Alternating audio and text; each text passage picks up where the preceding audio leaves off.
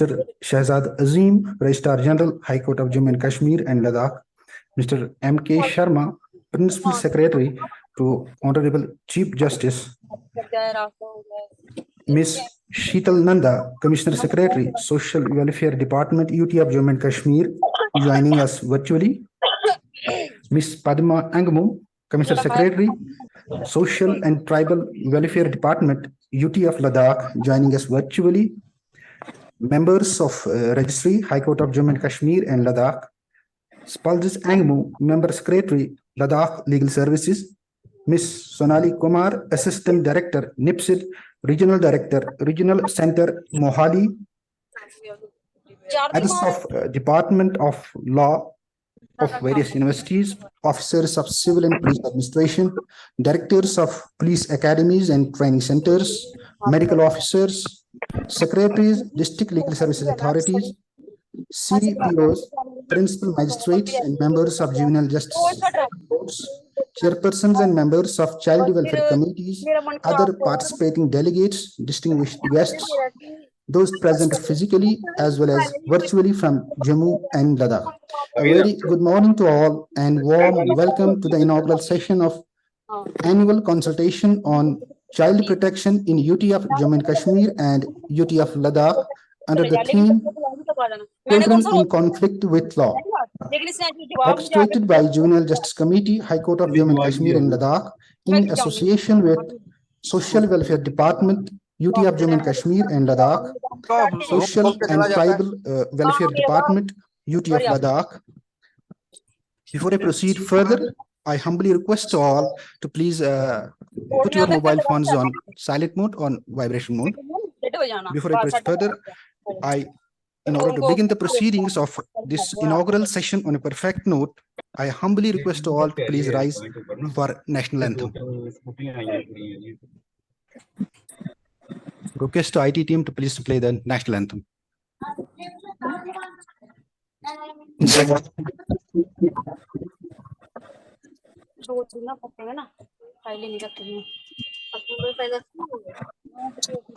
Bunker गिर गए पक्के इतने केस ला करके मारने को मैं तो मार ही नहीं सकती फाइल होती है 20 नहीं होती है ना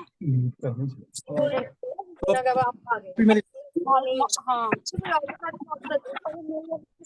मैंने भी छुट्टी मारनी थी तो ये मुझे काम वो कैसे मारनी पहले तो ऐसे अब सीटिंग नहीं ना थी पर तभी ऐसे ही रखते थे हम लोग जैसे ठीक ठाक तो मेरे जाना है तो फाइल नहीं विटनेस नहीं तो बंदा नजर में नहीं आता तो कस्टमर नजर में आता ये चुगली लगा देते हैं आज चलाना है आज है ही नहीं आज है ही नहीं उसको जो करती है हमने क्या जरूरत है उसको करने की तो फिट रहे ना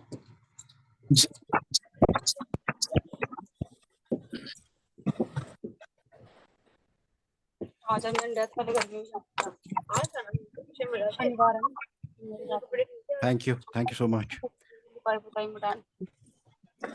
As a mark of respect and sincere admiration, it would be ideal to welcome our honorable guests with presentation of bouquets and mementos. May I first of all request Mr. Shahzad Azim, Registrar General, High Court of Jammu and Kashmir, to present a bouquet and memento to Honorable Mr. Justice N. Koteshwar Singh, the Chief Justice, High Court of Jammu and Kashmir and Ladakh.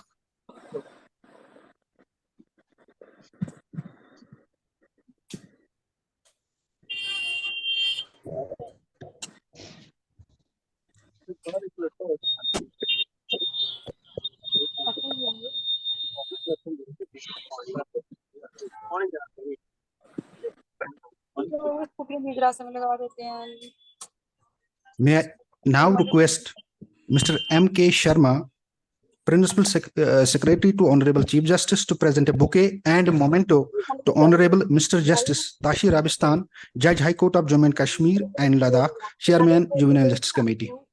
Mr. M.K. Sharma.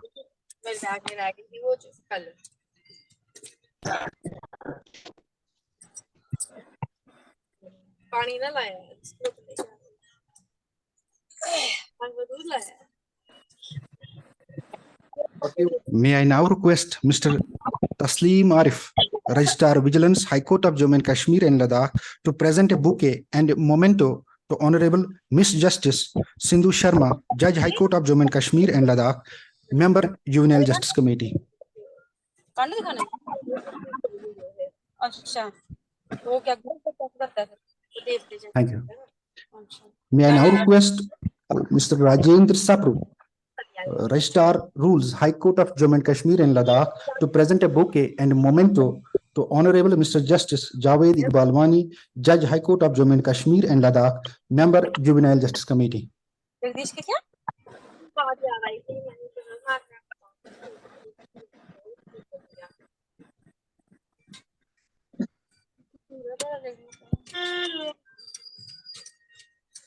Thank you. May I now request to Mr. Anup Sharma, Registrar IT High Court of Jammu and Kashmir and Ladakh, to present a bouquet and memento to Honorable Mr. Justice Muhammad Akram Chaudhry, Judge High Court of Jammu and Kashmir and Ladakh, Member Juvenile Justice Committee. मैं तो साथ में तैयार हो थी hello video on करो वहां Thank काम you. करो May I now request to Mr. Amit Gupta, Member Secretary, Juvenile Justice Committee, High Court of Jammu and Kashmir and Ladakh, to make a formal welcome address. Mr. Amit Gupta, please.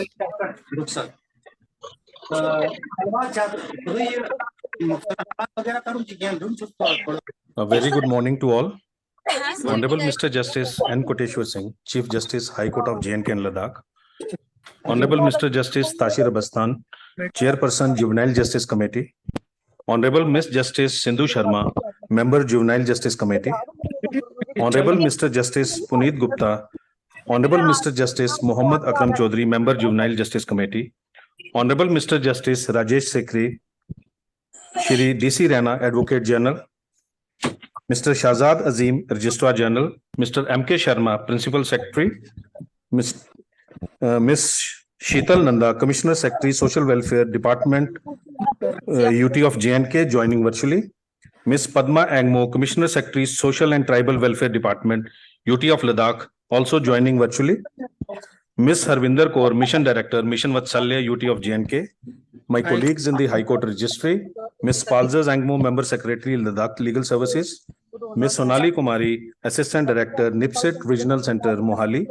Mr. Oves Wani, Deputy Superintendent of Police Headquarters, Srinagar. Heads of Law Department of different universities, officers of Civil and Police Administration, Directors, Police Academies and Training Centers, Medical Officers, Secretaries, DALSAs, Principal Magistrates and Members, JJBs, other participating delegates, distinguished guests, ladies and gentlemen, present physically and virtually. Being Member Secretary, Juvenile Justice Committee, High Court of Jammu and Kashmir and Ladakh, it's my proud privilege to extend on behalf of Juvenile Justice Committee and other collaborators, a warm welcome to one and all in this one-day annual stakeholders consultation on children in conflict with law. One of the greatest leaders of recent times, Mr. Nelson Mandela, said, and I quote, "We owe our children, the most vulnerable citizens in any society, a life free from violence and fear." Unquote. The purpose of today's assemblage is to review and put emphasis on the implementation of legislation with focus on specific issues ranging from setting up of structure, alternative care, and rehabilitation of juvenile in conflict with law.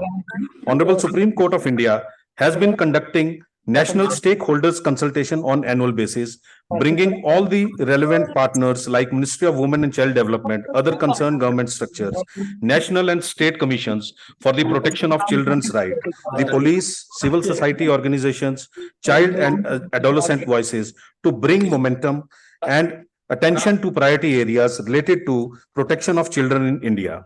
These consultations are done through a decentralized approach with states and union territories deliberating on key issues and then feeding into a national consultation. The focus for this year is on children in conflict with law, encompassing prevention, rehabilitation, restorative justice and diversion, as well as non-custodial measures.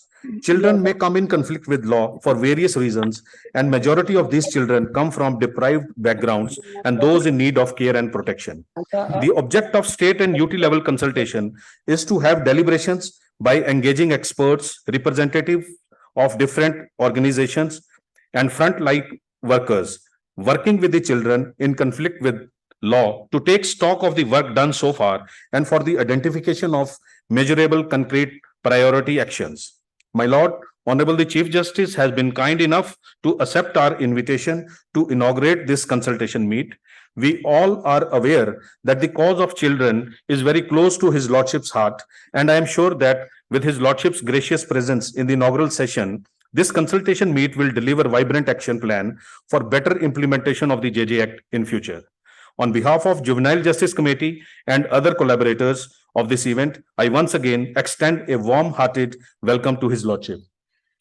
Honorable Mr. Justice Tashir Abastan, Chairman Juvenile Justice Committee, has extended tremendous support to us in organizing this meet. His Lordship's active involvement has materialized in form of this program. We fondly welcome you, sir. We are honored with the presence of Honorable Ms. Justice Sindhu Sharma, Honorable Mr. Justice Javed Iqbal Wani, and Honorable Mr. Justice Muhammad Akram Chaudhary, Honorable Members, Juvenile Justice Committee, High Court of J&K and Ladakh, for their Lordships' constant guidance in devising this consultation meet. I also extend a hearty welcome to Honorable Mr. Justice Puneet Gupta and Honorable Mr. Justice Rajesh Sekri for sparing their most precious and valuable time despite busy schedule and be with us today in the inaugural program. We are extremely grateful to your Lordships for encouraging us with your presence. Ms. Sheetal Nanda, Commissioner Secretary, Social Welfare Department, has been actively involved in improving the requisite facilities being provided to the delinquent juveniles. We also welcome you, ma'am. I wholeheartedly extend a most affectionate welcome to all the delegates who have been nominated by various departments and organizations so that we can have better deliberations and interactions during the program and suggest way forward for the welfare of the children in conflict with law. I wish all of them a great day ahead. Thank you. Jai Hind.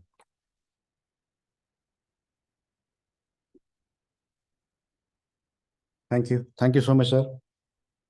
The theme of this annual consultation on child protection is on children in conflict with law, which beckons us to confront the complexities of this issue head-on. In the tapestry of our legal and social systems, children deserve a prominent place, one that acknowledges their vulnerabilities, redresses injustices, and second, uplifts them towards restoration and rehabilitation. As we deliberate, discuss, and strategize to carve out a narrative that is centered on the holistic well-being of these children, let us remember that our collective actions hold the power to transform lives, shatter stereotypes, and restore lost dreams. With these words, I humbly request Honorable Mr. Justice Tashir Abastan, Judge High Court of Jammu and Kashmir and Ladakh, Chairman Juvenile Justice Committee, to make special address on the occasion. Mr. Honorable Justice Tashir Abastan.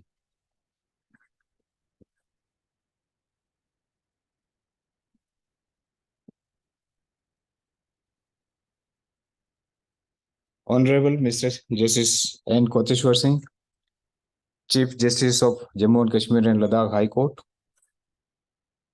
my esteemed sister and brother judges on and off the dais, Advocate General Mr. D.C. Raina, Commissioner Secretary Social Welfare Ms. Sheetal Nanda, Secretary Social and Tribal Welfare Department UT Ladakh Ms. Padma Angmo. They are joining on virtual. Mr. Shahzad Azim, Registrar General, Mr. M.K. Sharma, Principal Secretary to the Honorable Chief Justice, officers of the Registry of the High Court, head of law departments of various universities, Ms. Harvinder Kaur, Mission Director, and Mission Vatsalya, Ms. Sonali Kumari, Assistant Director, and Mr. Oves Wani, Deputy SP, both are resource persons. officers in civil and police administration, all the members secretary of the legal services of various districts, participants joining physically as well as virtually. Ladies and gentlemen, good morning to all. It is my privilege to be a part of this annual consultation on children in conflict with law, a subject which is not only of utmost importance and concern, but it is also quite close to my heart because it pertains to our future generations. Our world is a complex and dynamic place, and within it, we encounter challenges that test our commitment to justice, compassion, and welfare of our children. Children who find themselves in conflict with the law are among the most vulnerable members of our society, and it is our responsibility to guide them towards the better path. Their character and behavior are shaped by the environment, which includes the home, the schools, peers, and society at large.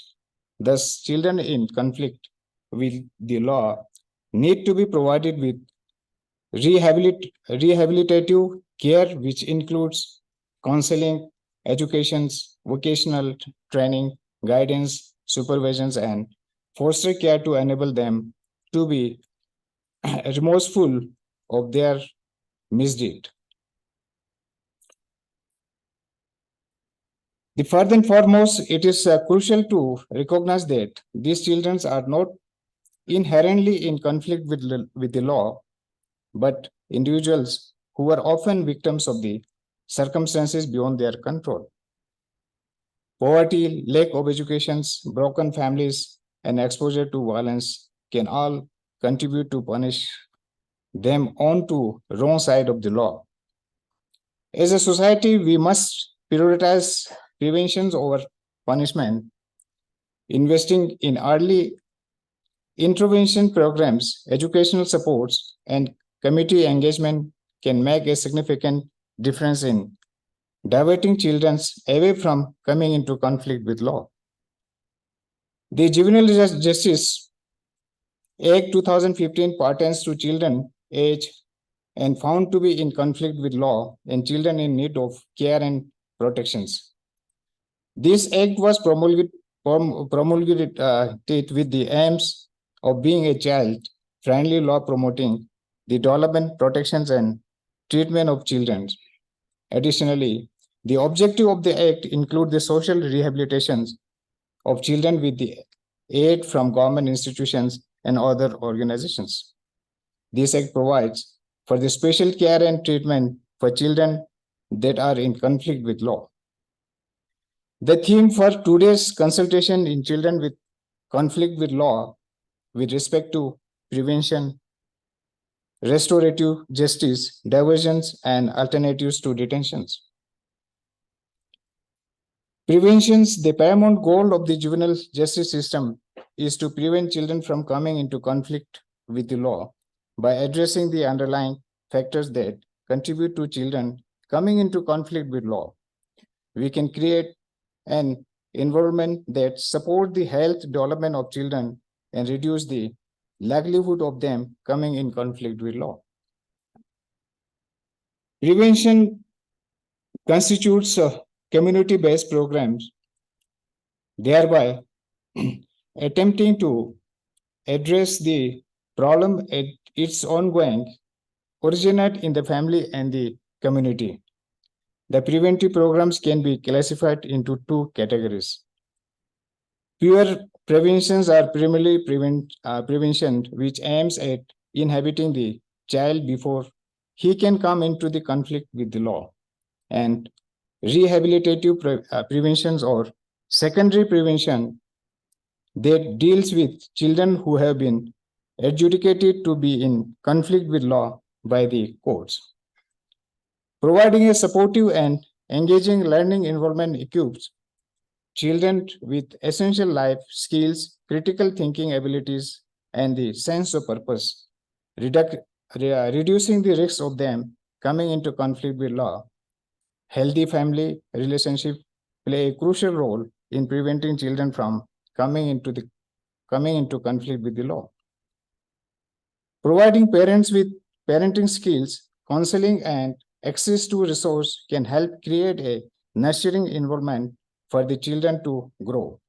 Communities can play a vital role in providing safe spaces, mentorship, and positive role models for children.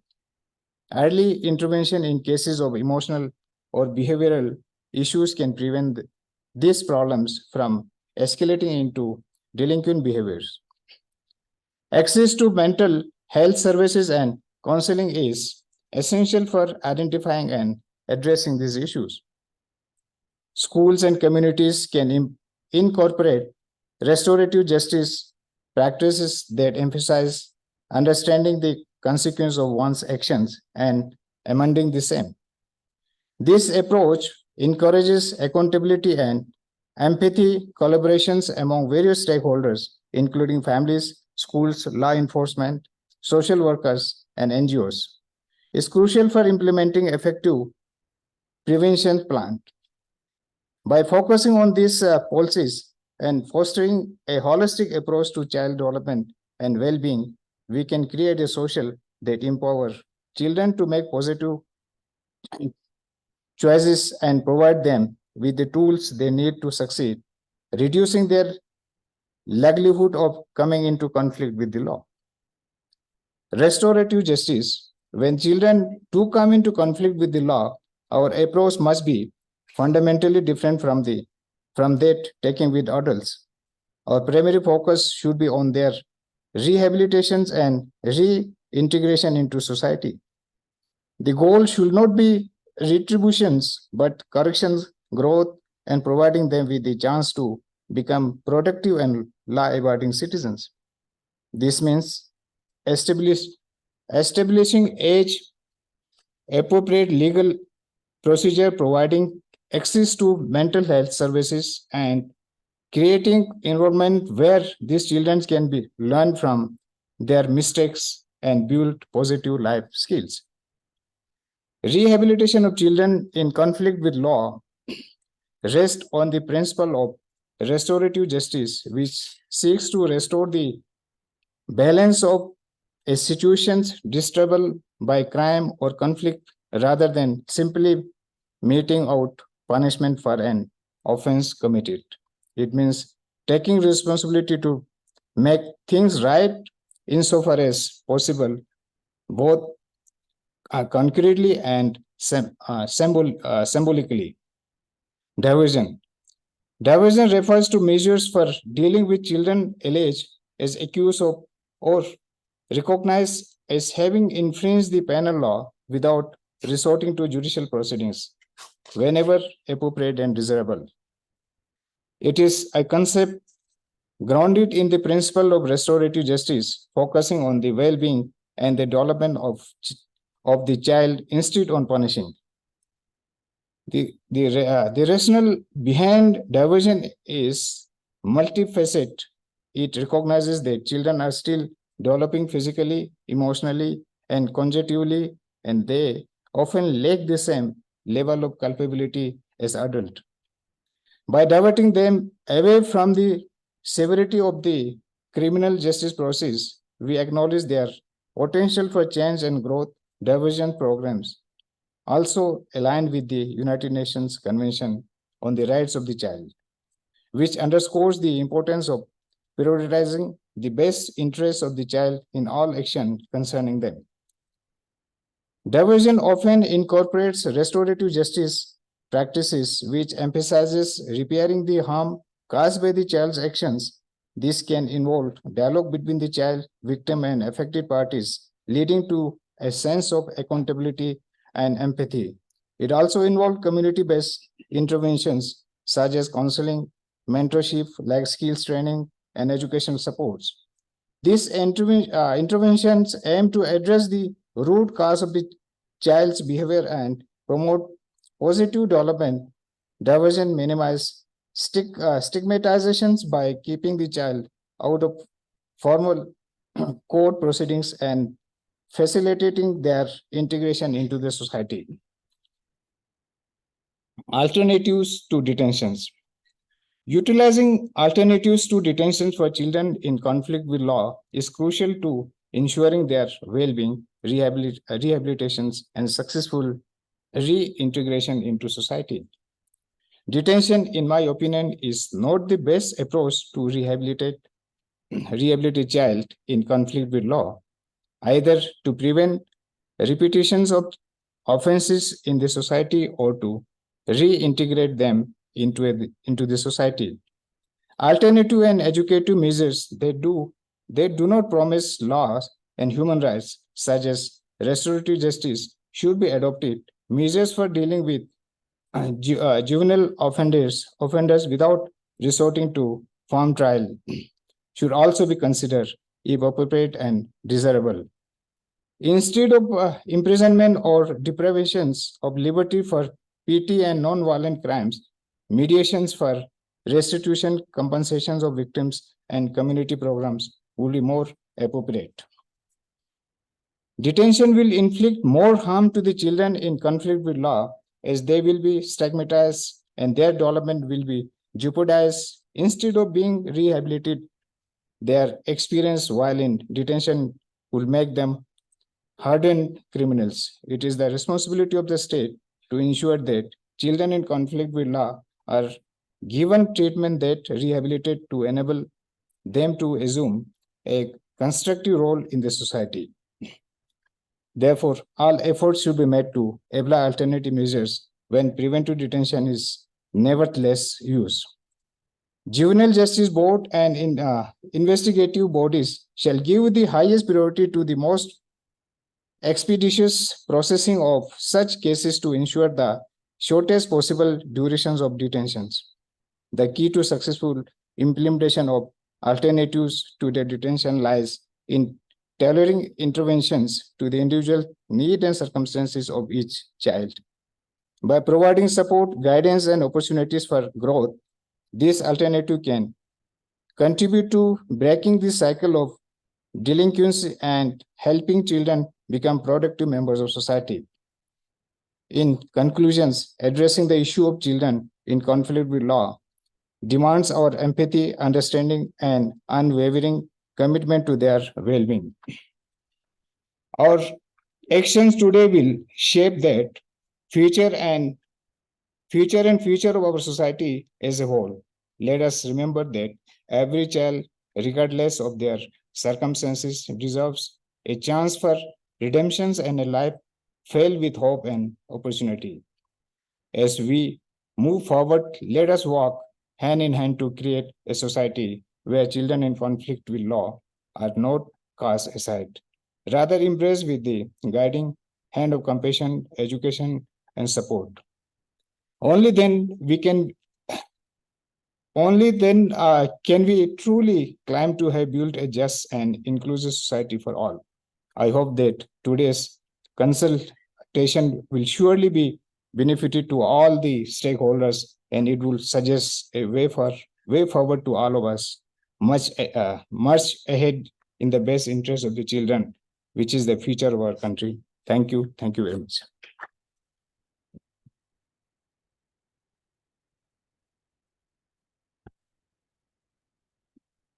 Thank you. Thank you, Lordship, for your words of wisdom. The canvas of child protection is not merely painted by a single brushstroke, but by the collective strokes of policymakers, jurists, social workers, educators, caregivers, and all those who believe in the boundless potential of every child. As we navigate through the sessions and dialogues that lie ahead, let us remember that our collective endeavor is not merely a gathering of words, but a symphony of action that resonates across time. Our shared commitment is a melody that reaches beyond these walls, echoing in every classroom, every home, every heart that beats for the future. With these words, I humbly request Honorable Mr. Justice N. Koteshwar Singh, the Chief Justice, High Court of Jammu and Kashmir and Ladakh to make the inaugural address on the occasion. Honorable Mr. Justice N. Koteshwar Singh, the Chief Justice.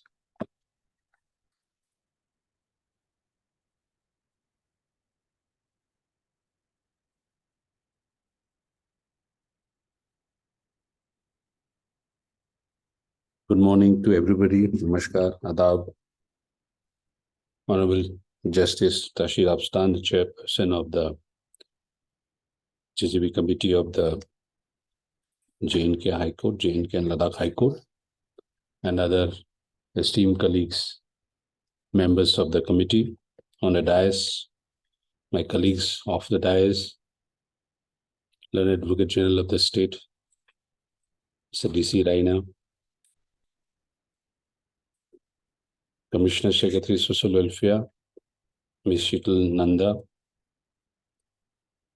Secretary Social and Tribal Welfare Department, Ladakh, Ms. Padma Agmo, members of the registry, judicial officers present today,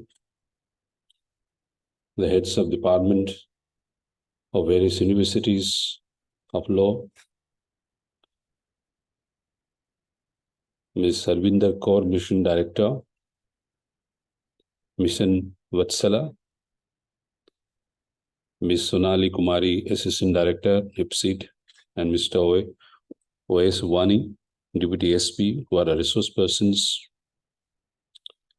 other officials from the civil and the police administration, and other departments, stakeholders, participants who are present here physically and virtually, and ladies and gentlemen. It is indeed a matter of personal, deep interest and a moment of happiness that we are able to assemble here to put our all minds together to deliberate upon a very important and very sensitive matter relating to the children. Of course, we'll be primarily discussing on various facets of the Juvenile Justice Care and Protection of Children Act 2015. When we talk of justice, traditionally, the grown-ups, what we have in our mind, justice for punishment of the crime committed. That's the mindset. Crime punishment. How does the society deal with it? If a crime is committed, the police swings into action, detains, arrests, investigates. After completion, it is placed in the court of law. The judge decides.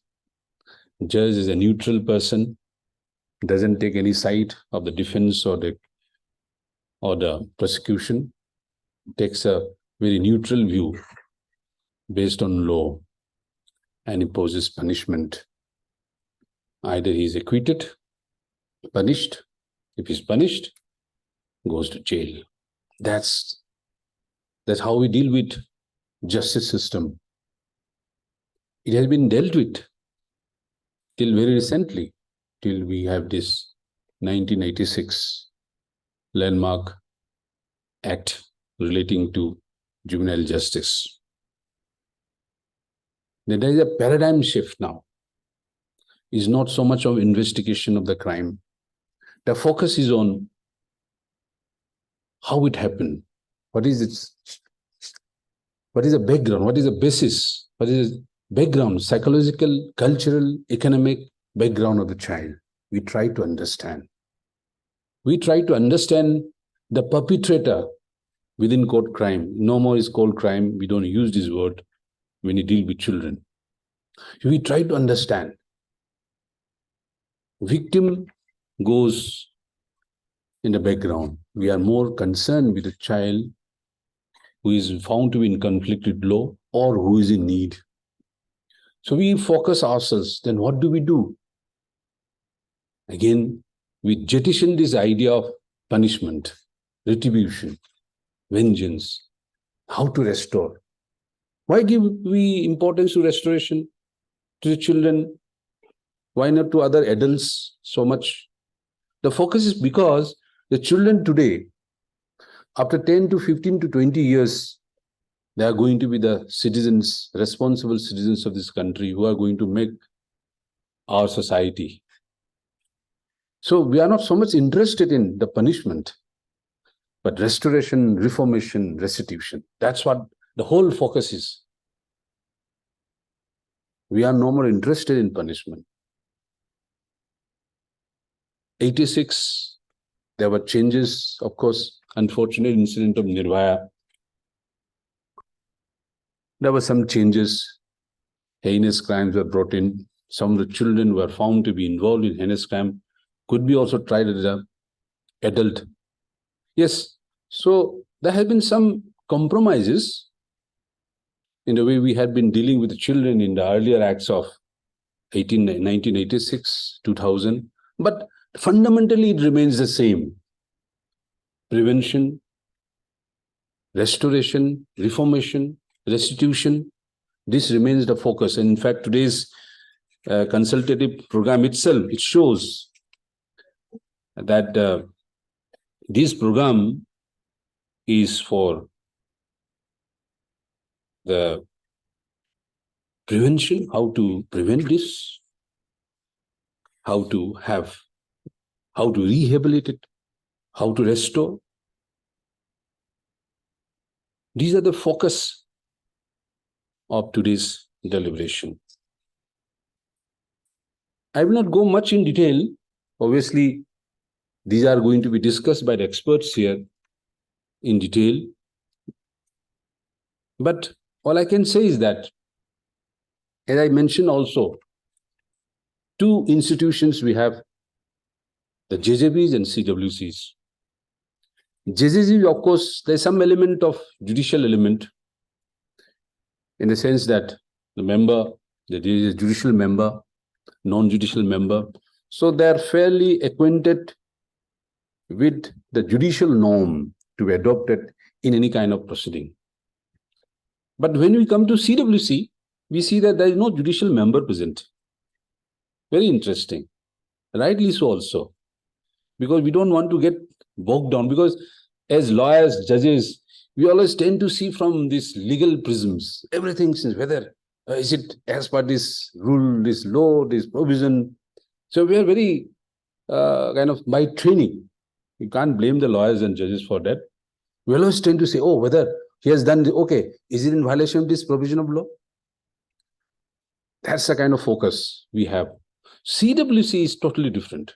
And also for the children in need also, who are in need of care and protection. So the focus is on the broad island, as I mentioned again, to understand the children's psychology, the background, involve the stakeholders, the family members, neighborhood, the school, the experts in the field, how to restore this child to its original form. That's why even if we have children home, of course, that's not going to a kind of preventive. It's kind of where we try to recreate the environment of home, where you have love, affection. That's very important. Children just don't want khana pina. That's nothing. Can be given. But they need that kind of environment where they feel wanted. That's very important. And I'm very happy to say, without any hesitation, that when I visited some of the children home, I found that environment very, very cordial, amiable, and child-friendly. I must thank the administration for that. Wonderful works. That's very important part. Why I say so? Because if we read the certain provisions of our this act, they're specific. The focus is always there. If we see even JJB also, Section 18 says that to allow the child to go home after advice or admonition, or direct a child to participate in group counseling and similar activities, or order the child to perform community service under supervision of an organization or institutions, or direct the child to be sent to a special home for such period, not 3 years exceeding, for providing reformative services, including education, skill development, etc.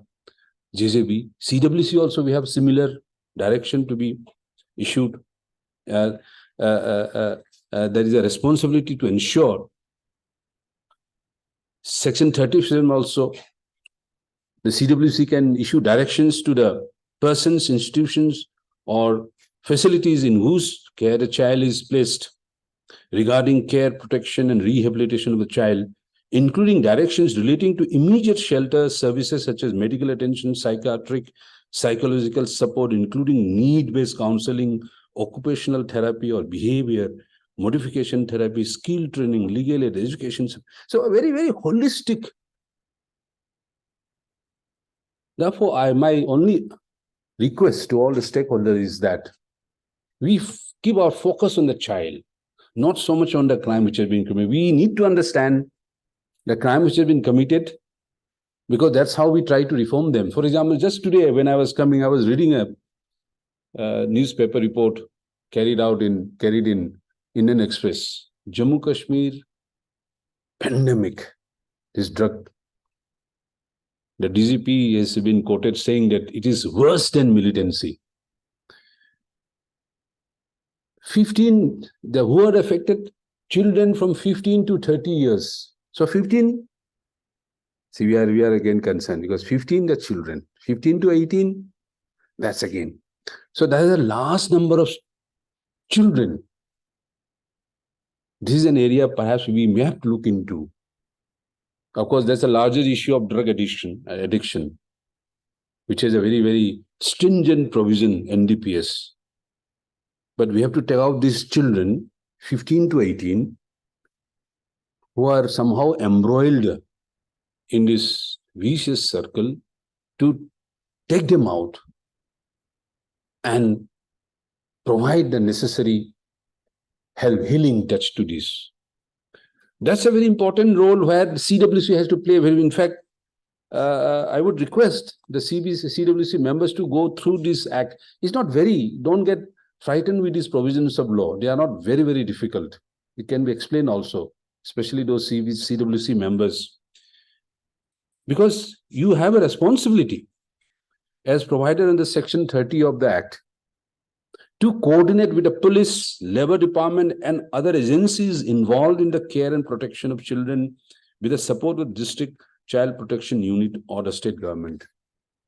Very, very vital role is assigned to the CWC members. So please don't think, and also CWCs are appointed by the Social Welfare Department. There's a part of the Act.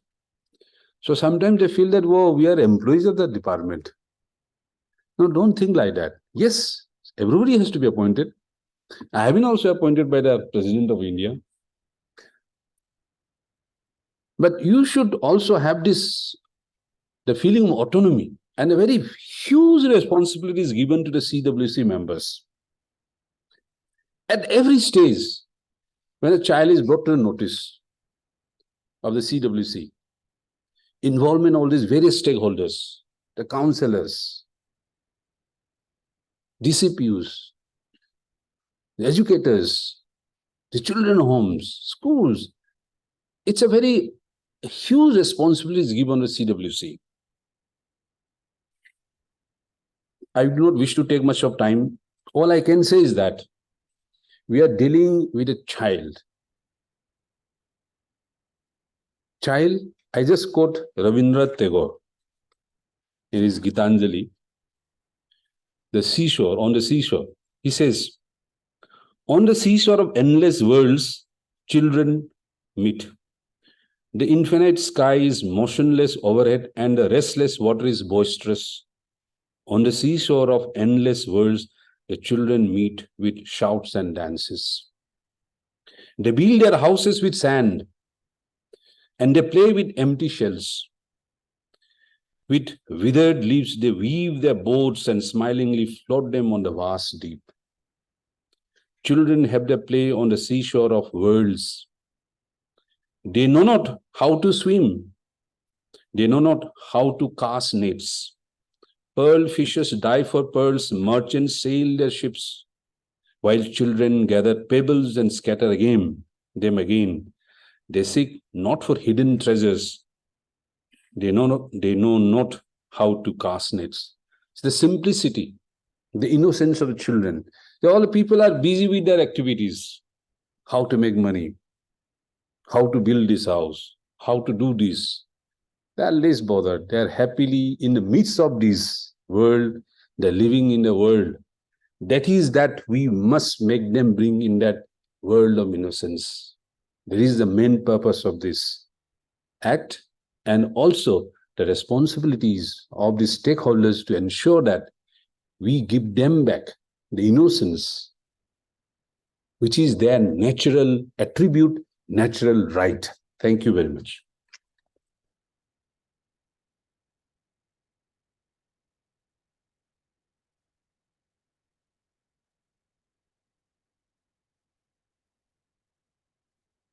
Thank you. Thank you, Lordship, for your words of wisdom. Finally, may I request Ms. Harvinder Kaur, Mission Director, Mission Vatsala, to propose formal vote of thanks. Ms. Harvinder Kaur, please.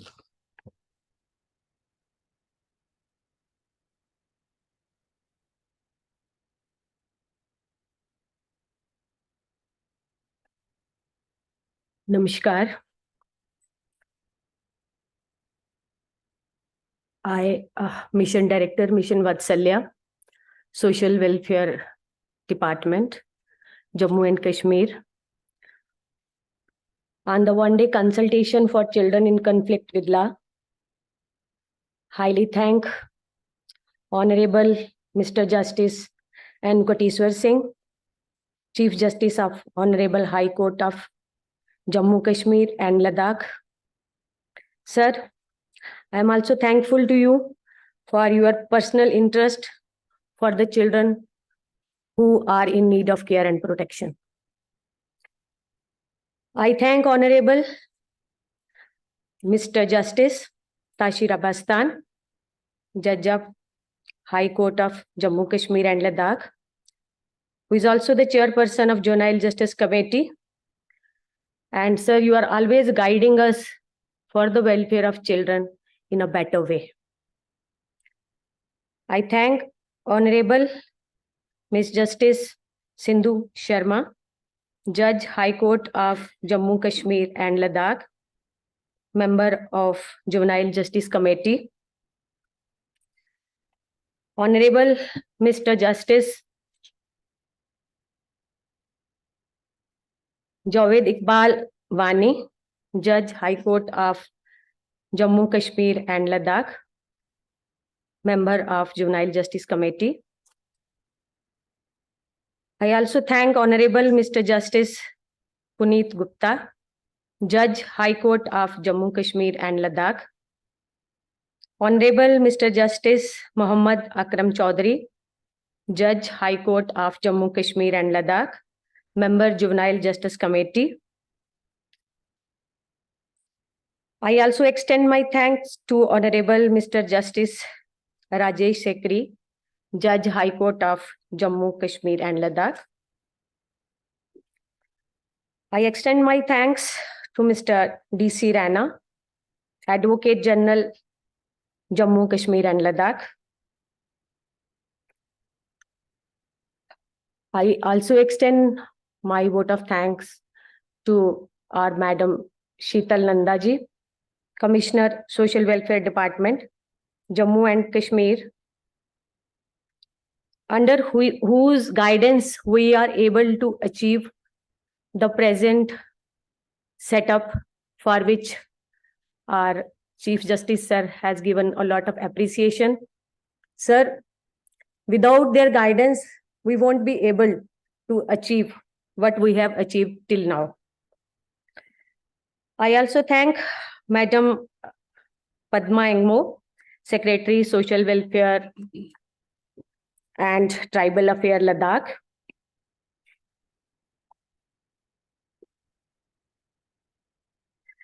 I also thank all the participants who have joined virtually from Jammu and Ladakh, HODs from University of Kashmir, all the participants who are present in this consultation. I give my message of understanding the psychosocial impact on children in conflict with law and for better understanding of rules interpretations as per the Juvenile Justice Act. I also welcome resource persons, Ms. Sonali Kumari, Assistant Director from NIPSID, who is here and going to take 2 sessions for today's consultation. I also thank Oais Wani, DYSP headquarter, who agreed to be a resource person for one of our sessions. I particularly thank all the principal magistrates of juvenile justice boards who are at the helm of affairs, and equally important is the role of child welfare committees. Juvenile justice board members and superintendents of the homes upon whom lies the responsibility of monitoring each and every child on daily basis. I also extend my thanks to special juvenile police units who also play an important role in their day-to-day working while dealing with the children who are either children in need of care and protection or the children in conflict with law. Thank you, sir. Honorable Chief Justice, sir. Thank you for the appreciation. Your appreciation means a lot for us, and we look forward, sir. Always keep on guiding us. Thank you all. Thank you very much.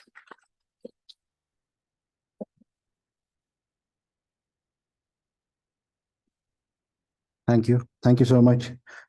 As we are nearing towards the conclusion of this inaugural session, I humbly seek the permission of Honorable Chair to conclude the proceedings of this inaugural session.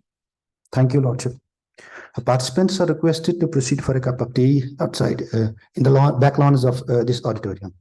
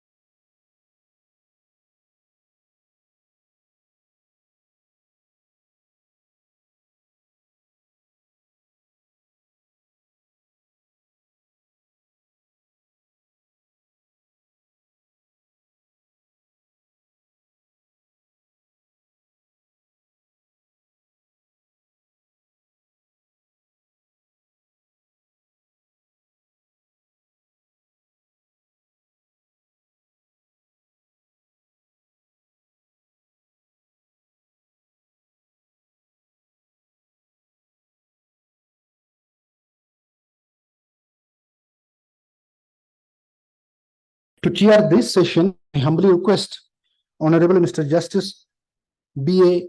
Kirmani, former judge, High Court of Jammu and Kashmir and Ladakh, to grace the dais.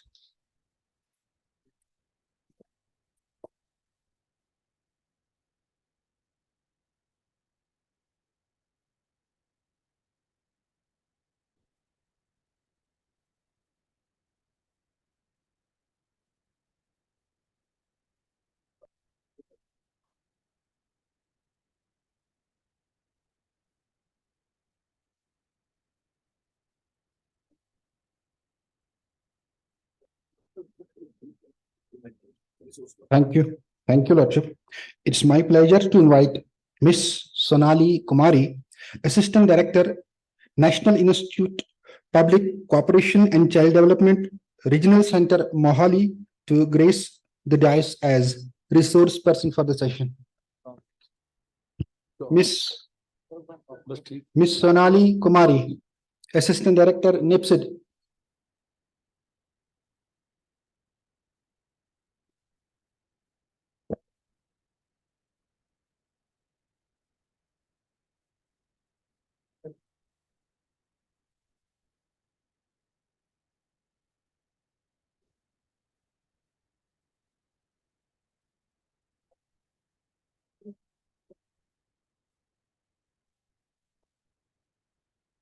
Thank you. Dear participants, Honorable Mr. Justice Retired B.A. Kirmani hardly requires any introduction. His Lordship has elegance in his moving steps, grandeur in his seating stance, eloquence in speech, and grace in conversation. His Lordship, being among the first to have qualified higher judicial service examination with flying colors, and rose steps by his grit and acumen. His Lordship remained judge of High Court of Jammu and Kashmir and Ladakh for about 3 years, and during his tenure delivered landmark judgments. After laying robes, his Lordship headed State Consumer Commission and had also served as member of All-Important Accountability Commission. As a mark of respect and to welcome the Honorable Chair, I request Ms. Harvinder Kaur, Mission Director, Mission Vatsale, to present a bouquet to Honorable Mr. Justice B.A. Kirmani.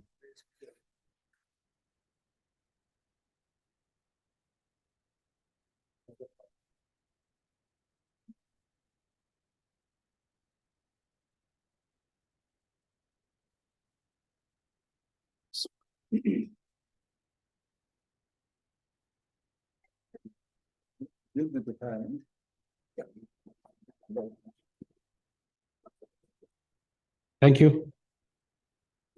Ms. Sonali Kumari, Assistant Director, National Institute of Public Cooperation and Child Development, Regional Center, Mohali, who is research person for this session, is associated with NIPSID for last 11 years. She is also associated with National Commission for Women for 3 years. She had her master's in psychology from Banaras Hindu University and MPhil in community and social medicine from Jawaharlal Nehru University. Her area of interest is women and child related issues. To welcome our research person, may I request Mr. Manzoor Ahmed Zargar to present a bouquet to our resource person.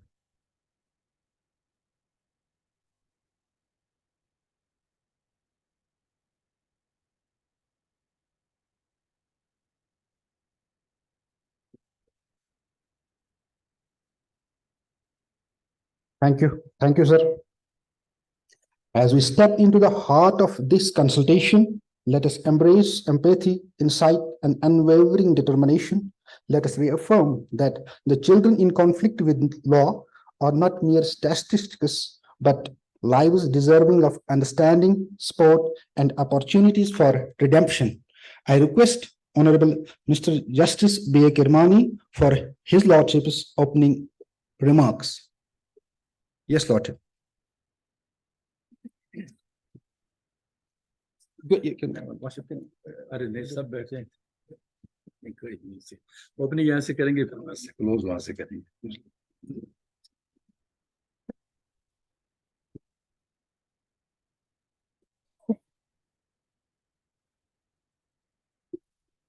Very honorable and very respected ladies and gentlemen,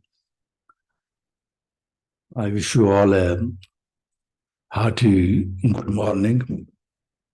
Even though there may not be too much good in the morning, which usually the case is. This is, I think, beyond the schedule. I have been asked to give the opening remarks because opening remarks ordinarily happen in the inaugural session, and that must have happened. But in the opening remark, I think all that can be said is that this is an occasion where all those who are concerned with or interested in the welfare of juvenile, when they come together and exchange ideas, interact on different aspects of the matter, discuss the legal contours, and whatever is practically possible within those contours. This is one such session where all the participants have their own ideas. They come, converse with each other, mix up their ideas, and then come up with some greater, bigger ideas. And because that's why this session has been prefaced as a consultative event, which in effect it has to be, because it can't be anything other than consultative. This is only an arrangement that some are sitting there, some are sitting here. Otherwise, this is by and large and basically an interactive session, interaction between the participants, some from this side and some from that side. So I would be personally looking forward to educate myself and learn something from all of you, because you are the operatives in the field. There's a lot of difference. One, those who conceive things, then those who put them in a jacket, and then those who practice them in the field. Out of all the three categories, the most important people are those who practice things on the field, because it's they who suffer the difficulties of the system, and it's they who remove the difficulties of the system. So in that spirit, I would be looking forward not only to share my views, whatever they are, with you, but also to hear from you and get educated on certain aspects which otherwise we don't know. And let's start with that spirit and that idea in the mind. I bless you all. Thank you all very much.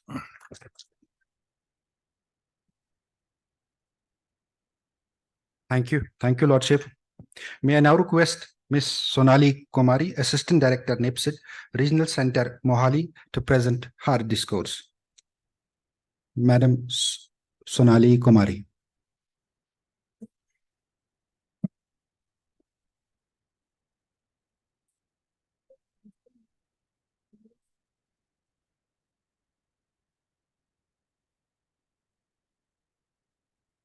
Good morning. Good morning. Namaskar. I am expecting कि आपसे जोर से good morning आए, जैसा sir ने कहा कि I keep this session interactive, क्योंकि एडल्ट लर्निंग में we are not going to teach anything, है ना. सो ये सेशन को मैं इंटरैक्टिव रखूंगी, एंड जो सोशल पर्सपेक्टिव है ना, उस बेस पे मैं डिस्कस करना चाहूंगी आप लोगों के साथ. एंड मैं जो मेरा सेशन है वहां से शुरू करूंगी जहां से ऑनरेबल चीफ जस्टिस सर ने कहा था कि जो हमारा मिशन वात्सल्य है, या हमारा जो जे एक्ट का जो कोर ऑब्जेक्टिव है, वो है टू प्रिजर्व चिल्ड्रंस इनोसेंस.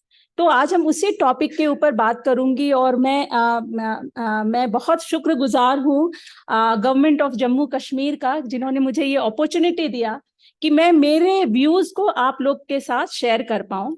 और मुझे लगता है कि डायस से मैं ज्यादा आप लोगों के साथ इंटरेक्ट नहीं कर पाऊंगी, इसलिए मैं यहाँ आना चाहती हूँ. सर, परमिशन है?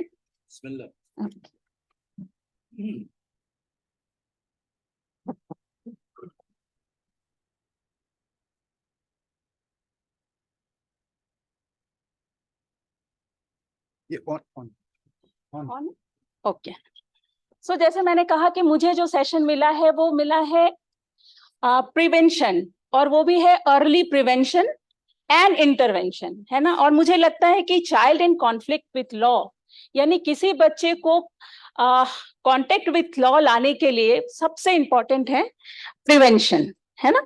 सो प्रिवेंशन से बात करने के पहले मैं कुछ इश्यूज देख रही थी which is not only related to Jammu and Kashmir, बल्कि होल इंडिया में जो प्रॉब्लम है ना। और भी जो हमारे स्पीकर्स थे डायस पे, उन्होंने ये भी कहा था कि हमें बच्चे को के सर्कमस्टांसेस को समझने की जरूरत है कि कोई बच्चा क्यों कॉन्फ्लिक्ट विथ लॉ होता है ना। और इसीलिए सारे टर्मिनोलॉजी, क्योंकि अब हम चाइल्ड ऑफेंडर, है ना, चाइल्ड डेलिक्वेंसी, इस तरह के वर्ड्स, इवन जुवेनाइल वर्ड भी, क्योंकि जुवेनाइल वर्ड्स के साथ भी स्टिग्मा कहीं ना कहीं जुड़ा हुआ है। सो इसीलिए शायद इन वर्ड्स को एक्ट से भी हटा दिया गया। तो अगर हम बच्चे को juvenile in conflict with law से रोकना चाहते हैं, तो मुझे लगता है कि सबसे इंपॉर्टेंट होगा कि हम जो ये टर्मिनोलॉजी है सबसे पहले अपने जहन से, अपने वर्ड से हटा दें। क्योंकि जुवेनाइल, जब हम जुवेनाइल डेलिक्वेंस यूज करते हैं तो वो पहले ही आ जाता है कि अच्छा ये बच्चा क्राइम करके आया है। ओके, सो प्रिवेंशन पे बात करने के पहले मैं कुछ डेटा है, जो ट्रेंड है, वो आपके साथ शेयर करना चाहती हूँ। और जैसा मैंने कहा कि सिर्फ ऐसा नहीं कि सिर्फ जम्मू कश्मीर में ये इश्यूज है, ऑल ओवर इंडिया में कुछ ऐसे इश्यूज हैं जिसके वजह से बच्चे कॉन्फ्लिक्ट विथ लॉ हो रहे हैं, है ना। सो वो इश्यूज क्या है, तो सबसे पहला तो ये है सिचुएशन, फैमिली सिचुएशन, है ना, कि बच्चा किस सर्कमस्टांसेस से आया। मॉर्निंग में इनॉग्रेशन सेशन में भी हम सबने सुना। दूसरा जो मुझे ऐसा लगता है रीजन, जो अभी सिर्फ जम्मू कश्मीर ही नहीं बल्कि पूरा देश जूझ रहा है बच्चों के सब्सटेंस अब्यूज से, है ना। और तीसरा जो है ऑब्वियसली हमारा चाइल्ड डेवलपमेंट इश्यूज। तो इन्हीं इश्यूज को लेके ये वाला सेशन मैं शुरू करना चाहूंगी। और नेक्स्ट प्लीज।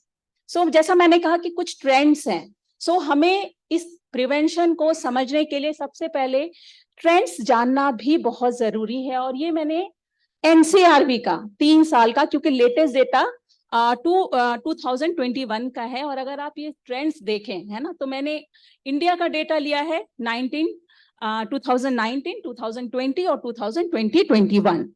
ओके, सो अगर आप देखेंगे कि बीच में 2020 में थोड़ा सा जो है, चाहे हम एडल्ट क्रिमिनल की बात करें, चाहे हम children in conflict with law की बात करें, अनफॉर्चुनेटली मैं आपको बताना चाहती हूँ कि एनसीआरबी ने अभी तक ये टर्मिनोलॉजी नहीं हटाया है, जबकि हमारे जुवेनाइल जस्टिस एक्ट में हम जुवेनाइल डेलिक्वेंसी वर्ड यूज नहीं करते। सो इसीलिए मैंने यहाँ पे ये जो टर्म है क्राइम कमिटेड बाय चिल्ड्रन, ऐसे वर्ड यूज किया है। और ये वो सारे क्राइम है जो आईपीसी और एसएलएल में रजिस्टर्ड हुए, ठीक है। तो 2020 में इसलिए आपको आंकड़े कम दिख रहे हैं बिकॉज कि इस टाइम पे कोरोना था और आप सभी को पता था कि लॉकडाउन है, ठीक है। अब हम बात करते हैं टोटल स्टेट में। स्टेट और यूटी में ऑब्वियसली डिफरेंस दिखेगा क्योंकि पॉपुलेशन डिफरेंस है। और जम्मू एंड कश्मीर का अगर हम देखें ट्रेंड, है ना, 2019 में इट वाज 299 और 2020 में ऑब्वियसली कोरोना था तो थोड़ा सा जो क्राइम रेट था जुवेनाइल का वो कम हो गया। और 2021 में फिर से 323 आ गया। और अभी डेटा आने वाला है एनसीआरबी का 2020-22 का। तो ऐसा मैं प्रिज्यूम करके चल रही हूँ कि हम सब इतना मिलके काम कर रहे हैं, तो हो सकता है कि ये डेटा कम भी हो जाए। अब ये डेटा आने के बाद ही पता चलेगा। Next slide please. इसमें सबसे जो डिस्टर्बिंग है, इसमें सबसे डिस्टर्बिंग ये है कि अगर हम टोटल क्राइम की बात करें, है ना, सो आप देखो नीचे वाला जो है, मैं ऊपर का हमने ऑलरेडी आप लोगों के साथ शेयर कर लिया। जो सबसे डिस्टर्बिंग है वो डिस्टर्बिंग ये है कि जो juvenile in conflict with law आते हैं, जो एज ग्रुप है 16 to 18 years, that is most disturbing. कि जो ये एडोलसेंट ग्रुप है, जो हमारे फ्यूचर सिटीजन होने वाले हैं, जो एडल्टहुड में कन्वर्ट होने जा रहे हैं, उनका सबसे ज्यादा रोल है। और वो कितना है? 76.2%। तो यानी हमें प्रिवेंशन में सबसे ज्यादा कहाँ काम करना है? यानी हमें एडोलसेंट पे सबसे ज्यादा काम करना है। और वो हम कैसे करेंगे? वो मैं नेक्स्ट स्लाइड प्लीज। प्रिवेंशन पे बात करना है, ये थोड़ा सा ये प्रिवेंशन पे तभी हम बात कर सकते हैं जब हम उसके ट्रेंड्स पे बात करें। सो अगर हम देखें तो जो मेन रीजन है ना, जो मेन रीजन है वो सबसे पहला रीजन जो हमारे स्पीकर्स, हमारे ऑनरेबल जस्टिस, हमारे सीएस, वो भी ये कह रहे थे कि जो सबसे ज्यादा है कि बच्चा इस सिचुएशन में आया कैसे, है ना। सो जो सबसे मेन रीजन है वो सोशल कंसर्न है, हमारा सोसाइटी है ना। आप लोगों ने एक्सपीरियंस किया होगा कि जो बच्चे हैं जो कॉन्फ्लिक्ट विथ लॉ है, इवन जो ऑफेंडर्स हैं, एडल्ट ऑफेंडर्स, उनका सिचुएशन क्या था। अगर आप उनके बैकग्राउंड में जाओगे तो आपको यही पता चलेगा कि कहीं ना कहीं इनका जो बचपन है, इनकी जो सोसाइटी है, इनका जो इन्वायरमेंट है, कहीं ना कहीं ऑफेंस करने के लिए इनको जो है ये सर्कमस्टांसेस पैदा करते हैं। So social concern is one of the reason behind any crime. Second जो है साइकोलॉजिकल कंसर्न, मैंने ये एज ग्रुप इसलिए दिखाया था क्योंकि साइकोलॉजिकल कंसर्न क्या है, और मैंने आपको वो जो फिगर दिखाया 16 to 18 का, है ना, इसका मेन रीजन ये है कि एडोलसेंट एज में जब बच्चा जाता है ना, तो उनके बहुत सारे, एक तो वो उनके बहुत सारे चैलेंजेस होते हैं। आप देखना एडोलसेंट एज में आपने एक्सपीरियंस किया होगा और हम सब ने एक्सपीरियंस किया है ना, क्योंकि बच्चों में हार्मोनल चेंज होता है ना, बॉडी इमेज को लेके, फ्रेंड सर्कल में अपने आप को प्रूव करना पड़ता है ना। सो बहुत सारे साइकोलॉजिकल चेंजेस होते हैं, और जहां पे बच्चा अगर एडजस्ट नहीं कर पाया तो कहीं ना कहीं बच्चों के पॉसिबल चांसेस होते हैं to do conflict with law में आने के। ड्रग यूज, जैसा मैंने कहा यहाँ ड्रग यूज वर्ड यूज किया है, लेकिन सब्सटेंस यूज ये बहुत मेजर चैलेंज है, सिर्फ हमारे जम्मू एंड कश्मीर में नहीं, इनफैक्ट ऑल ओवर इंडिया में अभी बच्चों में जो सब्सटेंस अब्यूज का प्रॉब्लम है वो आपको देखने के लिए मिल रहा है। ठीक है, इसके साथ साथ जो गैंग्स क्रिएट हो जाता है ना, और उसमें ऐसा लगता है कि बच्चे बात करते हैं कि अच्छा तू अभी तक बच्चा है ना, तेरे पेरेंट्स, तू तो अभी तक मम्माज बॉय है, मम्मा, और इस चक्कर में बच्चों में आता है नहीं मैं तो अब बड़ा हो गया हूँ, मैं अपना डिसीजन ले सकता हूँ।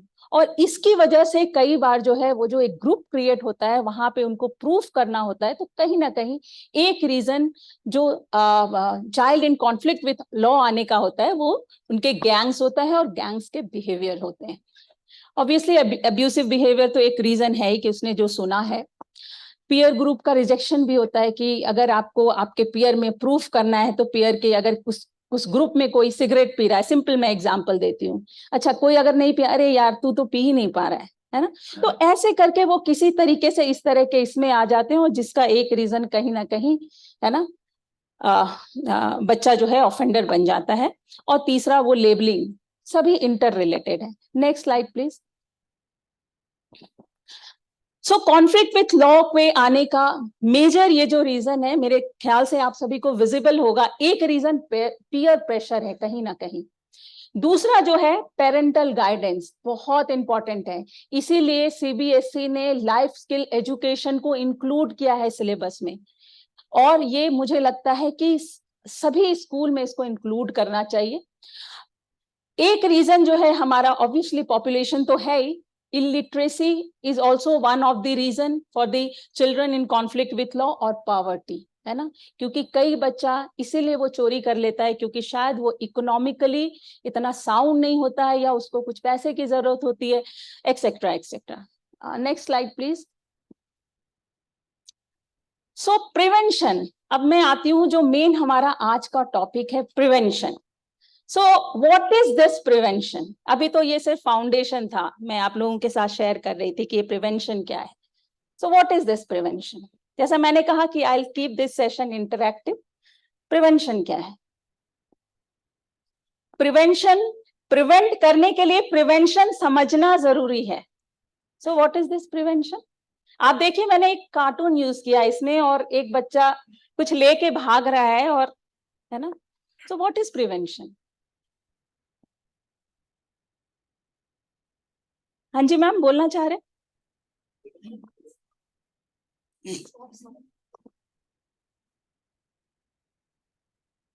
Stop someone from doing any crime. Yes. So prevention is stop someone from. Okay. Okay. और कुछ?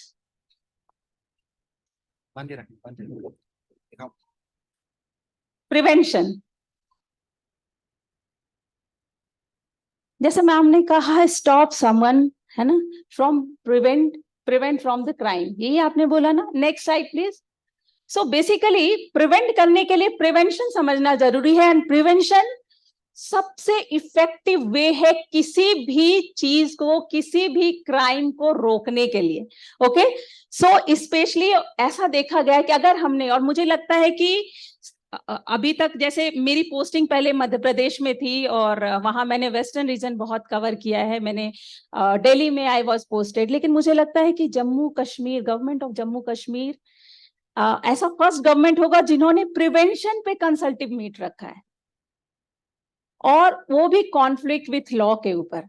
सो प्रिवेंशन एक ऐसा इफेक्टिव माना गया है कि हमें अगर क्राइम को रोकना है तो प्रिवेंशन को मोस्ट इफेक्टिव वे माना गया है, और हम वो प्रिवेंट कैसे करेंगे, सो उस पे मैं आगे बात करूंगी.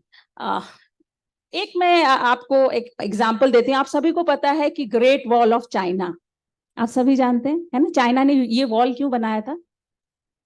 चाइना ने ये वॉल क्यों बनाया था? प्रोटेक्शन के लिए, ठीक है. इसके बाद भी चाइना 3 बार हार गई. ग्रेट वॉल ऑफ चाइना आप सबने सुना होगा, और प्रोटेक्शन के लिए, जैसा सर ने बोला, है ना. लेकिन उसके बाद भी जो इन्वेटर्स थे वो 3 बार चाइना को हरा दिए.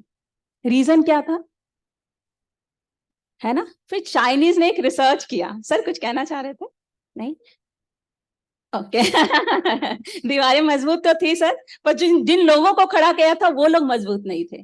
रीजन क्या था? चाइना में जो गार्ड मतलब खड़े थे, उनको ब्राइब करके जो इन्वेटर्स थे उन्होंने उसको जीत लिया. तो जो मोरल था वो गार्ड को नहीं सिखाया गया था, है ना. तो प्रोटेक्शन हमें कहाँ करना है? तो इसीलिए फिर इन्होंने कम्युनिटी पे काम करना शुरू किया कि अगर आपको किसी चीज से प्रोटेक्ट करना है तो सबसे पहले हमें कम्युनिटी में, फैमिलीज में और इंडिविजुअल में ये मोरल सिखाना होगा. क्योंकि जो इन्वेटर्स थे उन्होंने क्या किया, वॉल को फांदने की कोशिश नहीं की. उन्होंने क्या किया, जो गार्ड्स थे उनको ब्राइब कर दिया. अगर शायद उनके पास अगर ये मोरल वैल्यूज होता तो शायद वो वॉल तो था ही, लेकिन शायद जो इन्वेडर्स थे वो उसको हरा नहीं पाते. Next slide please. इंटरवेंशन, है ना. तो इंटरवीन हमें कहाँ करना है. Next slide please. सो जैसे मैंने पूछा था कि what is prevention, so prevention के लिए इंटरवेंशन इज वेरी इंपॉर्टेंट, और इंटरवेंशन हमें इस सीरीज में डिजाइन करना होगा ताकि जो रीजन है क्राइम कमिट करने के, उनको हम रोक पाए या स्टॉप कर पाए. ओके, सो ये एक ऐसा प्रोग्रामेटिक अप्रोच होना चाहिए जिसमें कि जो है सीरीज ऑफ हमें प्रोग्राम बनाना चाहिए. और मुझे ऐसा लगता है कि हम यहाँ पे बात करते हैं जुवेनाइल जस्टिस एक्ट में child in conflict with law, child in need of care and protection, but मुझे ऐसा लगता है प्रिवेंशन के लिए हमें 2 कैटेगरी ऑफ चिल्ड्रन है, those who are going to school and those who are not going to school. एक school going children पे हमें काम करना है कि वो बच्चे जो कि स्कूल नहीं जा रहे हैं, क्योंकि जैसा मैंने कहा कि सीबीएसई ने अभी ऑलरेडी लाइफ स्किल एजुकेशन का प्रोग्राम डाल दिया है, लेकिन उन बच्चों को क्या, जो बच्चे स्कूल नहीं जाते. Next slide please. सो मुझे लगता है अगर आप ये पिरामिड देखें, है ना, सो प्रिवेंशन जो है इस पिरामिड में मैंने इसको डिस्क्राइब करने की कोशिश की है कि प्रिवेंशन में जो है सबसे पहले हमें उन मेजर्स को देखना होगा जो कि सोशल कॉज है, रूट कॉज तक पहुंचना होगा, है ना. सेकेंड जो है, सेकेंडरी में क्या करना होगा, जो वनरेबल चिल्ड्रन है, कौन क्राइम कर रहा है, सारे तो क्राइम नहीं कर रहे, परसेंटेज तो अभी भी बहुत कम है। आपने अगर देखा होगा, सिर्फ हम जम्मू कश्मीर की बात करें, ट्रेंड सिर्फ 323 है ना, पॉपुलेशन का सिर्फ 6%, जम्मू एंड कश्मीर का एज पर दी सेंसस 6% बच्चे ही क्राइम कर रहे हैं। फिर तो सिचुएशन ऐसा सर्कमस्टांसेस तो सभी बच्चों के साथ आता है, फिर सभी बच्चे क्यों नहीं करते हैं, है ना। तो रूट कॉज क्या है, हमें ये समझने की बहुत जरूरत है ना।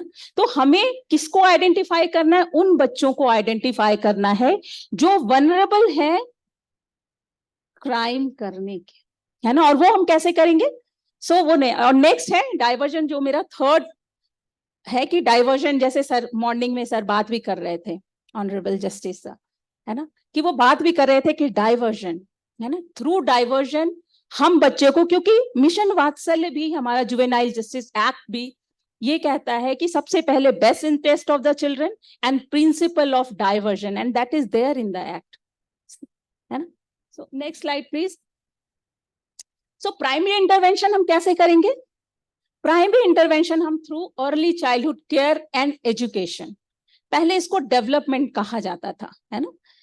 सेकेंड ये है कि हम लाइफ स्किल एजुकेशन, उन बच्चों को जो स्कूल जा रहे हैं और जो बच्चे नहीं जा रहे हैं उनको भी, और वो कैसे करेंगे वो मैं आपके साथ शेयर करूंगी। और तीसरा जो है अवेयरनेस प्रोग्राम, है ना, कम्युनिटी में, जैसा मैंने आपको ग्रेट वॉल ऑफ चाइना का बताया कि अगर हमने कम्युनिटी में अवेयरनेस, है ना, मोरल वैल्यू सिखाया होता तो शायद चाइना हारती नहीं, वो भी 3 times। ठीक है, नेक्स्ट।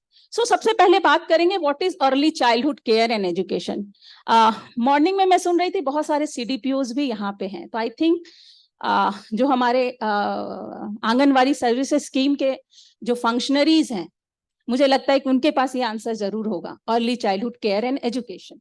आगे बढ़ाएंगे प्लीज, कोई बताएगा what is early childhood care and education. Very good, ma'am. It is the program which is focusing 0 to 6 years. Okay. Providing primary education. Okay. Nutrition. Okay. So what?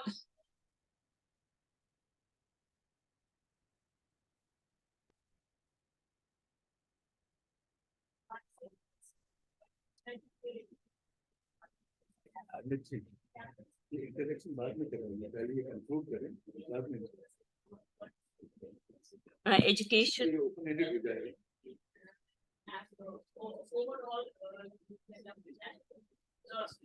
All the domains of development, emotional, physical, social, motor, all developments are focused, and because these are considered to be the foundation years of a human life, 0 to 6 years, and this 0 to 60 years is a critical period for a child.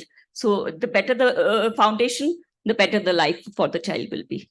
Very rightly said, ma'am, कि बिल्कुल you very rightly said कि the early childhood education program is focusing 0 to 6 years, but now concept has changed. Now we are focusing from conception to 6 years. So first major change, why we are focusing from conception?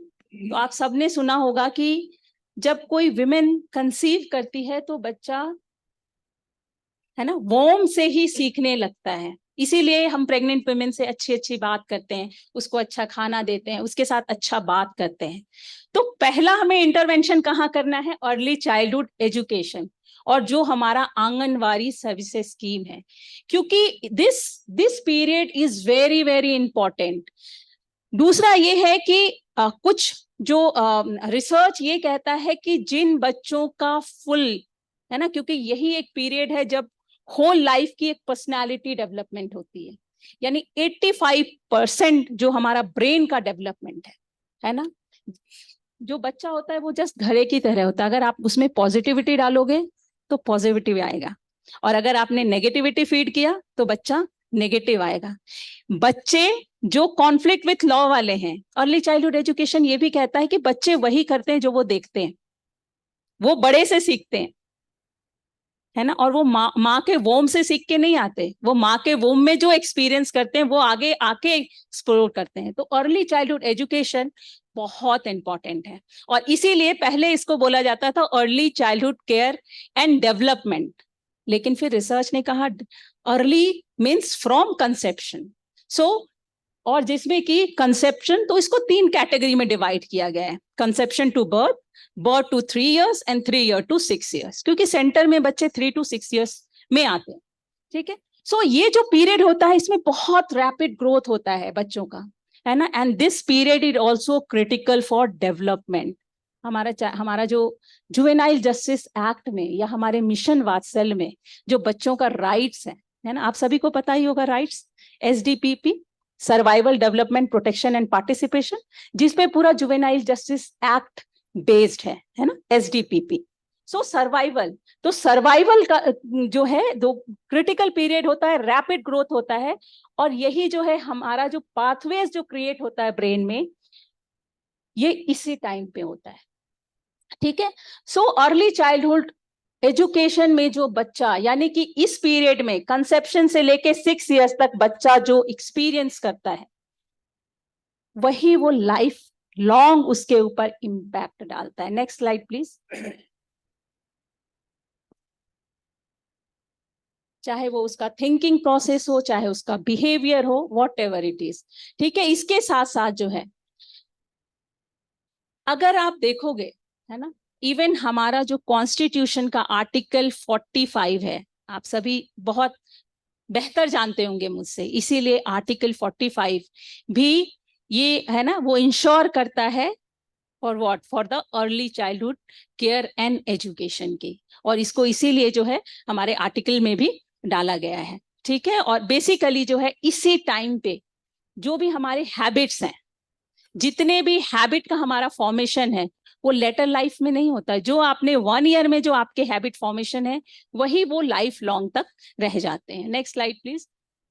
So early intervention is very important, और अगर हमें early intervene करना है तो हमें ECC पे बहुत focus करना होगा। लाइफ एजुकेशन बहुत इंपॉर्टेंट है ना। अगर हमें चाइल्ड इन कॉन्फ्लिक्ट लॉ को रोकना है, प्रिवेंट करना है, तो हमें लाइफ एजुकेशन बच्चों को, लाइफ स्किल एजुकेशन बच्चों को सिखाना ही पड़ेगा। And what is life skill education? तो this is the ability for adapting and positive behavior that enable individuals to deal effectively with the demands and the challenges of everyday life। और यहाँ पे adaptive का मतलब है flexible। बहुत लोगों के बहुत सारे आज प्रॉब्लम होंगे, बहुत सारे आपके पर्सनल रीजन होंगे, बहुत सारे आपके ऑफिशियल काम होंगे, लेकिन आप सभी आज बैठे हैं 9 o'clock से आए हैं बिकॉज ऑफ फ्लेक्सिबिलिटी कि what is important for me, है ना। सो और लाइफ स्किल एजुकेशन में मेजर हम बच्चों को क्या सिखाते हैं? तो लाइफ एजुकेशन में ये 7 कंपोनेंट्स हैं जो फोकस करती है डिसीजन मेकिंग का। बहुत इंपॉर्टेंट है डिसीजन मेकिंग। क्रिटिकल थिंकिंग, एक एग्जांपल देती हूँ क्रिटिकल थिंकिंग का। लाइफ स्किल एजुकेशन क्यों इंपॉर्टेंट है? ECC में एक चीज और मैं भूल गई, सॉरी। आप सभी ने निर्भया वाला कांड तो आप सबको पता है, केस, है ना। उस बच्चे ने, है ना, वो जो जुवेनाइल था, जो या जो बच्चा था, है ना, उसने ऐसा क्यों किया? वहां पे पीयर नहीं थे, ऑल वर अडल्ट्स, कोई पीयर नहीं था उसके साथ। एक तो सिचुएशन, उसका environment. So early child, yes ma'am, हाँ जी, चाइल्डहुड अच्छा नहीं था। देखो अर्ली चाइल्डहुड एजुकेशन में आपने देखा होगा बहुत बच्चा बहुत हाइपर एक्टिव होता है ना। साइकोलॉजी में बहुत सारे ADHD, अटेंशन डेफिशिएंट सिंड्रोम, उसका एक फॉर्म होता है हाइपर एक्टिविटी। अगर किसी, और क्यों हम लोग कहते हैं कि जितना अर्ली इंटरवीन करोगे बच्चा उतनी जल्दी सही हो सकता है। तो ये जो ADHD का बच्चा है, अगर 3 to 6 years में उसको आइडेंटिफाई कर लिया कि इस बच्चे में ये वाला प्रॉब्लम है, यही बच्चे आगे जाके कंडक्ट डिसऑर्डर, अभी सबसे ज्यादा केसेस पॉक्सो के आते होंगे, मुझे ऐसा लगता है, क्योंकि हमारे यहाँ भी वही इश्यूज आ रहे हैं। पॉक्सो में वो भी एडल्ट नहीं, अंडर ये एडोलसेंट वाले। रीजन, अगर उसका चाइल्डहुड देखोगे तो कहीं ना कहीं वो बच्चा हाइपर एक्टिव होगा, और उसको वहां पे अगर इंटरवीन नहीं किया, यही बच्चा जाके फ्यूचर में जो ये पॉक्सो के केसेस है, it is one of the reason. और ये मैं नहीं बोल रही हूँ, ये रिसर्च बोल रहे हैं, एक्सपर्ट्स बोल रहे हैं। सो लाइफ स्किल एजुकेशन अगर सिखाया गया होता है ना, इसमें एक बहुत इंपॉर्टेंट है डिसीजन मेकिंग।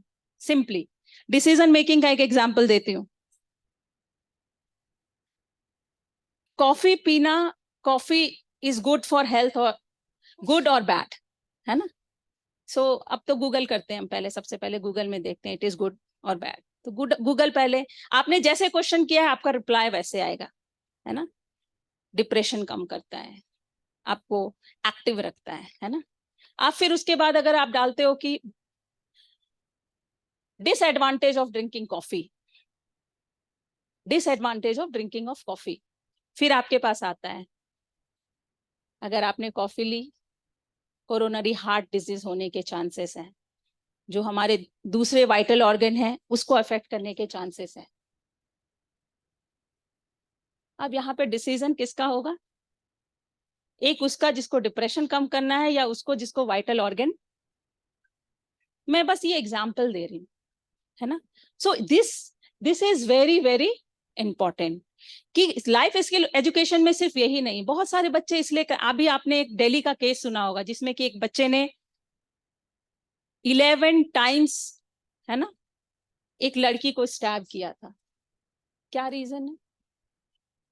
रीजन क्या है आप सबको पता है ना।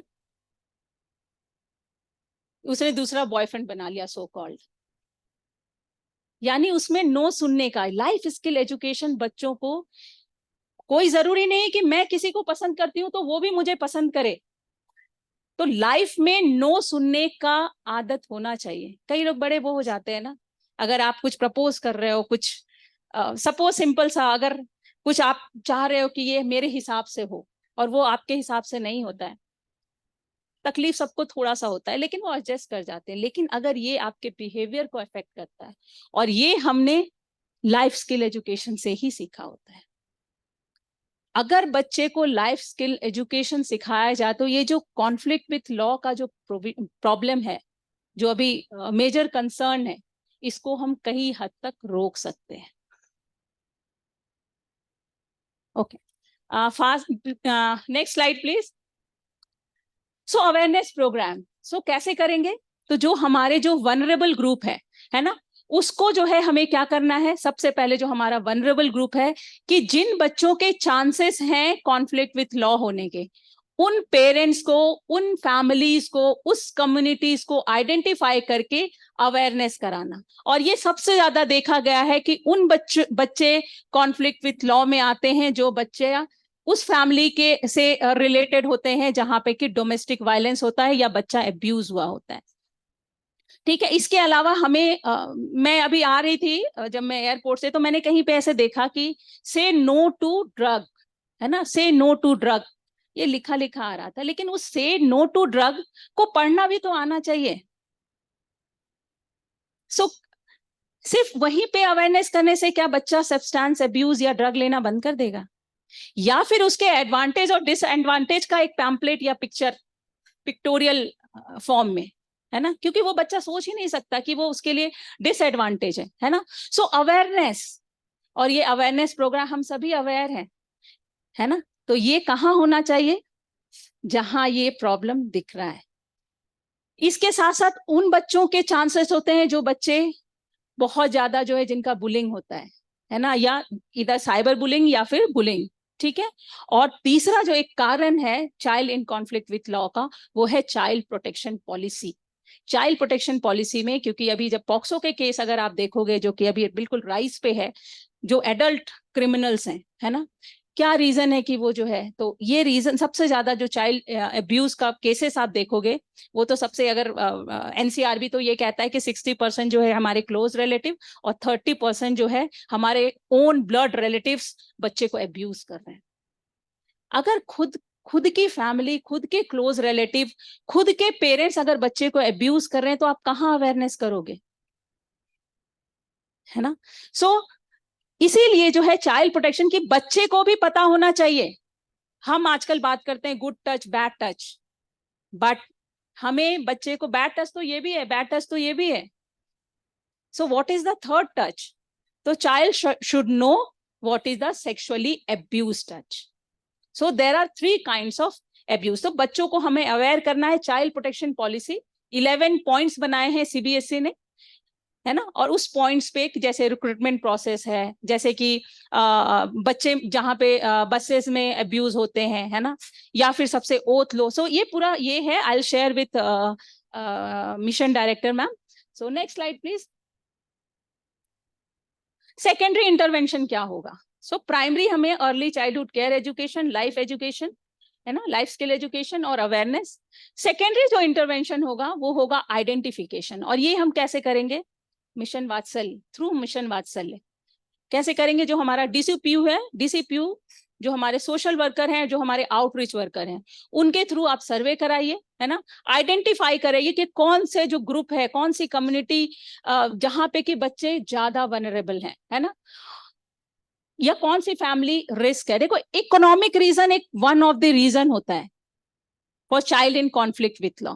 हमारे पास बहुत सारे स्कीम है ना, स्पॉन्सरशिप, फोस्टर केयर, है ना. ये जो फाइनेंशियल स्कीम है, इसके थ्रू हम जो है बच्चे को जो है लिंक कर सकते हैं. इसके साथ साथ जो है बच्चे जो बच्चे ऑलरेडी कॉन्फ्लिक्ट विथ लॉ हैं, जो डाइवर्जन के थ्रू आपने उनको इंस्टीट्यूशन, क्योंकि मिशन वात्सल्य के ऑब्जेक्टिव भी और हमारा जेजे एक्ट भी कहता है institute should be the last resort. Institutional होना ही नहीं चाहिए. और इसके बहुत सारे रीजन है जो मेरे सेकेंड स्लाइड में मैं डिस्कस करूंगी. इसके साथ साथ जो है हमें सीएनसीपी के, क्योंकि पॉसिबल रीजन जो हमारे सीएनसीपी के बच्चे होते हैं, जो इंस्टीट्यूट में होते हैं, वही वनरेबल होते हैं child in conflict with law के. तो अगर हमने उनको पहले ही प्रिवेंट कर दिया या पहले ही हमने मिशन वात्सल्य के स्कीम से जोड़ दिया, तो शायद हम इस कॉन्फ्लिक्ट विथ लॉ या फिर बच्चे को ऑफेंस करने से रोक सकते हैं. Next slide please.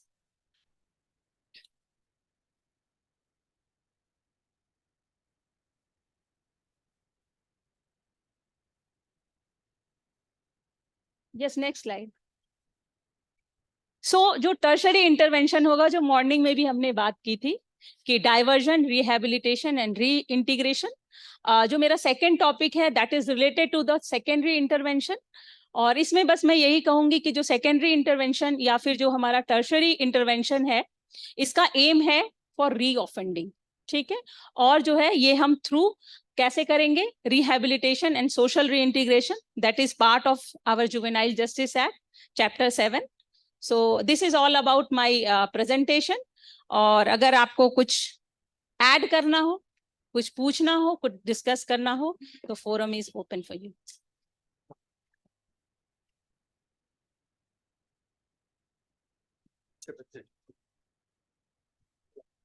Thank you. Thank you, ma'am. Now the house is open for discussion. If any participant is having any query, he can pose it. Thank you.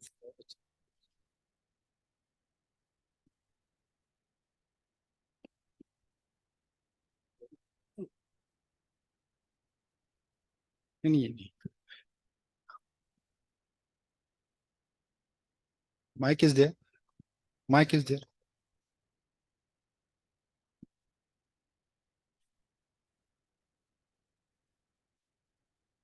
Hello. Ma'am, is there any statistical data which shows at what point intervention is most proper?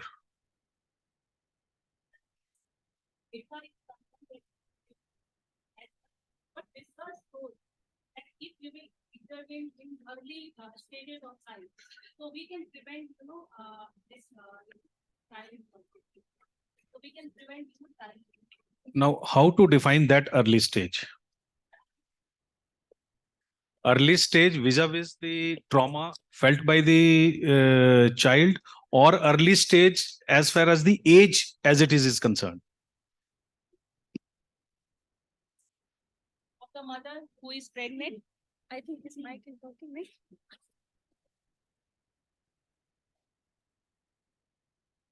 Sir, early stage means the experience of the pregnant women, the experience of the child,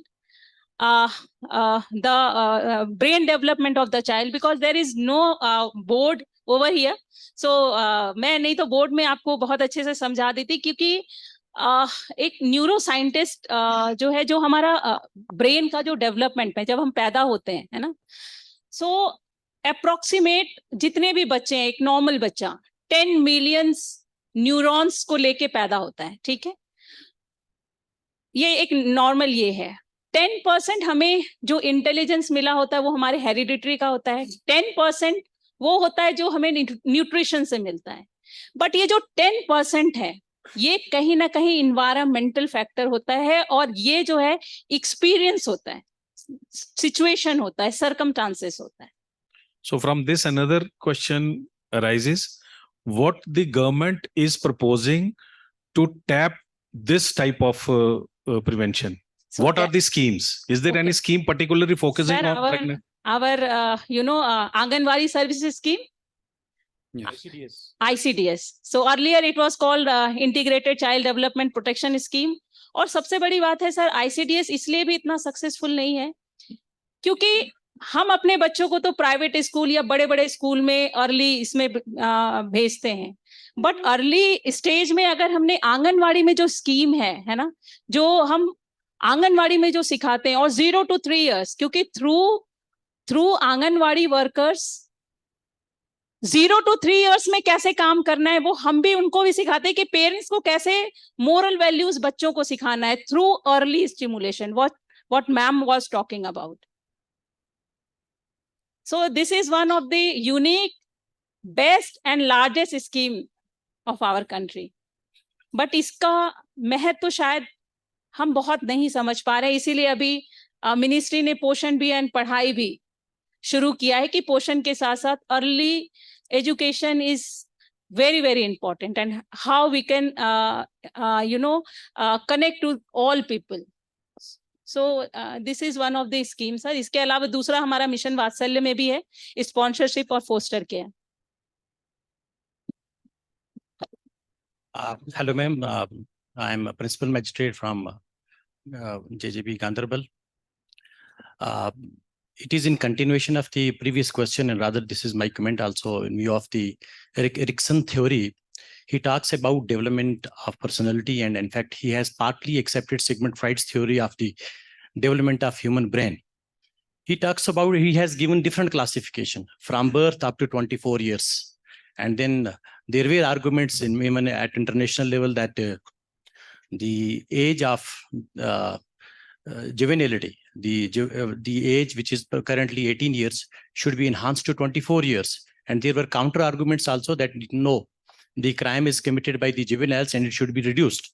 But on the basis of his theory, which has been popularly accepted, it was universally settled now 18 is the good age. But if we, as Sir has put the question that what is the appropriate age when intervention can be most effective, because it is over a period of time you are segregating into various groups from pre-birth a child in the womb up to the age of 6 years. So doesn't it go number one against that theory?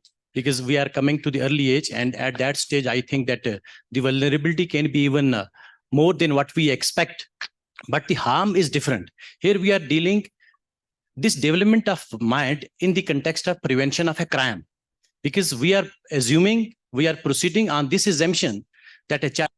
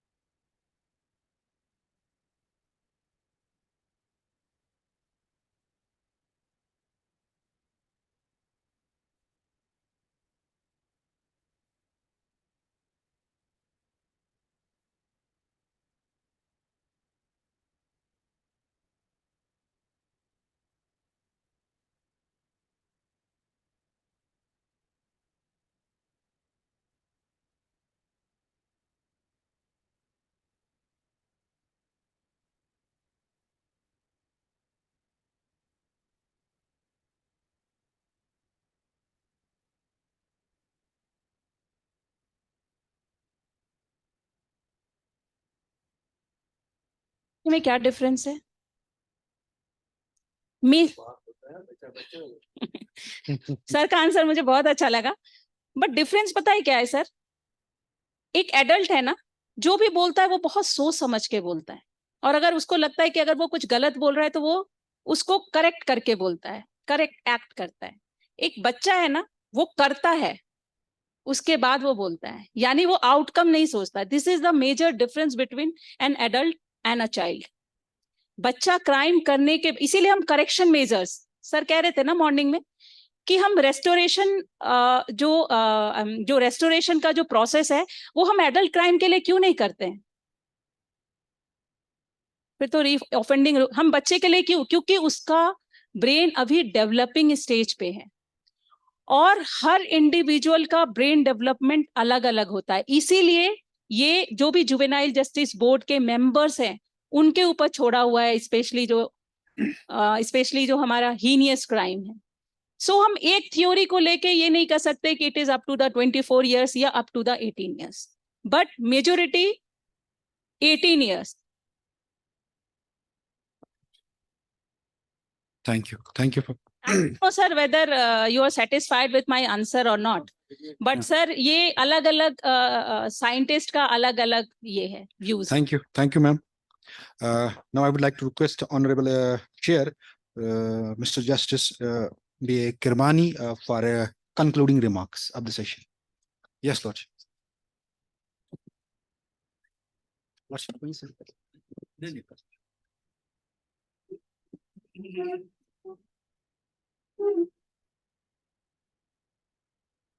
ये madam ने मेरी एक मुश्किल आसान कर दी। मैं चाहता था उर्दू में बोला जाए, लेकिन मैं सोच रहा था कि इसका फॉर्मेट अंग्रेजी का तो नहीं, अब इन्होंने उर्दू में बोला तो मेरी मुश्किल हल हो गई। अब फर्क जरा सा ये है कि इन्होंने टहल टहल कर बोलती रही और मैं संभल संभल कर बोलूंगा। तो वैसे तो मजमू बड़ा ठीक रहा, बड़ा अच्छा रहा, खासकर ये कि इन्होंने काफी मेहनत से अपना ये मवाद तैयार किया था, काफी रिसर्च किया था। लेकिन एक बात जो मैं कहना चाहूंगा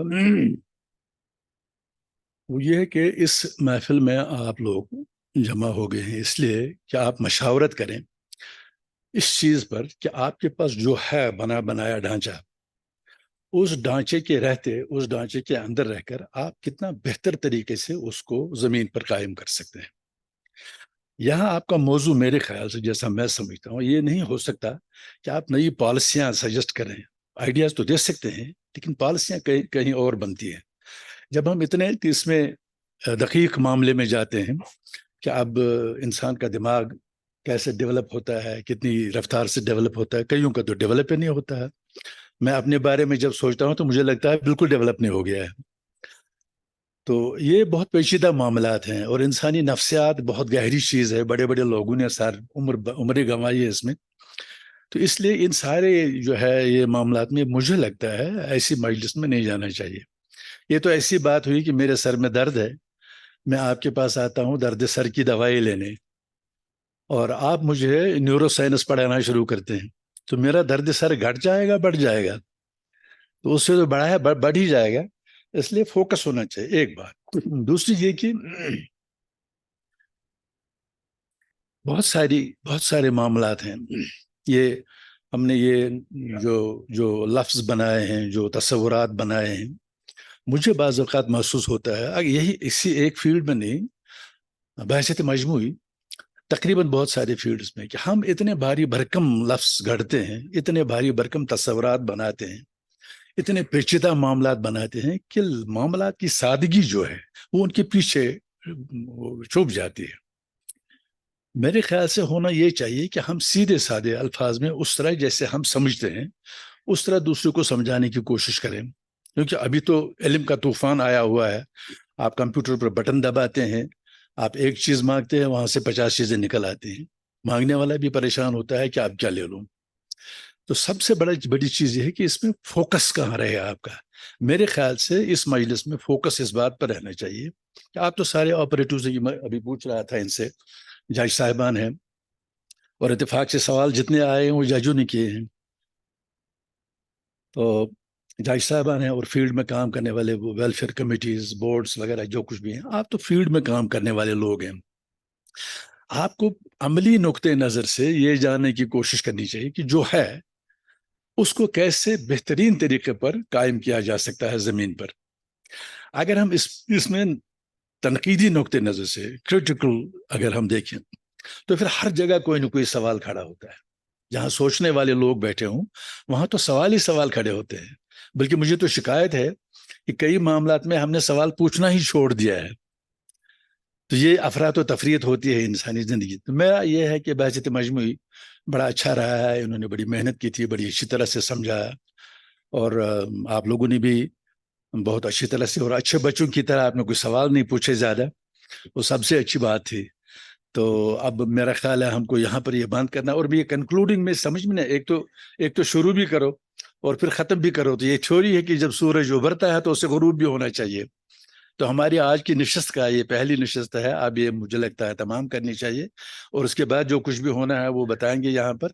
तो आप लोग आराम से बैठे हैं ना सब लोग, क्योंकि कहने वाला तो यहाँ होता है, सुनने वाले बोर होते हैं। सुनना बहुत मुश्किल काम है, सब जज जानते हैं, इसीलिए जज वक्त से पहले बूढ़े हो जाते हैं मेरे बगैर। बहरहाल अल्लाह आप सबको हंसता खेलता रखे, मुस्कुराता रखे। अभी हम दूसरा सेशन शुरू करने जा रहे हैं। So all the best for all of you.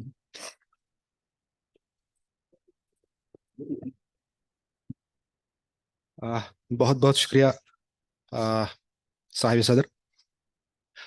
वक्त को बिना ज़ाया किए हुए हम सीधे session third, technical session third की तरफ आते हैं। इस टेक्निकल को चेयर कर रहे थे ऑनरेबल जस्टिस ताशिर राबिस्तान, जज high court of Jammu and Kashmir and Ladakh. चूंकि अदीबुल फरसत होने की वजह से वो और यहाँ ना आ सके, मैं गुजारिश करता हूँ ऑनरेबल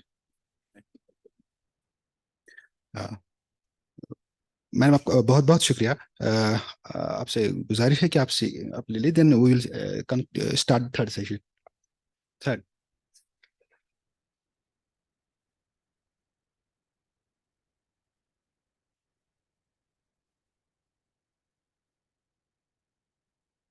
बहुत बहुत शुक्रिया। चूंकि ऑनरेबल जस्टिस ताशिर राबिस्तान, जज high court of Jammu and Kashmir अदालत आलिया में इस वक्त मसरूफ है, मेरी गुजारिश रहेगी साहिब सदर मोहतरम बी ए करमानी साहब से कि वो अपना सेशन शुरू करें। शुरू।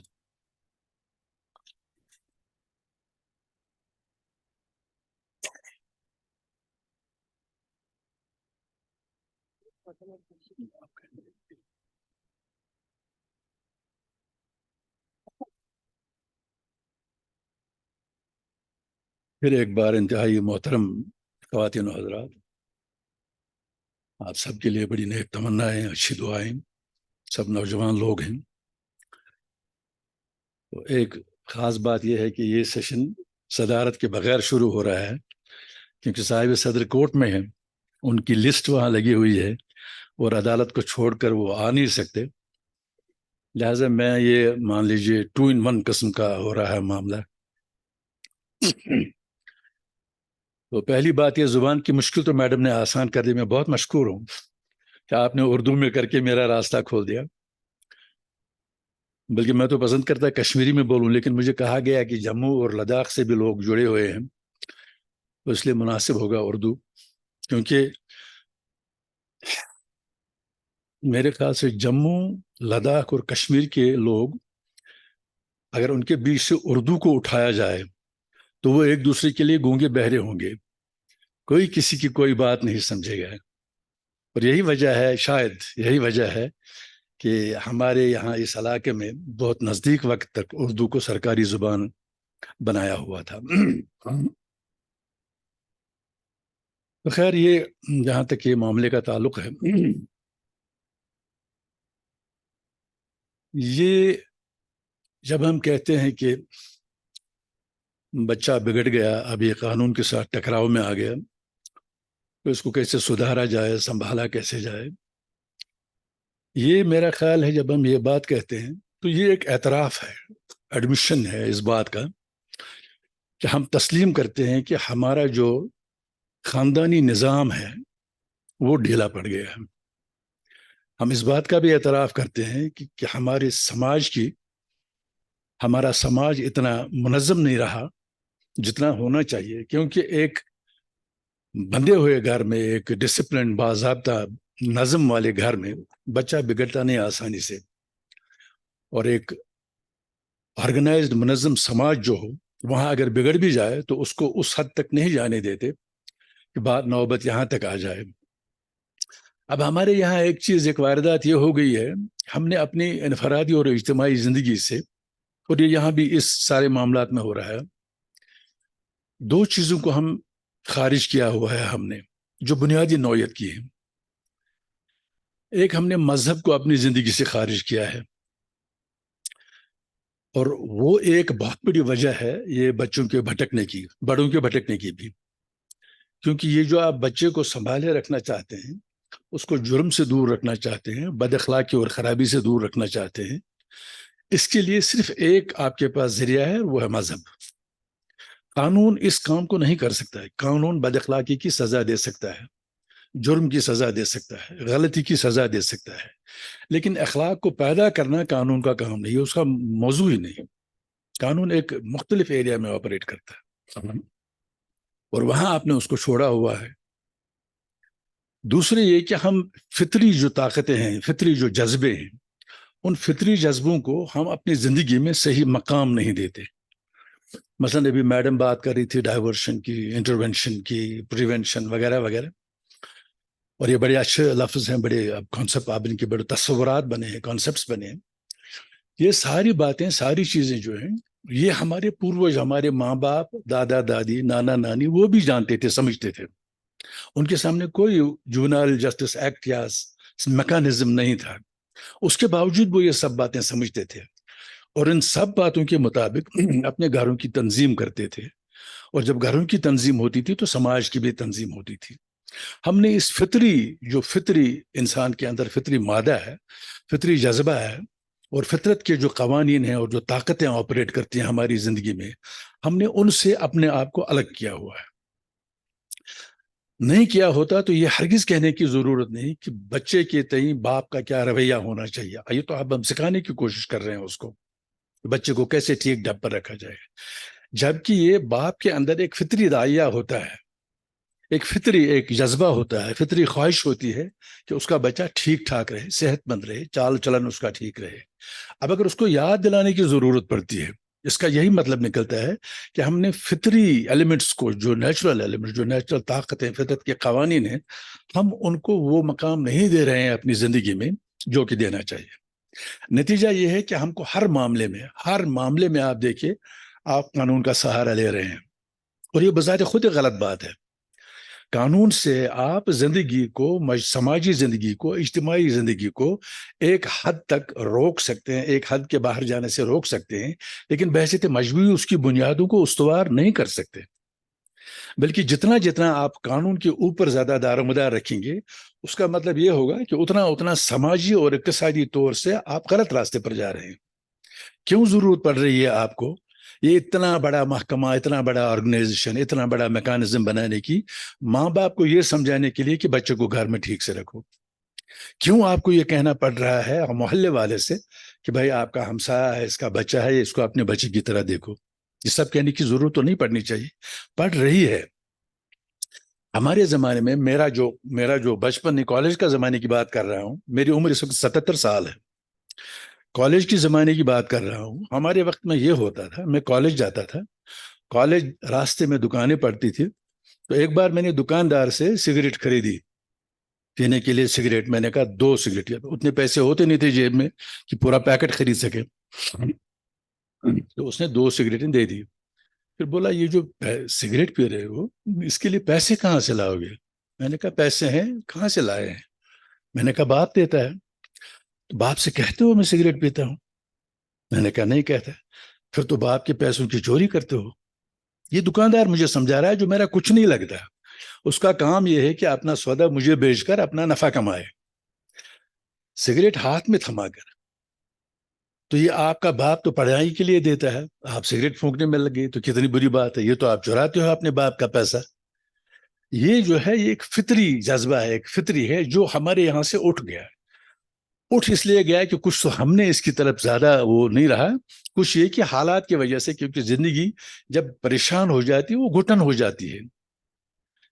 और तीसरी गलती जो हम कर रहे हैं वो ये है कि हम समाज में जो कमजोर तबके हैं, मसलन बूढ़े लोग हैं, खवातीन हैं, बच्चे हैं या बिछड़े हुए लोग हैं, मैं बूढ़े बुजुर्गों की और खवातीन की और बच्चों की बात करूंगा। हम बुजुर्गों का दिन मनाते हैं अलग से, खवातीन का दिन मनाते हैं अलग से, बच्चों का दिन और बच्चों की बात करते हैं अलग से। ये फर्ज करते हैं हम कहीं, या ये है कि ये तीन लोग जो हैं ये तीन मुख्तलिफ दुनियाओं में नहीं रहते।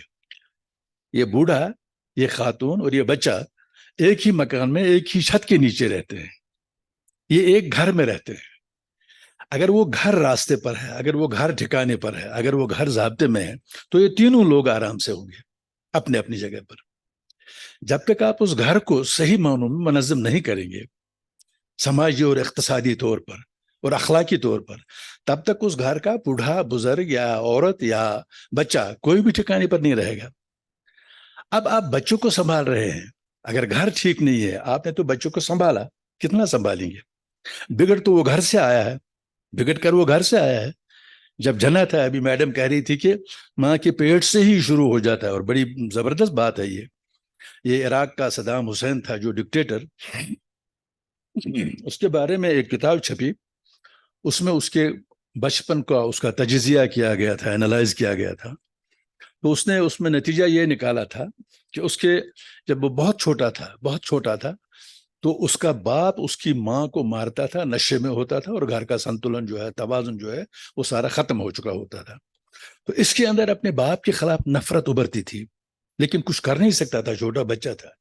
वो नफरत इसके आते आते अंदर एक जज्बा बन गया, एक शदीद जज्बा बन गया, जिसने उसको बेरहमी की सतह पर डाल दिया। हालांकि बड़ा काबिल आदमी था, बड़ा जबरदस्त आदमी था, ये कोई छोटी बात नहीं है कोई आदमी आगे बढ़कर फांसी के फंदे को खुद अपनी गर्दन में डाले, हर एक आदमी नहीं कर सकता। लेकिन जो उसका बचपन जो बिगड़ा हुआ था, घर का माहौल जो बिगड़ा हुआ था, उसने उसको क्या से क्या बनाकर रख दिया। तो इसलिए मुझे लगता है कि जब ये सारे मामलात जो हैं इनको एड्रेस करना है, देखना है, जरूरी है, लेकिन घर को फोकस में रखा जाना चाहिए। अगर घर आपकी नजर से हटता है, फोकस में नहीं है, और आपकी तवज्जो सिर्फ बुजुर्ग की तरफ जाती है या खातून की तरफ जाती है या बच्चे की तरफ जाती है, तो वो अधूरा सा मामला बन जाता है। तो खैर अब मामले की तरफ बराह रास्त आते हैं। बड़ी लंबी कहानी है, आप लोग सब जानते हैं कि बच्चों का कानूनी टकराव में आ जाना, इसकी वजूहात क्या है, इसको संभाला कैसे जा सकता है, कहां पर, किस जगह, कितना क्या किया जा सकता है इसको करने में। तो ये सारी दुनिया में है, ये मसला हो गया। और सबसे पहले तो शुरुआत यूरोप से हुई, क्योंकि वहीं से सब चीजें आती हैं। हम तो तब तक बैठे रहते हैं, जब कानून बनता है कहीं और, तो हम फिर उसको उसी उसी मॉडल को, उसी तरीके को, उसी शनाख्त में, उसी यानी पैमाइश में अपने यहाँ लाते हैं। उसमें कभी ये भी गलती होती है हमसे कि हम खजूर के दरख्त से सेब मांगने की कोशिश करते हैं, और कभी आम के दरख्त से खजूर मांगने की कोशिश करते हैं, क्योंकि आपने जो मॉडल लिया, जो आपके तस्वुर बना, वो कहीं और से बना हुआ था, वो आपकी जमीन से नहीं उगा हुआ था। तो ये एक बहुत बड़ी बात होती है। यही यही तकरीबन एक हद तक हर मामले की तरह इस मामले में भी हो गया। इसमें ये जो तस्वुरात आ गए, ये पहले कि ये जो है जेल में नहीं डाला जाना चाहिए बच्चे को, जो कानून के खिलाफ वर्जी करता है या कानून के साथ टकराव में है, जेल में मत डालो उसको। ये भी एक वो बैनुल अक़वामी, अक़वाम मुत्तहिदा के उसके तहत कन्वेंशन हो गया। कहीं कोई टोक्यो का है या बीजिंग का है, एक टोक्यो में है, एक बीजिंग, पीकिंग कहा करते थे उसको। तो एक में ये आ गया बैनुल अक़वामी सतह पर जो मेंबर ममालिक हैं उनको कहा गया कि भाई आप ऐसे कवानीन बनाओ, ऐसी पॉलिसियां बनाओ कि जो बच्चे कानून के साथ टकराव में हैं उनको ऐसे तरीके से टैकल किया जाए, उनके साथ वो वतीरा रखा जाए कि उनको जेल में रहने से बाहर, यानी रहने की नौबत ना आने दी जाए, उनको इम्प्रिजनमेंट को अवॉइड करें। एक बात ये कही। एक बात ये कहेगी डाइवर्शन, जैसे मैडम ने कहा कि कानूनी रास्ता जो है, कानूनी ज़ाब्ते का जो, फौजदारी ज़ाब्ते का जो रास्ता है, उसकी जितनी नाखुशगवारियां हैं, जितनी नापसंदीदा चीजें हैं, जितनी सख्तियां हैं, वो बच्चे को ना सहना पड़े। इसलिए बच्चे को उस रास्ते की बजाय एक अल्टरनेट रास्ते से ले जाए जहां पर वो सख्तियां उसको बर्दाश्त ना करना पड़े। काम हो जाए, लेकिन आप डाइवर्ट कीजिए इसको, इसको उस रास्ते मत ले जाइए। और तीसरा फिर आता है कि रेस्टोर कीजिए उसको, वो भी उन्होंने बात की कि उसको वापस उस सतह पर लाइए जिस सतह पर वो बिगड़ा था, अखलाकी लिहाज से, तबीयत के लिहाज से, घर के लिहाज से, मोहल्ले के लिहाज से, अपनी दोस्तियों के लिहाज से, उसको उस सतह पर वापस लाइए जहां पर वो बिगड़ गया था। और ये सब कहना तो बहुत आसान है, बहुत आसान है, किताब में लिखना, कहना बहुत आसान है, लेकिन अमल में इसको अमल में लाना एक बहुत ही मुश्किल, बहुत ही पेचीदा काम है, इंतहा से ज्यादा पेचीदा काम है। अब ये सारा आपकी किताब में लिखा हुआ ये जो एक्ट है, यहाँ तो मेरे ख्याल से कब बना था, 2000 में बना था पहला एक्ट, 2000 का पहला था ये जुनाइल एक्ट। उसमें फिर तरमीम हो गई, एक 2006 में हो गई, एक फिर शायद 2011 में हो गई, क्योंकि कानून साजों ने ये समझा कि भाई ये जो बैनुल अक़वामी सतह पर जो कन्वेंशन है, जो उसूल वज़ा किए जा रहे हैं, वो उस एक्ट में 2011 की तरमीम तक सारे उस एक्ट में नहीं समा पाए। इसलिए उन्होंने क्या किया, उन्होंने 2015 में सारा एक्ट ही बदल डाला और उसको एक नई शक्ल में ले आए, जो कि बैनुल अक़वामी सतह पर, बैनुल अक़वामी स्टैंडर्ड्स पर और कॉन्सेप्चुअल जो बैनुल अक़वामी सतह पर कॉन्सेप्ट्स दिए गए थे उन पर पूरा उतरे। तो ये आपके सामने ये आ गया जिसके तहत आप अभी काम करते हैं।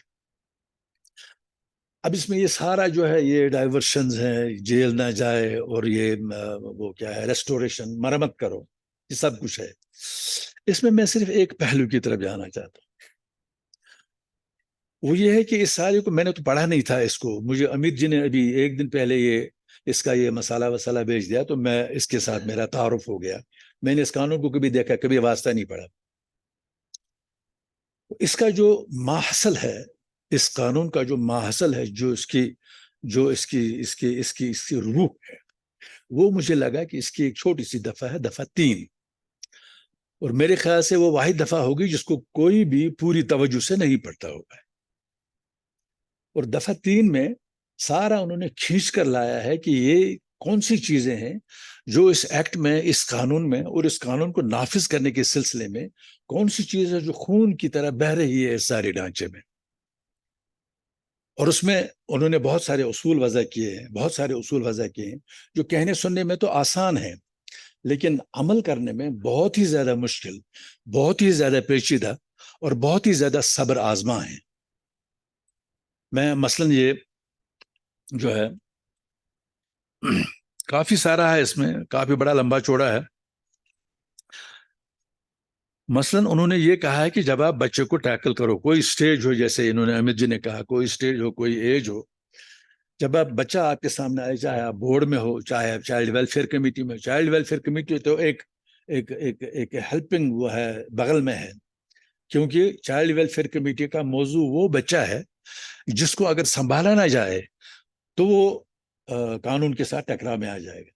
इसलिए चाइल्ड वेलफेयर कमेटी बच्चों को कानून से टकराव में आने से पहले, जिसको प्रिवेंशन उन्होंने कहा, एक प्रिवेंटिव तरीका है कि इससे पहले कि बच्चा आपके टकराव में आ जाए, उससे पहले ही उसको देखो, उसकी जरूरियात क्या है, उसको घर का माहौल वगैरह वगैरह जो कुछ भी आप चाहे उसको दे दो, ये है।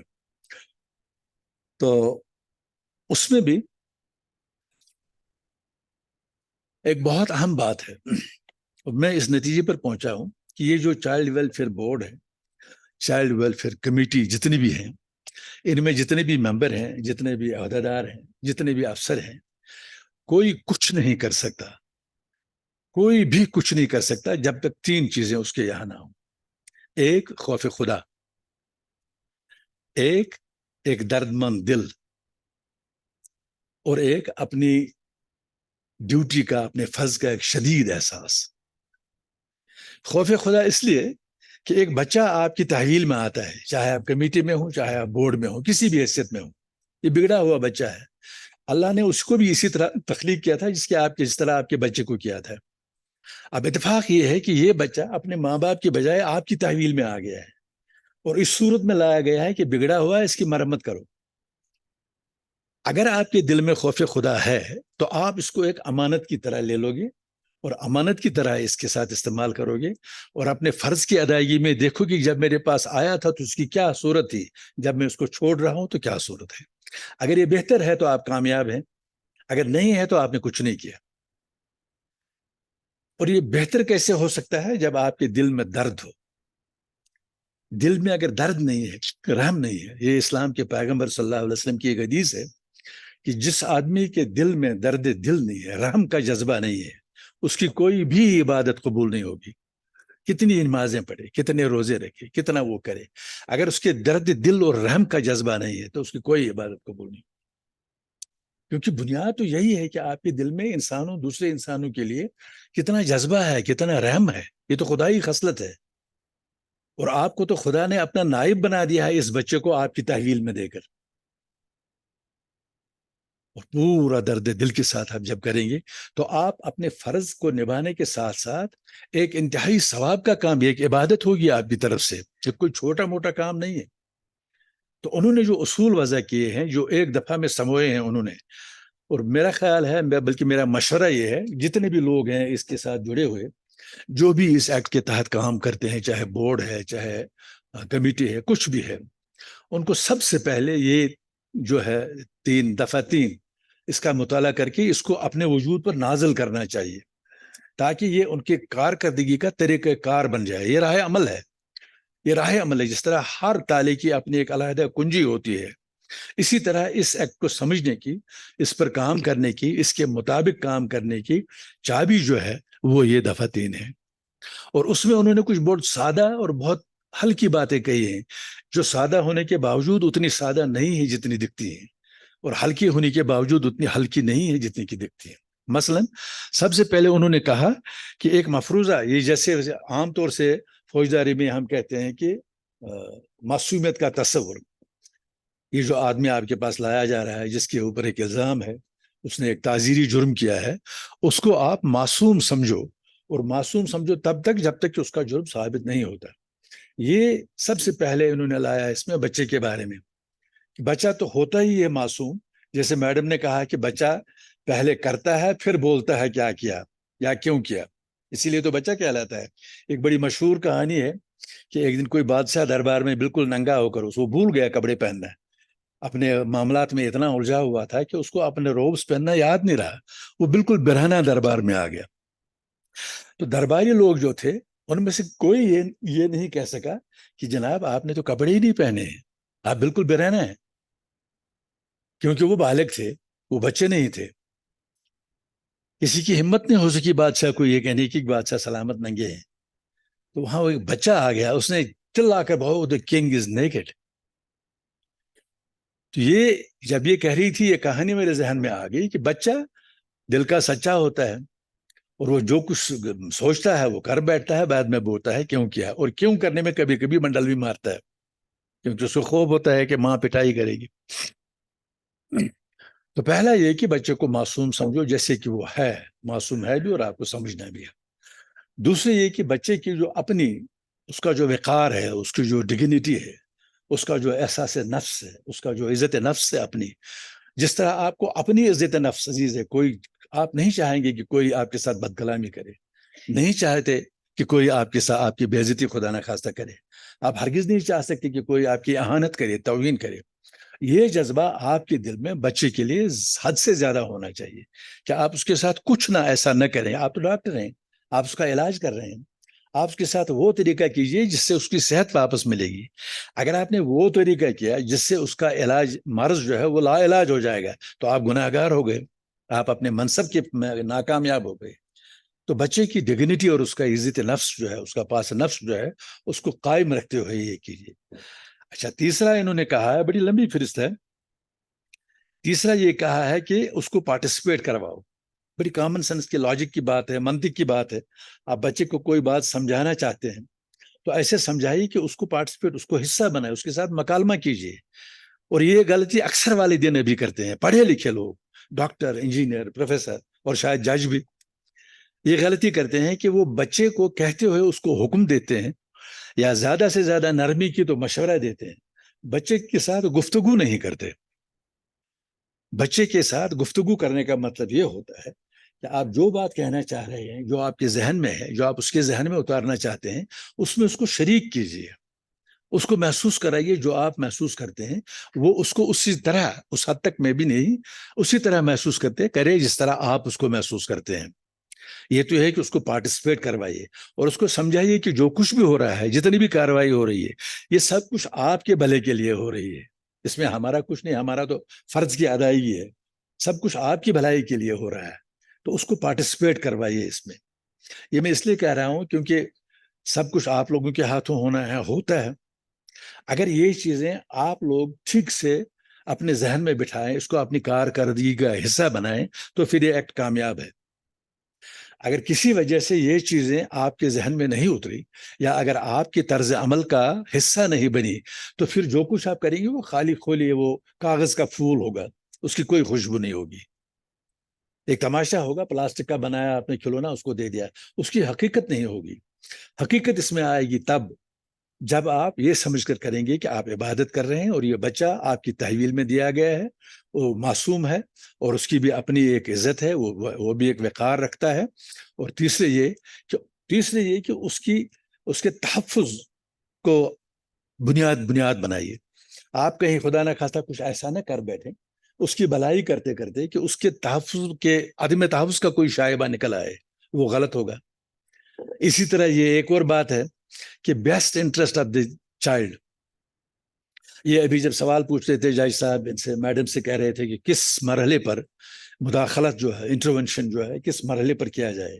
मेरा ख्याल है उसका जवाब इस एक शिक से निकलता है जिसमें कहा गया है कि आप जो कुछ भी करें, जैसे भी करें, जिस वक्त भी करें, ये बच्चे के बेहतरीन मफाद में होना चाहिए।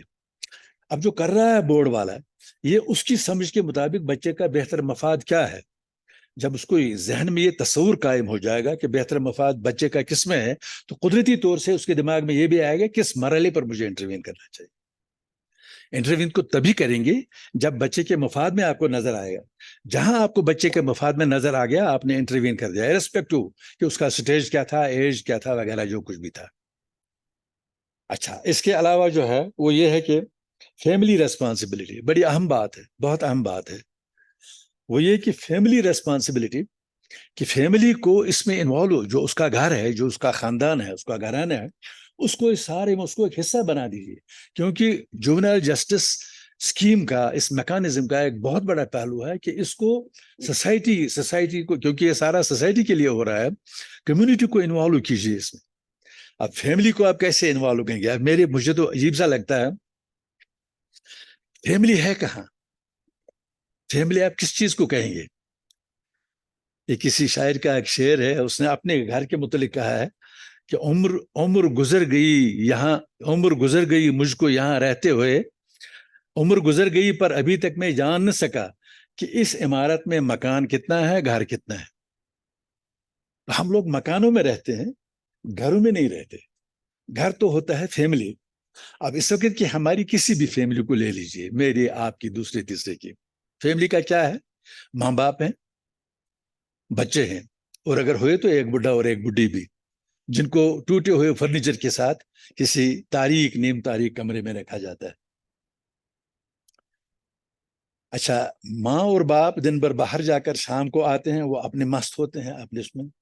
बच्चे अपना ये जो है डब्बा, ये क्या कहते हैं, मोबाइल, इसको लेकर वो खेल खेल रहे होते हैं। इन 4-5 लोगों के बीच कोई कदर मुश्तरक नहीं होती। ये ज्यादा से ज्यादा खाना खाने के वक्त दस्तरखान पर इकट्ठे होते हैं। तो इसको घर कैसे? फैमिली कहाँ हो गई? फैमिली तो खत्म हो गई। अब फैमिली होती है शुरू, क्योंकि मर्द जो है घर का, बहुत सारी औरतें तो ये मानती नहीं कि भाई मर्द के ऊपर जिम्मेदारी है, वो तो खुद जिम्मेदारी लेने पर अड़ी हुई है और मर्द जिम्मेदारियों से भागना चाहता है। मैंने कहीं पढ़ा था कि रात को बच्चा जाग गया तो पहले मर्द जाग गया, उसने बीवी को जगह बोला, उठो बच्चा रो रहा है, इसको संभालो। उसने बोला तुम तो जागे हुए हो, मुझे क्यों जगा रहे हो? तुम संभालो। अगर अगर अगर सारा नहीं तो कम से कम आधा तो तुम्हारा है। उसने कहा मैं जानता हूं आधा मेरा है, लेकिन इस वक्त मेरे वाला आधा नहीं रो रहा है।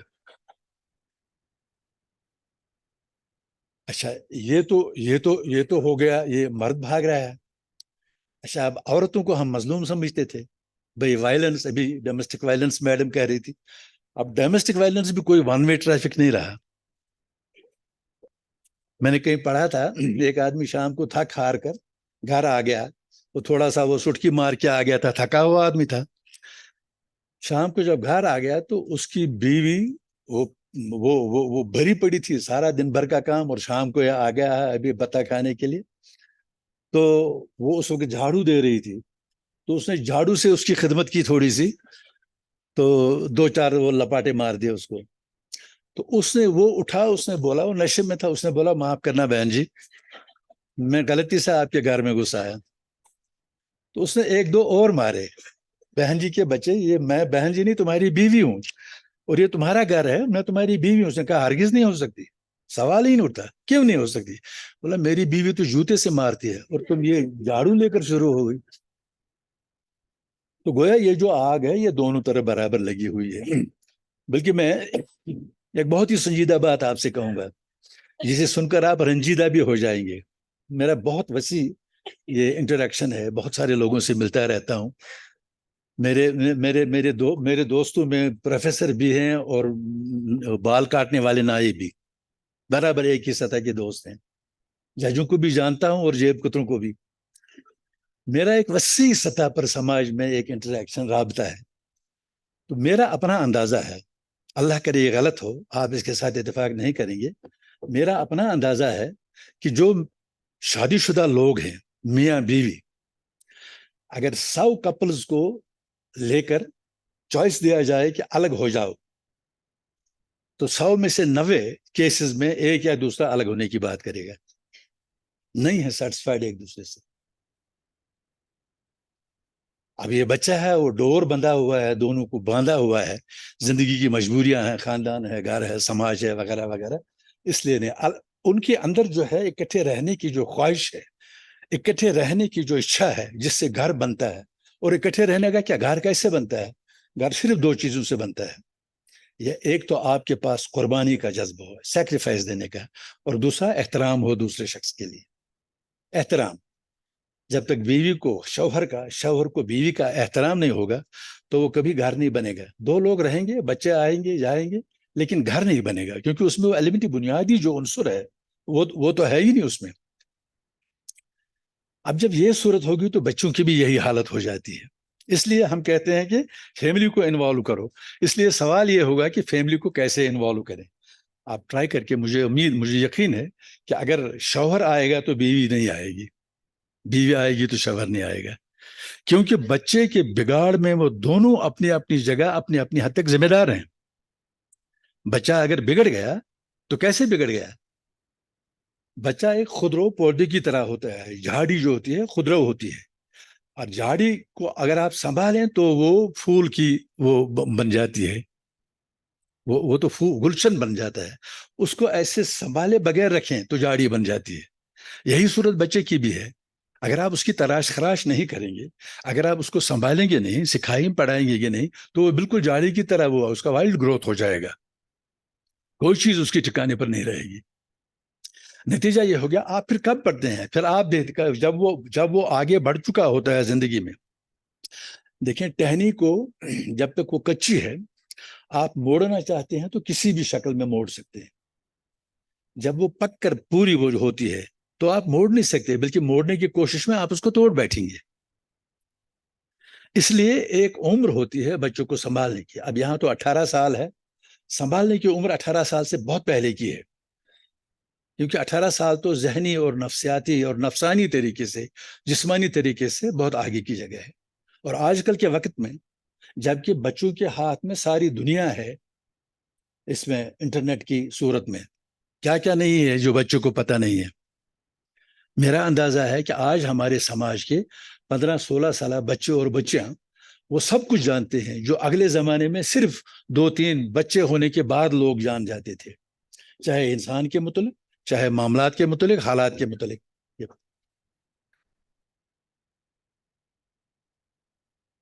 आपका स्वागत है जनाब, अगर यहाँ से आते तो। ये मैडम, ये अतार साहब है, जस्टिस अतार साहब है। अच्छा, तो मैं ये कह रहा था कि बच्चे को सुधारने संभालने की उम्र सिर्फ उस हद तक होती है जहां तक वो कच्ची टहनी की शक्ल में होता है, उसको मोड़ दे सकते हैं।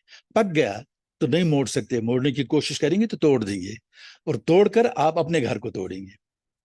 लिहाजा ये है कि घर को इन्वॉल्व करें। ये एक और चीज उसने कही है। एक और चीज जो उन्होंने कही है कि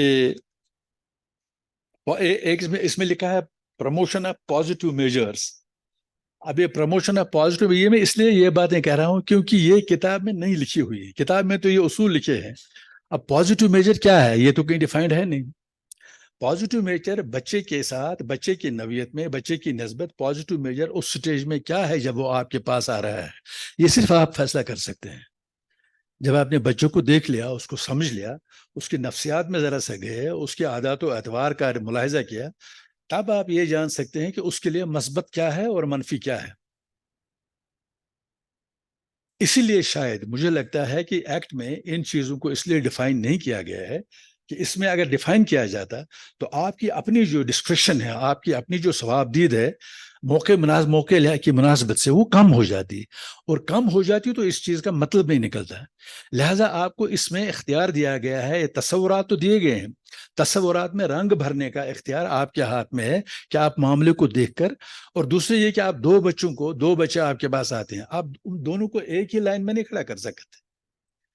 एक बच्चे के लिए बेस्ट इंटरेस्ट, पॉजिटिव इंटरेस्ट ये होगा, और ये इसके लिए होगा जो उसके लिए पॉजिटिव नहीं होगा।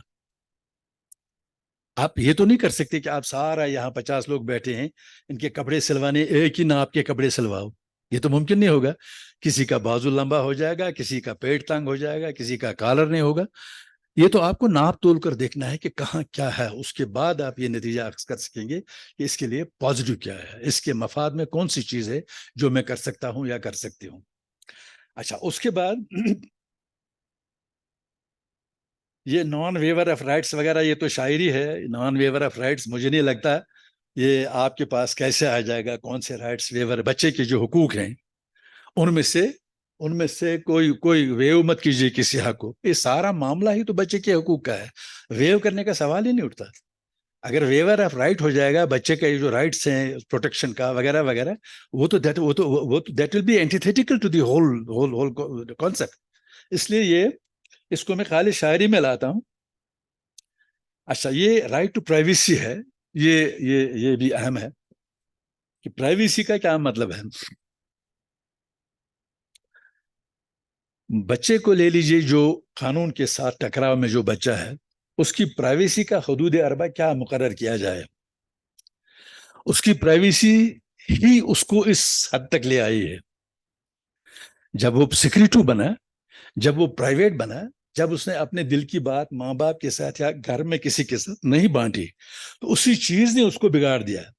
बल्फाज दिगर जो चीज उसके लिए उसकी प्राइवेसी थी, वही प्राइवेसी उसके लिए है, वो यानी जिंदगी का आजार बन गई। इसलिए बच्चे को प्राइवेसी का हक देते हुए उसकी प्राइवेसी क्या होनी चाहिए, ये भी फैसला आपको करना है। बच्चे की प्राइवेसी क्या होनी चाहिए, और ये कैसे कर सकते हैं आप। कौन सा थर्मामीटर है आपके पास नापने का, एक बहुत मुश्किल काम है। आपको जहनी तौर से, जज्बाती तौर से और नफ्सियाती तौर से अपने आप को उस बच्चे की सतह में लाना पड़ेगा, उस बच्चे की रूह को अपने जिस्म में डालना पड़ेगा, उस बच्चे के जहन को अपने भेजे में डालना पड़ेगा, उसकी मजबूरियों को, उसकी अच्छाइयों को, बुराइयों को, सबको अपना कर देखना पड़ेगा कि इसकी प्राइवेसी क्या हो सकती है। जब तक आप उस बच्चे को अपने वजूद पर नाजिल नहीं करते, अपने वजूद में नहीं लाते, अपनी रूह में, अपने दिल में, जहन में नहीं लाते, तब तक आप उस बच्चे को समझ ही नहीं सकते। और बच्चे को आप समझेंगे नहीं तो उसके मतलब कोई भी काम जो है वो आप ठीक ढंग से अदा नहीं कर सकते। अच्छा, इसके अलावा ये है कि इंस्टीट्यूशनल मीन्स, आप तो इंस्टीट्यूशंस हैं सारे। उसके बाद आता है ये रेस्टोरेशन वगैरह, फ्रेश स्टार्ट, डाइवर्शन, जिस पर मैडम ने भी बात की, उससे अलहदे से बात करने की जरूरत है। ये मैंने आपका थोड़ा सा वक्त इस मामले में यूं लिया कि मुझे लगता है ये जो गाइडलाइंस हैं, जो ये रहनुमा खतूत हैं, जो दफा 3 में एक्ट में दिए गए हैं, ये बिल्कुल चाबी है इस सारे एक्ट को, सारे मामले को समझने की और इस पर अमल करने की भी। अगर इससे जरा भी सरमुंह हट गया तरीकेकार तो आप कामयाब नहीं होंगे, आप ठोकर खाएंगे। क्योंकि ये तसव्वुरात जो हैं, ये उसूल जो हैं, ये रहनुमायाना जो इन्होंने बातें कही हैं, ये बिल्कुल खून की तरह इस सारे कानून के जिस्म में दौड़ती हैं। अगर ये नहीं रहा तो ये खून के बगैर जिस्म है जो मुर्दा पड़कर कहीं भी ले पड़ा रहेगा। ये तो हो गई इंस्टीट्यूशनल हद तक बात। अब मैं दो एक बातें जरा सी हट कर कहूंगा, मामले पर हैं लेकिन जरा सा हो सकता है मुझे भी नहीं अंदाजा था लेकिन ये अमित जी ने मुझे जो जो इसमें मसाला भेज दिया उसमें से एक वर्का मैंने वो भी देख लिया। एक अजीब सी बात है, बिल्कुल अजीब सी बात है।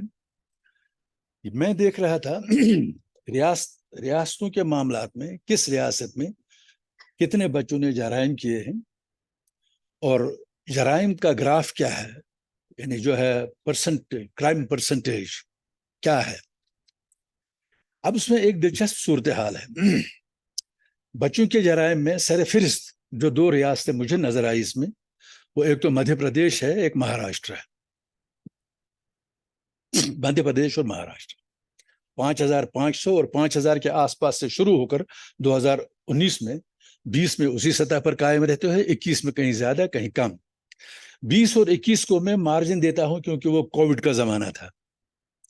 कोविड के जमाने में कहीं जुर्म बढ़ गया, कहीं जुर्म घट गया। जहां जरूरतमंद था और उसकी जरूरत पूरी नहीं हो रही थी कोविड की वजह से, उसने जुर्म किया। और जो चोर था लेकिन कोविड हो गया उसको, वो चोरी कर नहीं सका। इसलिए कोविड की वजह से इस ग्राफ में जरा सा फर्क आ गया।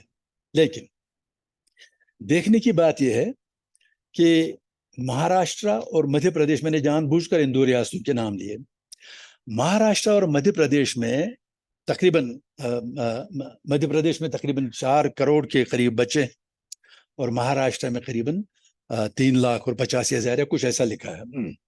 तकरीबन एक जैसा है, 20-25-50 लाख के और ये 50,000 के फर्क से। सवाल ये है कि ये देखने की बहुत ज्यादा जरूरत है कि महाराष्ट्र और मध्य प्रदेश जो कि तारीखी लिहाज से, समाजी लिहाज से, इक्तिसादी लिहाज से, आदात व अतवार के लिहाज से 2 मुख्तलिफ समाज हैं, उनकी बहुत सारी चीजें नहीं मिलती आपस में।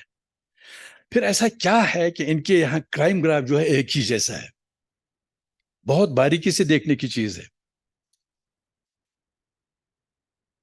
अच्छा, ये जब तक ये नहीं समझा जाएगा कि बच्चे जो क्राइम की तरफ जाते हैं, जो कानून से टकराव में आ जाते हैं, किस एरिया से, किस जमात से, किस क्लास से कितने आते हैं और किस किस किस्म के क्राइम करते हैं, तब तक इस मामले की जो रूह है हम उस तक नहीं पहुंचेंगे। तब तक तो हम टामक टोए मारेंगे, इधर कमेटी बनाओ, उधर बोर्ड बनाओ, इधर कानून चलाओ, इधर ये करो, सब कुछ होता रहेगा। लेकिन इसकी जो रूह है, भाई जब आप मनसूबाबंदी करते हैं, पहली चीज आप क्या करते हैं? आप पहली चीज आप मुर्दमशुमारी करते हैं, सेंसस करते हैं ना। हालांकि मुर्दमशुमारी मेरे ख्याल से गलत लफ्ज है। मुर्दम मर्द की जमा होता है, मुर्दमशुमारी हो गई मर्दों का शुमार, तो औरतें कहाँ गई? गिनी तो वो भी जाते हैं। तो मुर्दमशुमारी इसलिए इसकी बजाय सेंसस इसको कहेंगे। तो पहली बात तो आप सेंसस करते हैं कि आपके पास किस एज के कितने लोग हैं, किस आमदनी के लिहाज से किस ग्रुप में कितने लोग हैं, जगराफियाई लिहाज से दूर कितने हैं, पहाड़ी कितने, ये सब कुछ करते हैं। फिर आप मनसूबाबंदी करते हैं। और ये जो आपके सामने मसला है, कानून के साथ जो दस्तो गरेबा बच्चे हैं, अब हिंदुस्तान की आबादी अब 144-45 करोड़ हो गई, 145 करोड़ हो गई। और जानने वाले कहते हैं कि हिंदुस्तान की आबादी का तकरीबन 40% 18 साल की उम्र तक के बच्चों का है। 40%। और ये कोई छोटी मोटी बात नहीं। 40% का मतलब हो गया कि 40 और 20 60 करोड़। 60 करोड़ बच्चे। अगर इन 60 करोड़ में से सिर्फ 2% बच्चे, सिर्फ 2% बच्चे कानून के साथ टकराव में आने लगे, तो वो तो 1 करोड़ लोग हो गए। 1 करोड़ बच्चे, और ये कोई छोटा मसला नहीं है। ये तादाद सुनकर ये बात समझ में आती है कि मामला कितना बड़ा है और हमारा फहम इसके मुतालिक, हमारी तहकीक कितनी कम है। बहुत सारी ऐसी चीजें हैं जो हमने कभी समझने की कोशिश ही नहीं की, कोशिश ही नहीं की। हाँ, एक जो अच्छी बात हुई है वो चाइल्ड वेलफेयर कमिटीज का है कि भाई जो बच्चे अभी बिगड़े नहीं हैं उनको बिगड़ने से बचाने के लिए, अच्छा ये जो 2% बच्चे हैं, जो 1 करोड़ बच्चे हैं जो कानून के साथ टकराव में है, पहले तो बदकिस्मती है, अलमिया ये है कि बच्चे आपको याद आ गए तब जब वो मोहताज हो गए मदद के, या जब कानून से टकराए। जब तक ठीक ठाक थे तब तक तो आपको याद ही नहीं थे। जब बिगड़ गए और आपको सताने लग गए तब आपको याद आ गया और आपने ये कानून साजी और सारे तमाशा शुरू कर दिया। और होता क्या है, देखिए हर जगह, यहीं पर नहीं किसी भी जगह, हुकूमतें जब कोई मामला हल करने में अपने आप को जरा सा बेबस महसूस करती हैं तो वो सारा गड़ाक जो है, सारा कचरा जो है वो कानून की झोली में फेंकते हैं। और कानून का जो है हथियार, जो है औजार है, वो अदालत है। सारा बोझ जजों के ऊपर आता है। मुझे एक लॉ सेक्रेटरी ने कहा था, बहुत पुरानी बात है, उसने कहा कि यहाँ सादिक साहब के वक्त में, सादिक साहब चीफ मिनिस्टर हुआ करते थे और ये मेरा ख्याल है 1971-70 की बात है। यहाँ ये हो गया कि शहर में पानी की, पीने पानी की जबरदस्त किल्लत हो गई, जबरदस्त किल्लत हो गई। हारवन में तालाब खुश्क हो गया, नलकों में पानी नहीं आया। तो उसने कहा, मुझे चीफ मिनिस्टर ने बुलाया कि भाई आजा, लास्ट सेक्रेटरी गया मैं, उधर सारे मिनिस्टर बैठे, चीफ सेक्रेटरी बैठा।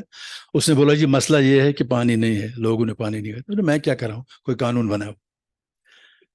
उसने कहा जनाब पानी नहीं है नलकों में, तालाब खुश्क है, तो मैं क्या कानून बनाऊं, इससे क्या होगा। मैं कानून तो ये तो नहीं बना सकता कि 4:30 बजे रोज बारिश हो। उसने कहा भाई मालूम है मुझे, लेकिन तुम कानून बनाओ ताकि हम लोगों के पास जाकर कम से कम ये कह सके कि भाई हम कर रहे हैं।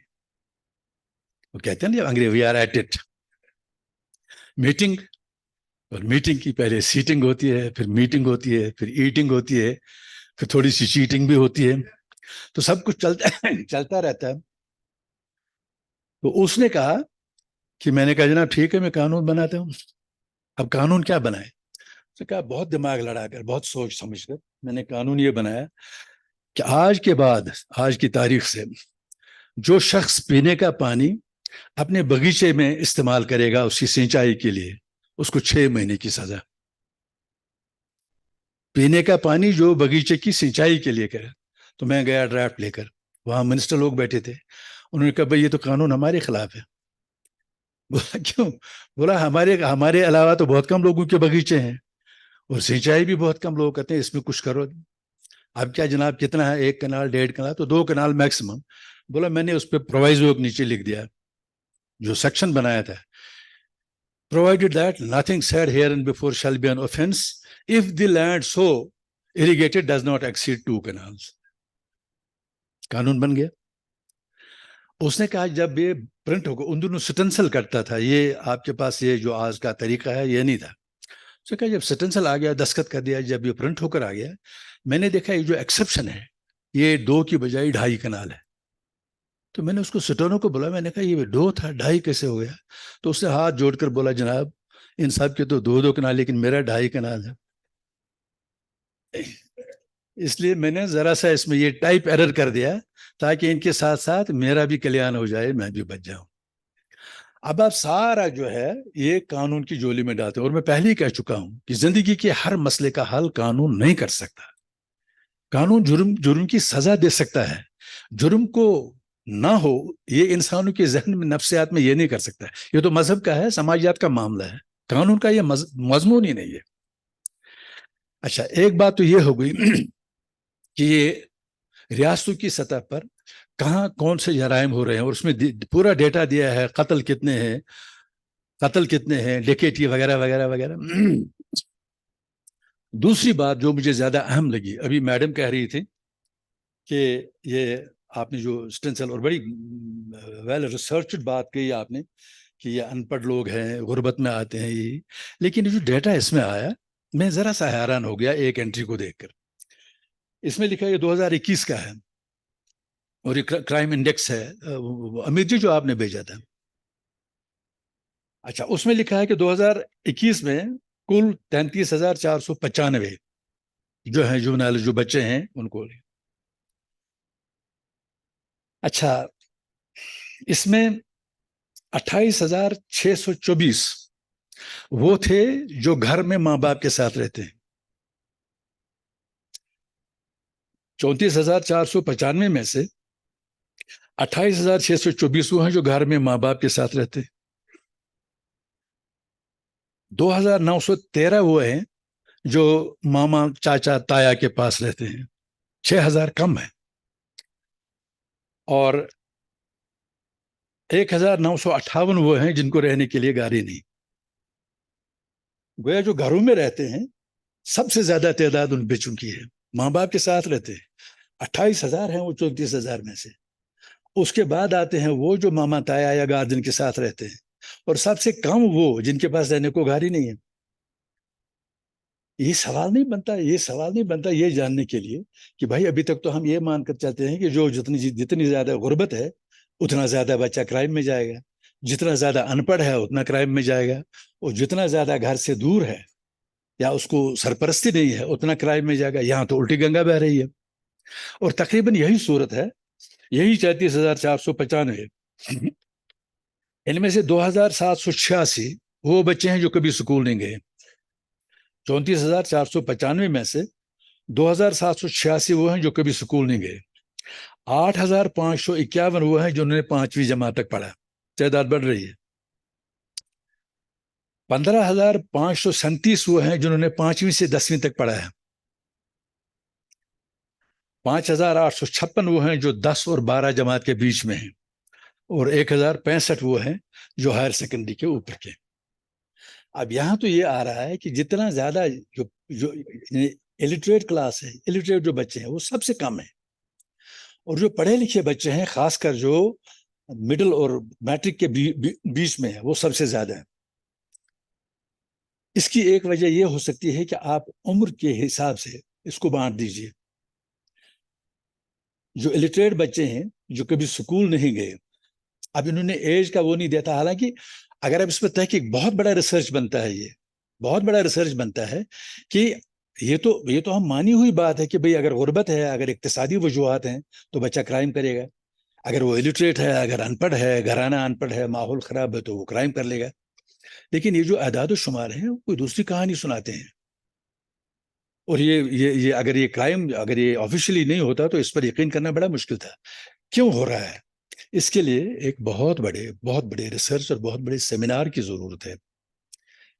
और जब तक हम हर बस्ती में अलग अलग देखिए, हिंदुस्तान 145 करोड़ लोग हैं। 6 बड़े मजाहिब के लोग, मेजर रिलीजन्स, 6 मजाहिब के लोग यहाँ रहते हैं। तकरीबन 1200 जुबानें और बोलियां बोली जाती हैं। हर 50 किलोमीटर के बाद जुबान या बोली बदल जाती है। तकरीबन 24,000 बिलीफ सेट्स हैं। तो इस सारे को आप एक ही गज से नहीं नाप सकते। और दूसरा जो मेरा ख्याल है, ये एक ख्याल है, इसके साथ आप इत्तेफाक करें ना करें, वो ये है कि बच्चों का जो जुनाइल्स का मसला है, ये मसला लेने के लिए आप स्टडी करिए, लेकिन इलाज जो है उसका आप ढांचा मुकर्रर, जैसे यूनाइटेड नेशन ने ढांचा मुकर्रर कर दिया, फिर सारे मुल्कों ने अपने मायार के मुताबिक, अपने रिसोर्स के मुताबिक उसको अमल में लाया, उसको एक शक्ल दे दी।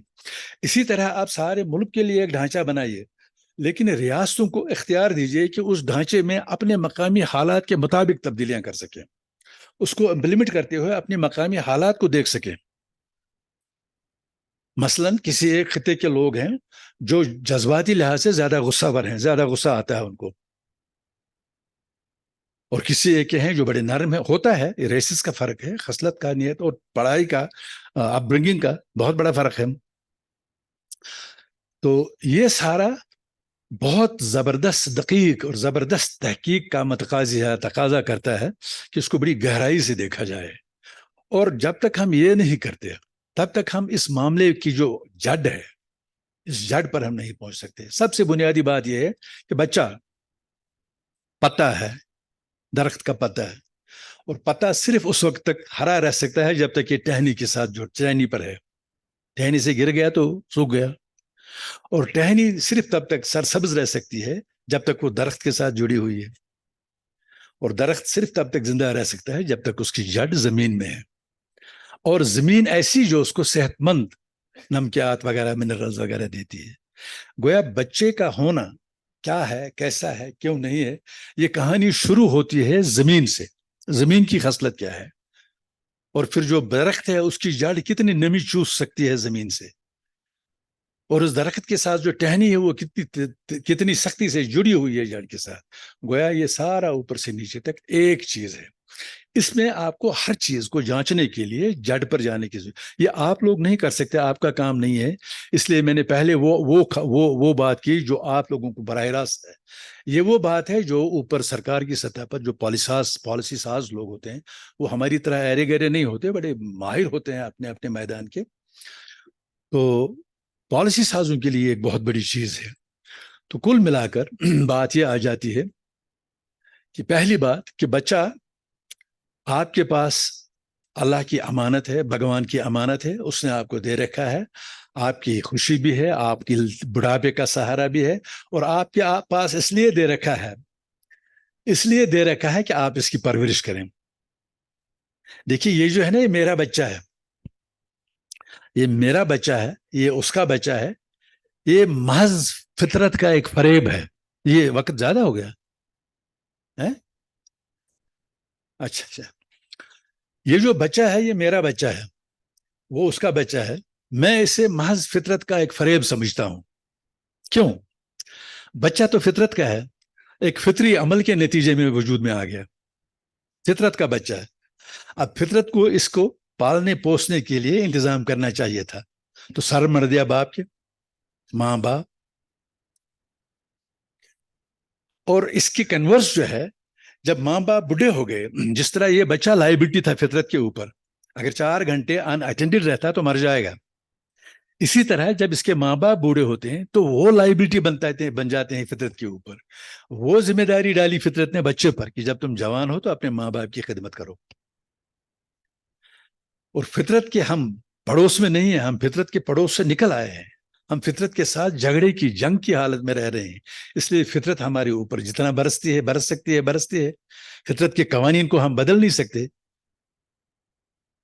लिहाजा ये सूरत है कि बच्चा मासूम है, आपके पास अमानत है, आपकी मिल्कियत भी है, आपका सहारा भी है, आपका सरमाया भी है।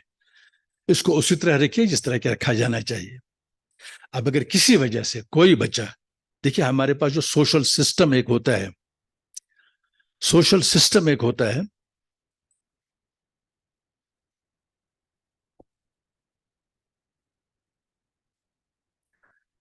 एक सोशल सिस्टम होता है जो किसी समाज के नकाइस को, उसकी खामियों को, उसकी मुश्किलात को थाम लेता है। तो हमारे यहाँ वारदात ये हो गई, हमारे यहाँ नहीं, सारे, मेरा ख्याल है सारे इसमें ईस्ट में एक्सेप्टिंग जापान, ये वारदात हो गई कि हम एक सोशल मिली से, एक समाजी आबो हवा से निकलकर दूसरी आबो हवा में आ गए। समाजी ढांचे और समाजी इदारे जो हमारे थे वो पुराने उस आबो हवा के थे। जब हम नई आबो हवा में आ गए तो वो पुराने इदारे हमारे काम के नहीं रहे, और हमने उन पुराने अदारों को रेनोवेट करने की जरूरत संजीदगी से महसूस नहीं की। ये जो गैप दरमियान में रह गया, उस गैप में ये सारे फसाद खड़े हो गए। इधर बच्चा है, इधर औरत है, इधर बुढ़ा है, सब सवाल बनकर हमारे सामने है। अब ये सारा जो है कुदरत ने आपके सर डाला है, ये खुदा ने आपके सर डाला है कि जो बच्चा भटक गया आपके हाथ में आ गया है। मैंने पहले ही कहा कि किताब अपनी जगह, कानून अपनी जगह, फर्ज अपनी जगह, सरकार अपनी जगह, लेकिन जब तक इस कानून को रूब अमल लाने वालों के यहाँ खौफ खुदा और दर्द दिल नहीं है, तब तक वो इस एक्ट को नाफिज इसकी असली स्पिरिट में नहीं कर सकते। कागज के फूल होंगे, उसमें कोई खुशबू नहीं होगी। तो इसलिए माहसल जो है, जो मैंने आपके सामने गुजारिशात पेश की, माहसल उनका यह है कि आप जो काम कर रहे हैं, ये काम इंतहाई जिम्मेदारी का है, इंतहाई जिम्मेदारी का है, बहुत ज्यादा जिम्मेदारी का है, और बहुत पेचीदा मामलात को आपको सीधे सीधे मामलात में करना चाहिए। आपके सामने सारी तवज्जो जो है वो इस बच्चे के ऊपर जानी चाहिए।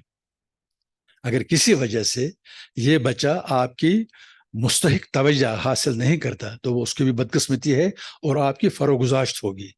जमीन पर तो आप कायम करते हैं, कानून बनाने वाले ने बनाया, स्कीम वाले ने स्कीम बनाई, तनख्वाह देने वाले ने तनख्वाह दे दी, लेकिन ये सारा देखिए ट्रैफिक कानून है, इतना बड़ा कानून है, ऊपर अफसर है, नीचे पूरी एक लाइन लगी हुई, लेकिन अगर ट्रैफिक पुलिस वाला बीट पर सो रहा है तो ये सारा कानून, सारा स्ट्रक्चर, सारा ऑर्गेनाइजेशन बेकार।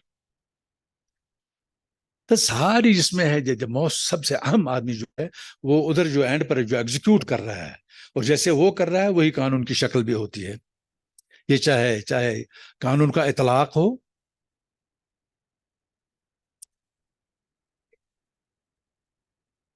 Welcome sir. तो मेरा ख्याल है इसी बात पर बात को ख़त्म करूंगा कि ये सारा जो है आपके ऊपर एक बहुत ज़्यादा, बहुत बड़ा बोझ है, बहुत बड़ी जिम्मेदारी है, और बहुत अहम जिम्मेदारी है, और बड़ी ज़बरदस्त जिम्मेदारी है। और अल्लाह करे, खुदा करे कि आप इस आजमाइश में पूरे उतरें और जो फ़र्ज़ आपको सौंपा गया है वो आप बहुत खूबी अदा करें। अल्लाह आप सबको हंसता खेसता रखे, मुस्कुराता रखे, सेहतमंद रखे। मैं सबको खुदा हाफिज कहता हूँ। तो ये इसमें और बहुत सारी चीजें, क्योंकि ये मौजू इतना फैला हुआ है, मैंने बहुत सुकेड़ कर, बहुत सिमट कर इसको इन्हें पेश करने की कोशिश की है। अदरवाइज इसमें कुछ मामले ऐसे जो बरह रास्त फलसफे से जिनके डांडे मिलते हैं, बहुत सारे मामले हैं जो मजहब से मुतलिक हैं, बहुत सारे हैं जो हालात और हवादिस के साथ हैं। तो उनकी तरफ मैंने वो गया नहीं, क्योंकि टेक्निकल मामला है, और फिर एक ख़ास नौयत का ये फंक्शन है, जलसा है। यहाँ पर सिर्फ उसी के मिजाज के मुताबिक बात होनी चाहिए, कोई ऐसी बात नहीं होनी चाहिए जो इसके तकद्दुस के खिलाफ हो या जिससे इसके तकद्दुस पर जद पड़ती हो। तो अल्लाह आपको हिफ्ज़ अमान में रखें। खुदा हाफिज।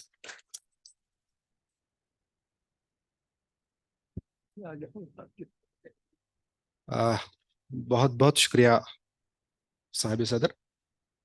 आ, ये अब हाउस ओपन है।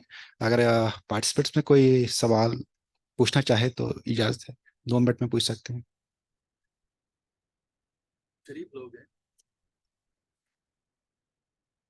हमारे साथ जो पार्टिसिपेंट्स ऑनलाइन हैं वो भी अपनी क्वेरी रेज कर सकते हैं।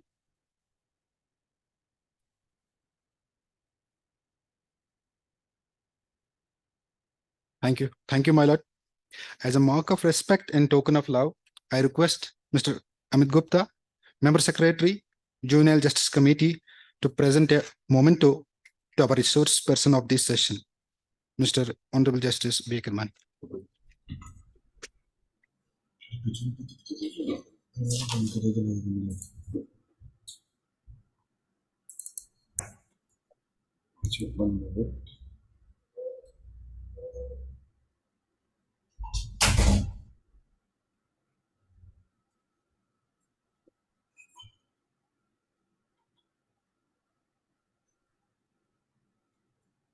Good afternoon.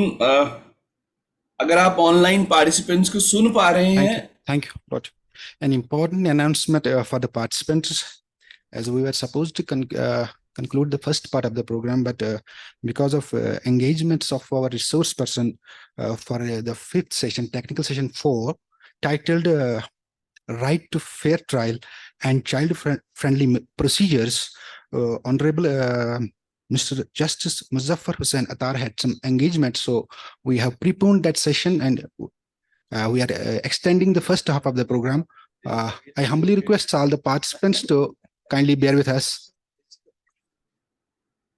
Good afternoon, sir. To chair the session, I would like to request Honorable Mr. Justice Tahir Rabistan, Judge High Court of Jammu and Kashmir and Ladakh, Chairman, Juvenile Justice Committee, to grace the dais and chair the session.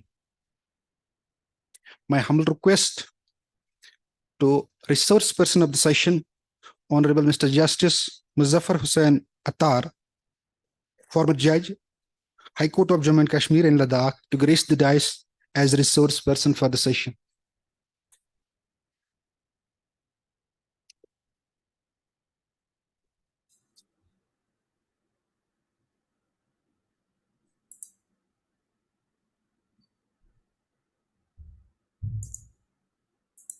समय को मद्देनजर रखते हुए क्योंकि आप सबको शायद lunch थोड़ा सा लेट हो जाएगा क्योंकि हमारे रिसोर्स पर्सन ऑनरेबल जस्टिस अतार साहब का ऑलरेडी एंगेजमेंट है.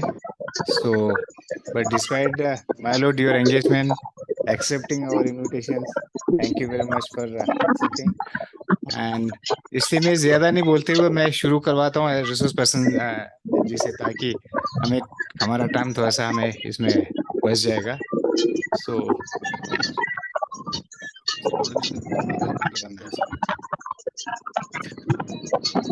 Honorable Mr. Justice Retired Muzaffar Hussain Attar has remained Additional Advocate General for about 6 years, from 1997 to 2002. His Lordship was elevated to the bench as Additional Judge of High Court of Jammu and Kashmir and Ladakh in year 2008. His Lordship was appointed as Permanent Judge of High Court of Jammu and Kashmir and Ladakh in year 2010 and served in that capacity till 2017.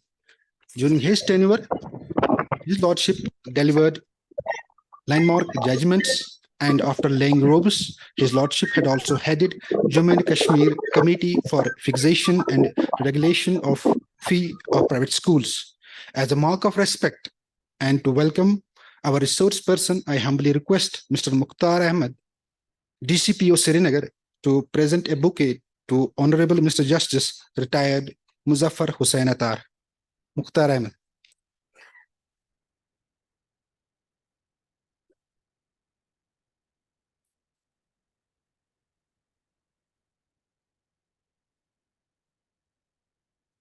Thank you. Thank you, sir.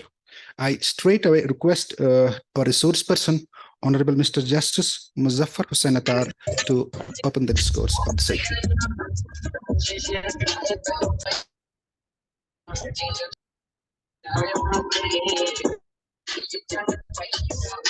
First, I tender my apologies to all the participants for requesting, for proponing this program.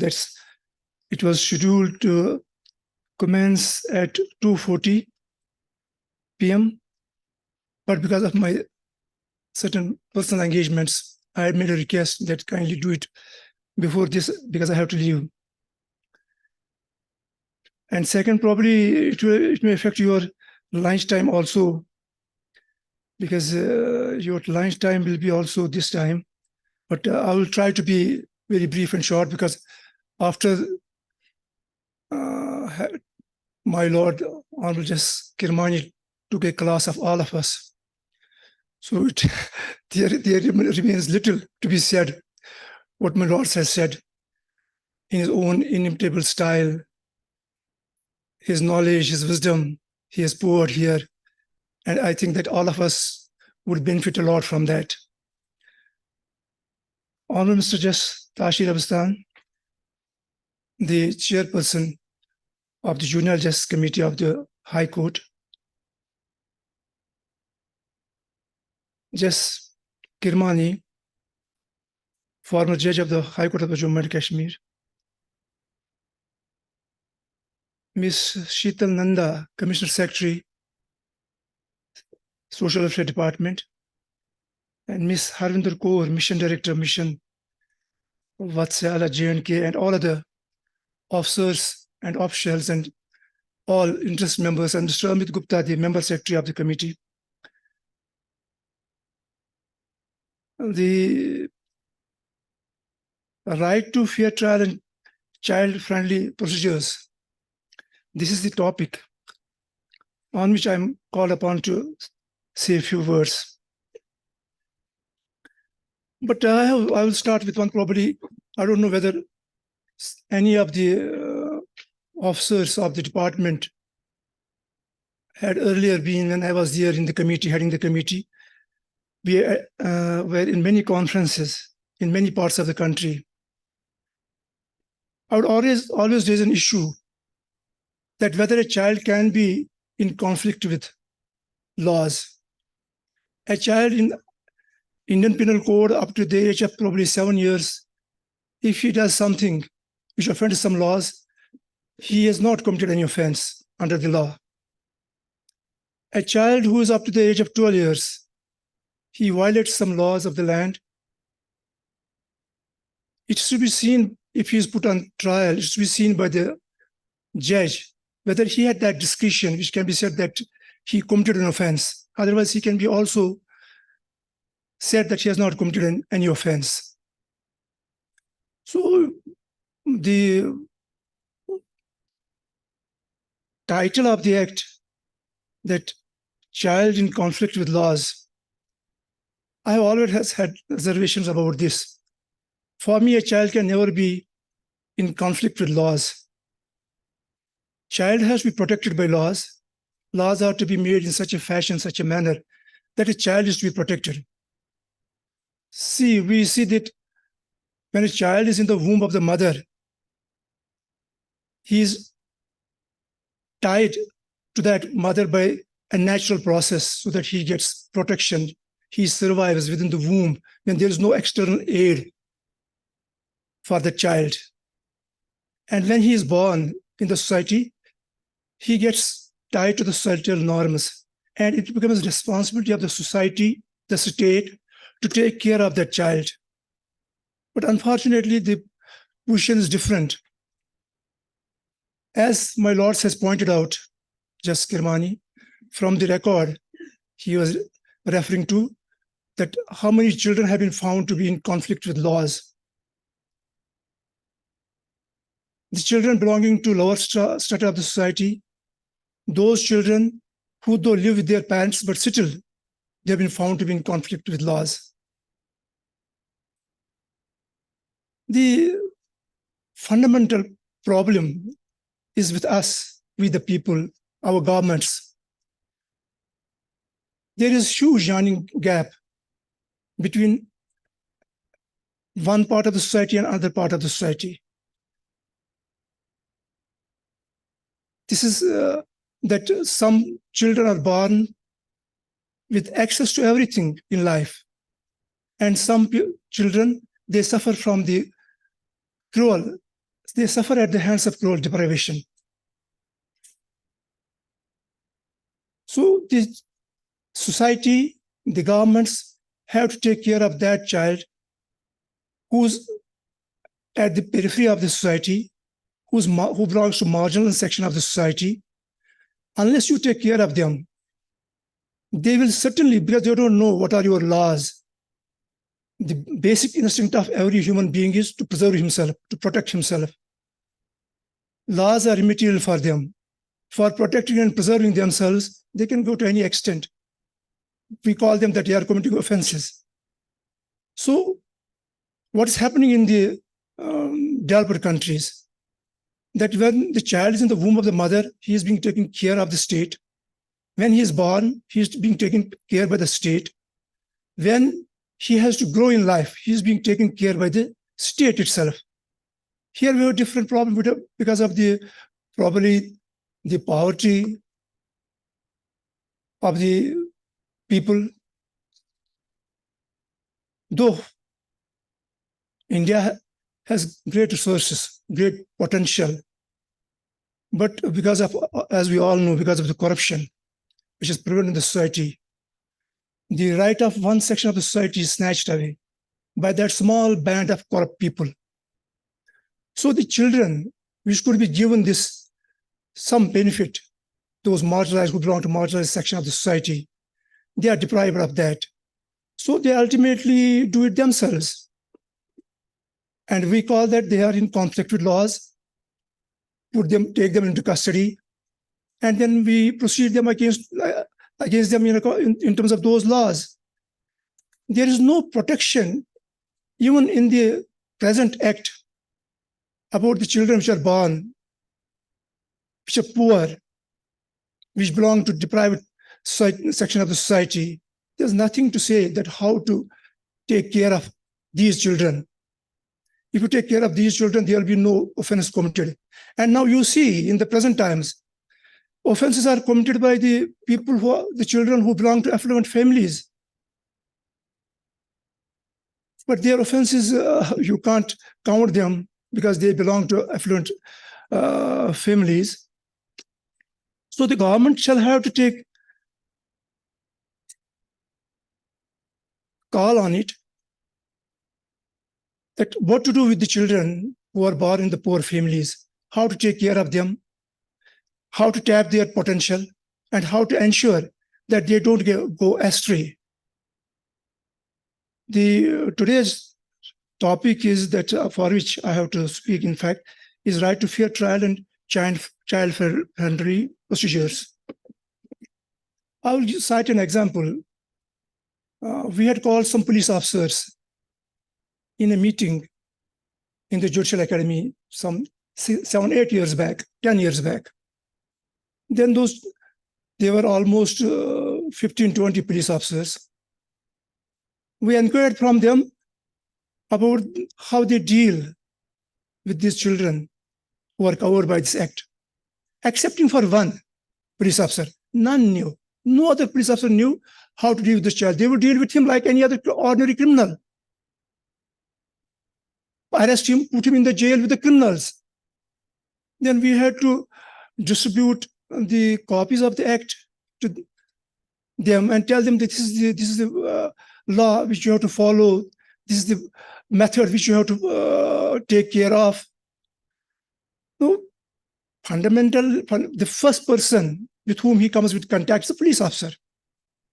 After he said that he is in conflict with the laws. Now, if police officer doesn't know how to deal with this child, what the law says about dealing with this child, there can't be any fair procedure. Even in investigation, you are talking of trial. In the trials which are being conducted now by the boards, headed by the magistrates. So there, since the magistrate is a trained person, he knows how to conduct the fair trials. What's to be fair to a child is that board has to look into his background, in the circumstances in which he came in conflict with the children, with the laws, and then understand his problem. Fairness will flow from that only, fairness of trial. And we find that I have seen in Jammu, Araspur, I don't know whether that children home continues there. In Araspur, that continues there? Yeah, that continues there. Whether that's still in that shabby, small home, still continue there. So I visited there. That director and somebody, I had not told any officer, but somehow she came there. I found that in a shabby room, they were lodged, those children. The basic necessities were not available to them. The soap, the towel, the toothbrush, the toothpaste, they were not given to them. There was one common bathroom for them in a bad condition. Worse than where you keep your pet dogs. So they said that probably condition is still that. So if the condition is still that, how do we improve? How do we go ahead with this? This conference is all right, but there must be some positive result which must come out of these conferences, and some positive action shall be taken to redeem the sufferings of these children. They were taken, I inquired from them, small children coming from very poor families. I inquired from them, had an interaction with them. Some of them had come one day before. They were taken for facing the trial at Doda. And in Doda, they had to be kept for one night there. They were kept in police station along with other criminals. So see the effect of that on those children. So unless and until the government, the sensitive members of the society join hands and see as to how and in which circumstances we can help these children to assimilate back into the society, to come on the right track. Until such time, probably all our efforts will not bear any fruit. The procedure, law has made the procedure. And on the statute book, it is quite friendly procedure. But much depends on the person who has to deal with that child, whether he is friendly or he is harsh, because he ultimately has to enforce the law. So it should be an effort of all those authorities who constitute these boards, that its members should be, because probably you interview them, sir. You interview those members when you are selecting them, you interview them. So effort has been, because since the honorable judges are there, efforts would be always there that the good persons with good heart, human heart, are put in those committees, so that naturally they will conduct in a friendly manner those proceedings. It depends. We have any member here today of these boards? Yeah. Any member can stand up. Any member of the board. Are you here? You are all here from the boards? You are from the board? Which board you are? Where are you?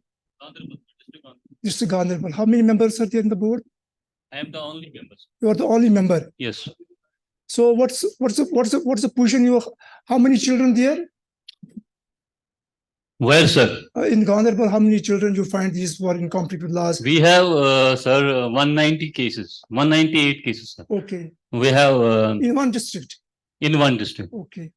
And disposed of are, sir, 98. 98 disposed of. What are the offenses raised against those?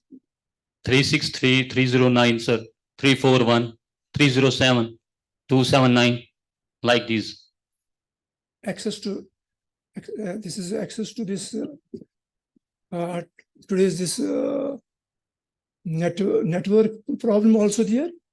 Those children they are yes. No, sir. No cyber crime. No. You inquire from them because they must be having these smartphones now. Problems because you have Yes, some cases are multiple problems are some there. cases are there. IT Act. IT Act is also Yes. there involved. That's the problem. Like Facebooks, they disclose the pictures of the girls like that. What can be what was the age of any of the children? Age is, sir, 14 to 18. 14 to 18. 14 to 18. In that group there. Yes. So how do you deal with these children? Is any counseling done? Sir, अभी Honorable Justice Kirmani साहब sir बोल रहे थे कि उनको law की तरफ न देखें, हम तो उनको वही देखते हैं as per act. As per act. As per act, sir. There are child friendly environment is there, child friendly environment. But हम तो उनको लॉ के हिसाब से ही देखते हैं. What law is meant for what? Like कानून किस लिए बनाए जाते हैं? बहबूदी के लिए ना हर किसी की बहबूदी के लिए. Yes, sir. We see the best interest of the child, sir. So you have to interpret that law. Yes. Because you are on the ground level. How best it can. Best interest of the child. Yes, Well, sir, our last resort होता है observation home में उसको भरना. This is the last resort. Observation home. Yes.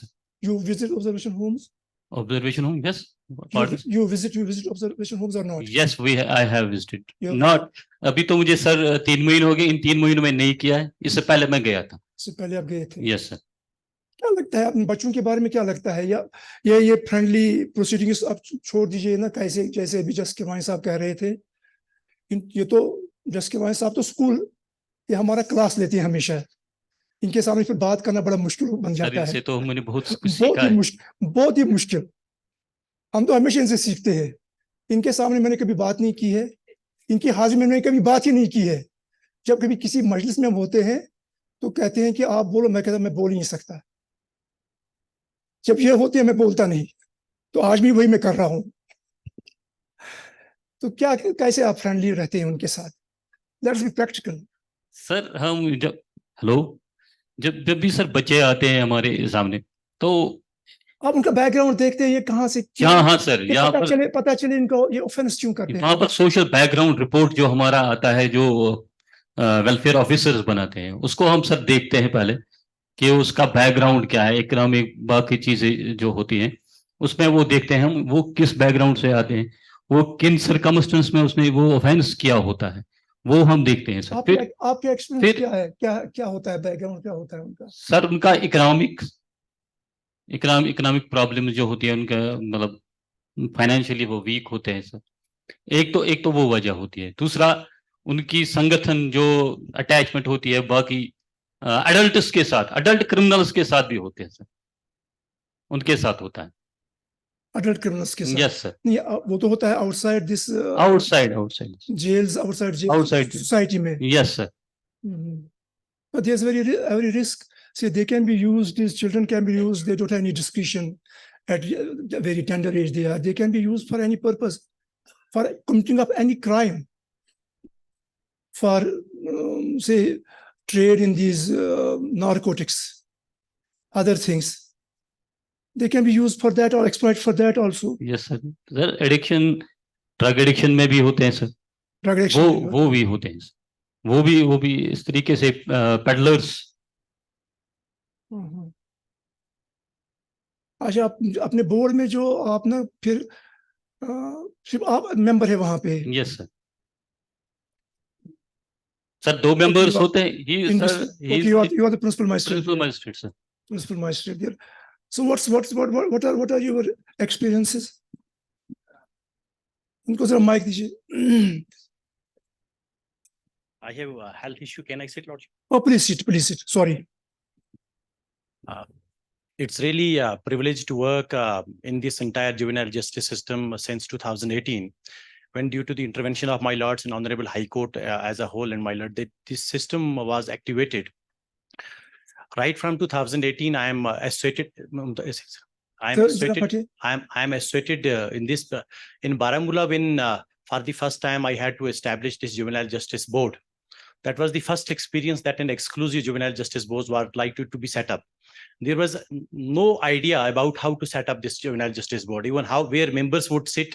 That was because only one judge used to sit in the court, and from court transitional phase had to be undergone there. So first we devised a mechanism that how this board should look like. It should not be like depriving a child, and should not be imposing on a child to deprive. Yes, please. It should not be like an offensive. It should not further stimulate a behavior in the juvenile.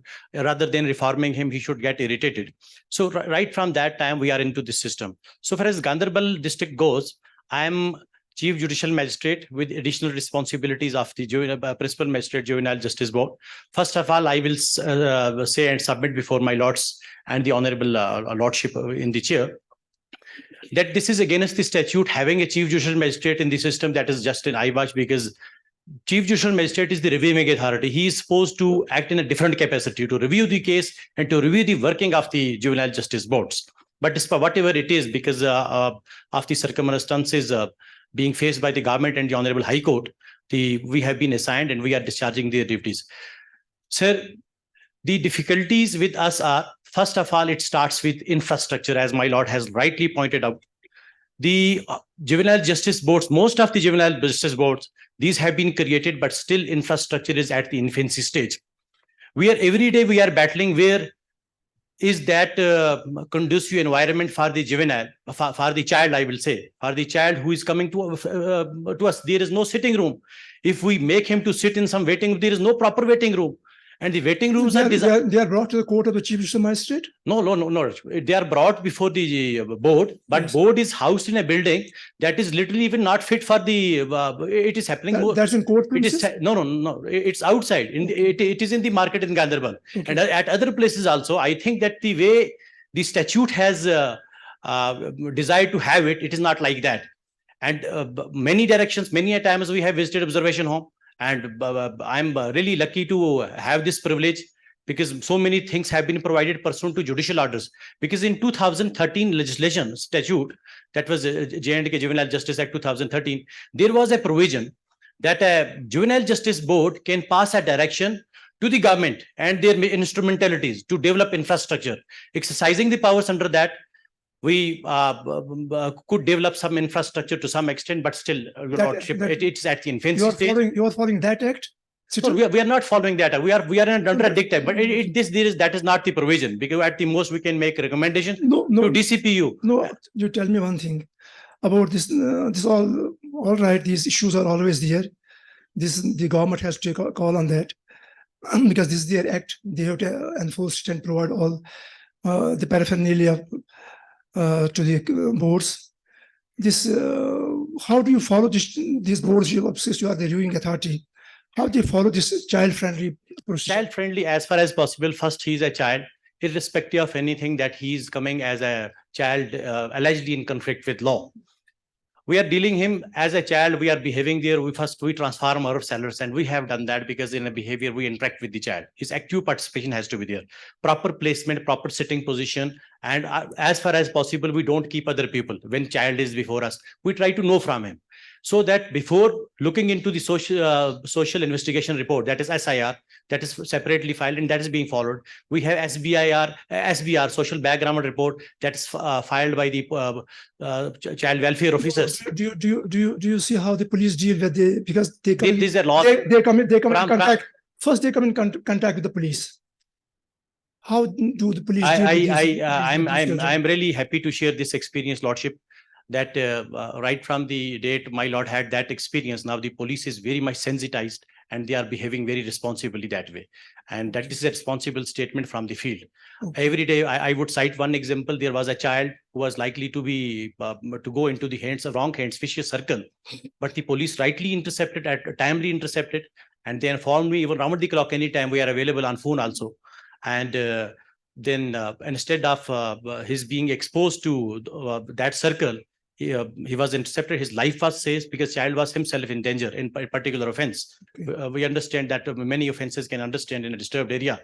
Many offenses can take place, but police timely intervened and they behaved as very responsible child welfare officers rather than as police officers. So I'm really happy to share this. It has to be, in fact, a father-child relationship. Exactly, Lordship. In these boards. Exactly. That will be, because when you have that at the back of your mind, then it will be you will have a friendly procedure. You will have one more thing. Regularly, we have now on call, and whenever we have the sitting of the board scheduled, we have in my board we have a regular psychologist there.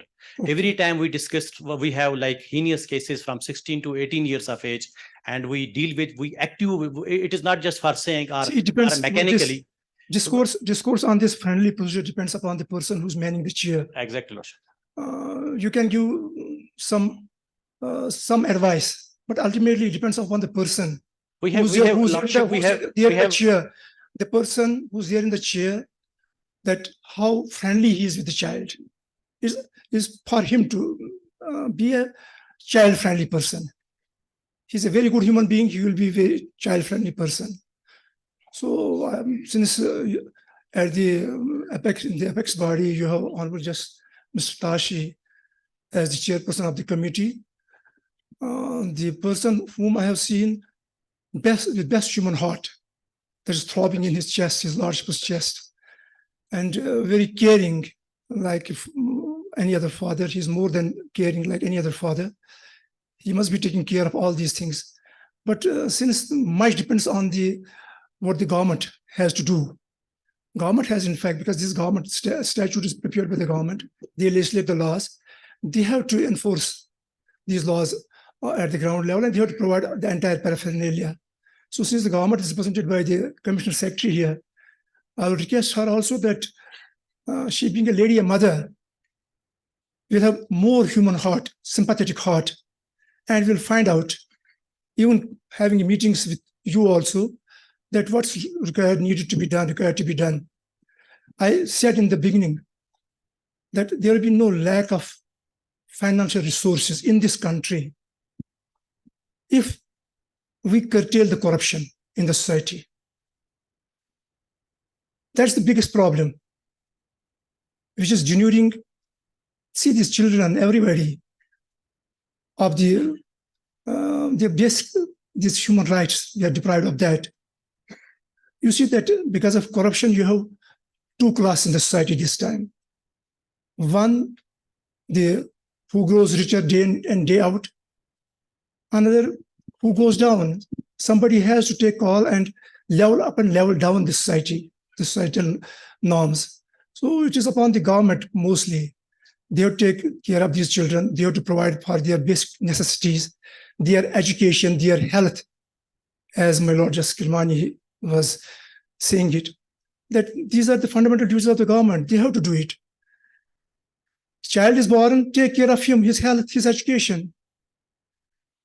Though we have in our Right to Education Act, we have a provision there that for these children who belong to the marginal section of the society, that they will get admissions even in private schools. And government has to pay for that. 25% of these school admissions has to be done. I wonder whether that's being done or not. I don't feel, to my knowledge, to my experience, it's not being done. That's the Act, Right to Education Act, which says it. But the Act is not being followed by the government. Those children will also get an opportunity to study with those children who belong to affluent classes, who go to these bigger schools, who go to these private schools where they get good education. But you don't have that. Problem is that, but they have that provision of the law, that law is not being enforced. So we create two classes at school level, education level. One, the poor child, another, the child who belongs to the affluent class of the society. From there, we have this difference. So my request would be to Honorable Justice Tashi Saab,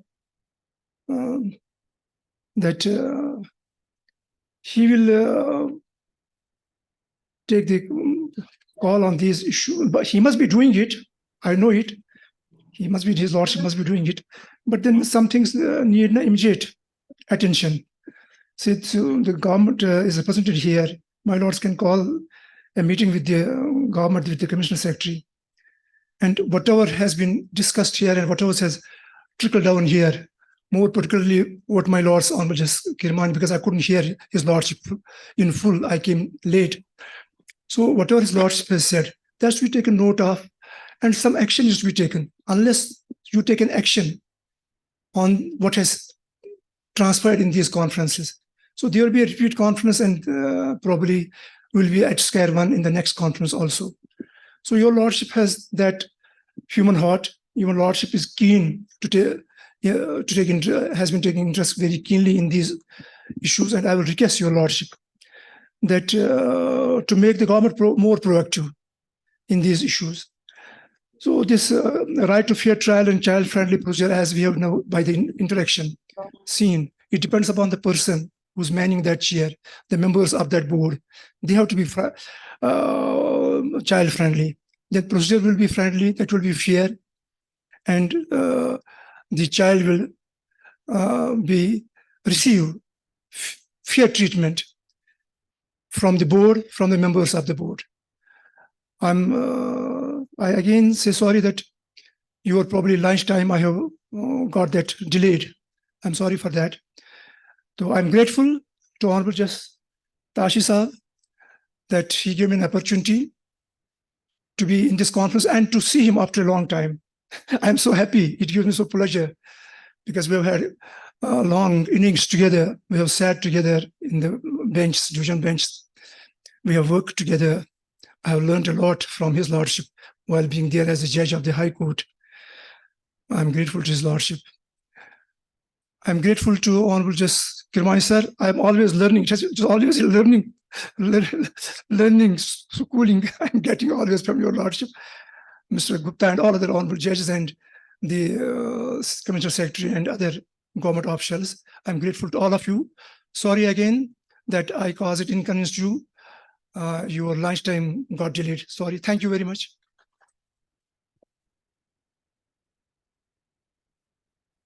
Thank you. Thank you, Lordship. The house is open for the discussion. Any query?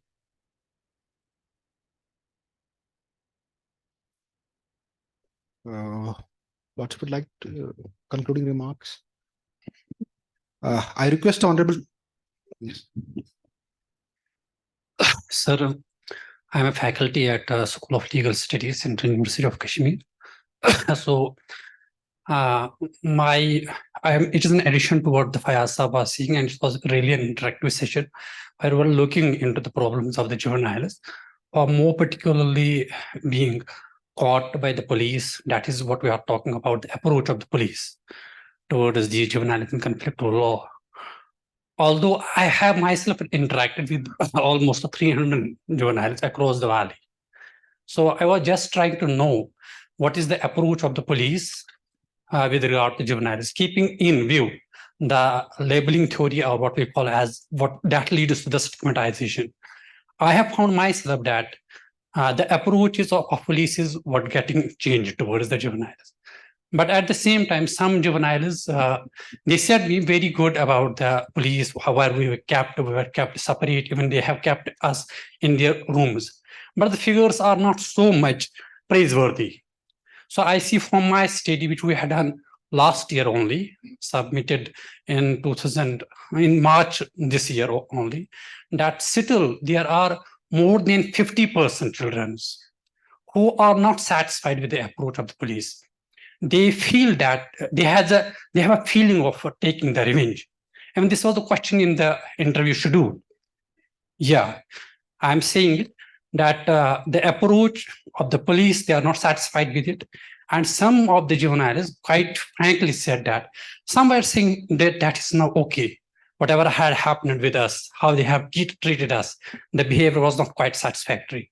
But when we had talked about more particularly those juveniles who have first faced the case in the regular courts and then they have been shifted to the juvenile justice board, they were quite satisfied that it is entirely different system.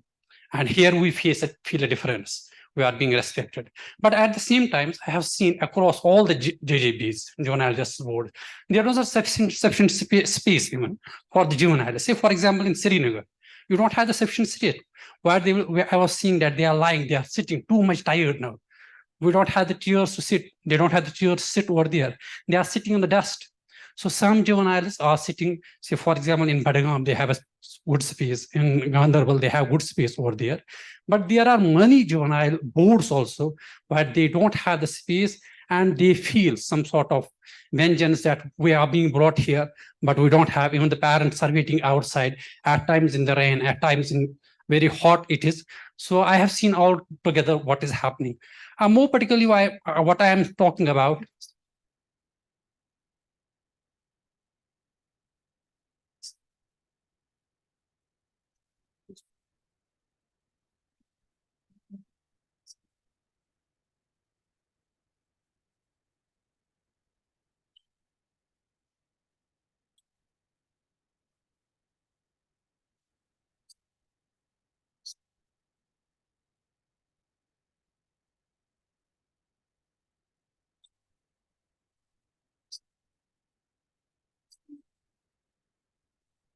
Well, please complete it.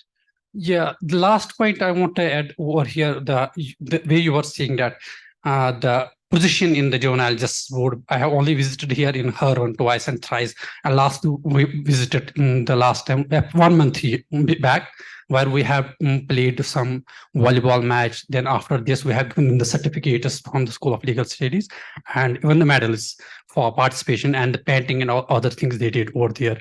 But what I'm saying that in 1967, when the problem was in America, they were not applying the procedural laws.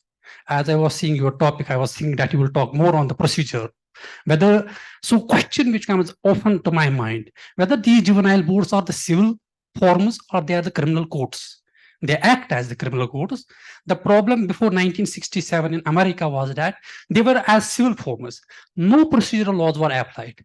The board was acting as civil. They were making him to sit and then discussing what is the problem, which crime he has committed, and what is the best, what is best in his interest, and then they were taking the steps.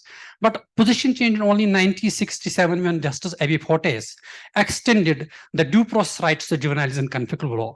Only reason he said is that we are worsting the both worlds of. One, we are not giving the procedural protection. Second, the environment which we have to create back in reformatory schools, they are being what? That's the prison system over there. That's not a reformatory system. So again, what I am saying here, the juvenile boards, these observation homes, where we are supposed to reform over them, they are facing a quite large number of problems. And the biggest problem I have seen and discussed with them is the mental agony. So, and one child was saying, sir, I am about to go the mad. I'm about to go the mad. Now, almost 2 years have gone, I am here. And I'm not getting released. I'm not getting released. So this is a mental problem. Mental health is a big issue and the biggest issue right now. I'm seeing that within the passage of time. See what there in the observation home, we have a ground, we have a spacious, at least I'm seeing to some extent, but stones, yeah, stones are there, the grass is there, no culling, and even you see the how it has been put. So we don't have a space. We went with an idea that they will play cricket with us, but they had a space, but everywhere we are restricted to only the volleyball and then some painting activities, them singing. So they played, and believe me and trust me, sir, that when we left, they were saying, sir, in the entire period of 2 years or the 6 months, this is a different day entirely. The day which we have enjoyed here a lot, we have enjoyed. Else you will see the children are saying that we often sleep up to 12.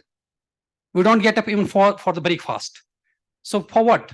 And at that times we get up 12 and we eat, and after that we sleep again. We don't have. Then we wake up and talk up even after 3 I'm saying in the 3 a.m. So this is a condition. They don't have any schedule, how the life is going on. There are few kids who are regulating themselves. They are regulating themselves. But the picture is not so much bright as we are talking about. I'm saying from the police level to the rehabilitation level. So we have to think, we have to put our minds together, and we have to come with a proposal. We have to come with a scheme. If there is a law and it is so much benevolent, it is so much beneficial, how to implement it later and spirit. Thank you for listening, be patient. Thank you. I'll take 2 minutes. I think I'll respond to, Iskiri also. First of all, I will like to thank again Justice Kirmani and Justice Attar. And the Justice Attar has rarely been said that Justice Kirmani is a philosopher, teacher, guide, advisor, and vast knowledge, everything. I remember when I was practicing, I got a case that is regarding some anticipative bail. I had to rush from Jammu to Kargil. My lord was PDJ Kargil. First, I had to rush to Leh, then from there taxi, then I went to Kargil. Because road was closed. It was somewhere, I think, road was closed. Ujila was closed. Then I just prepare along with my brief, these things, Xerox copy of the judgment and laws. That's what I just came on table. So yes, you came from Jammu. Yeah, my lord, yes, sir. Yes, which item, sir? This is yet to file. This is ready. Is ready. What is about, sir? This is regarding anticipative bail. Okay, you do it. Okay, you just file it. Be here only. And you won't believe, my lord was, share his experience, entire experience. And my lord taught me about the, the law on bail also. So then slowly I just, hidden my brief. I just note down my lord's, the advice. So meaning there were not only this, my lord's really vast knowledge, and really thanks for sparing my lord at this time to coming over here. Yes, my lord really pointed out many issues are required to be consideration, required to be, immediately in place. So the day I took over as a chairman, I visited almost all the homes in the UT, both the UTs. Even Harvan also twice, thrice, not only once. Infrastructural issues are there, doctors' issues are there, psychiatric issues are there, and many issues. Not only this, with regard to the health conditions of the child, about their meals, And the very first day, my lord, I just call all these commissioner secretary, even chief secretary also. I just saw their quality of foods. Then just I inquired, the director mission is here. She little bit, time and again, wherever I visit it, I have some complaint also. She has really, her cooperation was always remained there. But anyhow, and then a high level meeting was convened by in my chamber. Home secretary was there, commissioner secretary was there, and all health departments, high level director were there. What we had decided, my lord, number one, I'll come point wise. I just requested them to, in each and every home, there should be permanent doctors, regular doctors, not this, assistants. There should be a teacher also, so as to in the evening or morning or on the holidays, they know at least they can teach at least 1 or 2 hours in the morning. And in addition, there should be a sports activities also every homes.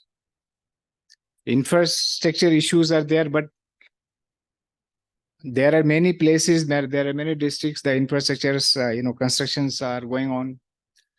So for my lord, I'll say you the doctors concerned, doctor, now I got almost, I got a, the copy of the orders, almost all the homes. There is a rotations, male, female, rotation wise, dentists, physicians, psychiatrists, rotation wise, many homes, they're now in place. Yeah, they are doing also. And in addition, I do take, inquire about whether is it true or not. It is only on paper or whether they are physically, visiting or not. And so for teachers also, I succeeded to, I think many homes, no, I'm not saying all the homes, many homes that teachers are regularly visiting. So for my lord, the main, so for condition of the food, sir, for that, I just inquire per day, per inmates, there is 100 rupees allowance. So this circumstances, situations, 100 rupees is nothing. You can't get anything. Yes. I persuaded the chief secretary, also commissioner secretary, director here every day, even last 1 week back also. Again, I persuaded it. Now I'm told that they have already approved for the enhancement of the, the areas, so daily allowance. So at least the condition of food may be better they will get. And Harvan, what he is pointed out, yes, infrastructure is there. There was no teacher on this day. There was no, this medical officers were not there. Only medical assistants were there. And there, you are rightly says, they have only football and volleyball and table tennis also. Even I played with the inmates table tennis also. 4 inmates I played. I remained there for 2 hours. I traced their food in along with them also. It was, I just saw their food. I just taste everywhere.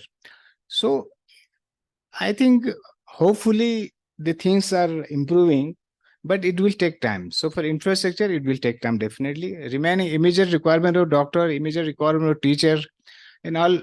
And one thing I will inform my lord, the government agreed to providing computer to every, this JJB office, homes, Wi-Fi free, internet free, and all furniture also. Last week also, the director is here. She is already sanctioned. And wherever I do go, and in super in Jammu and concerned, there's a cooling system, air condition is placed everywhere.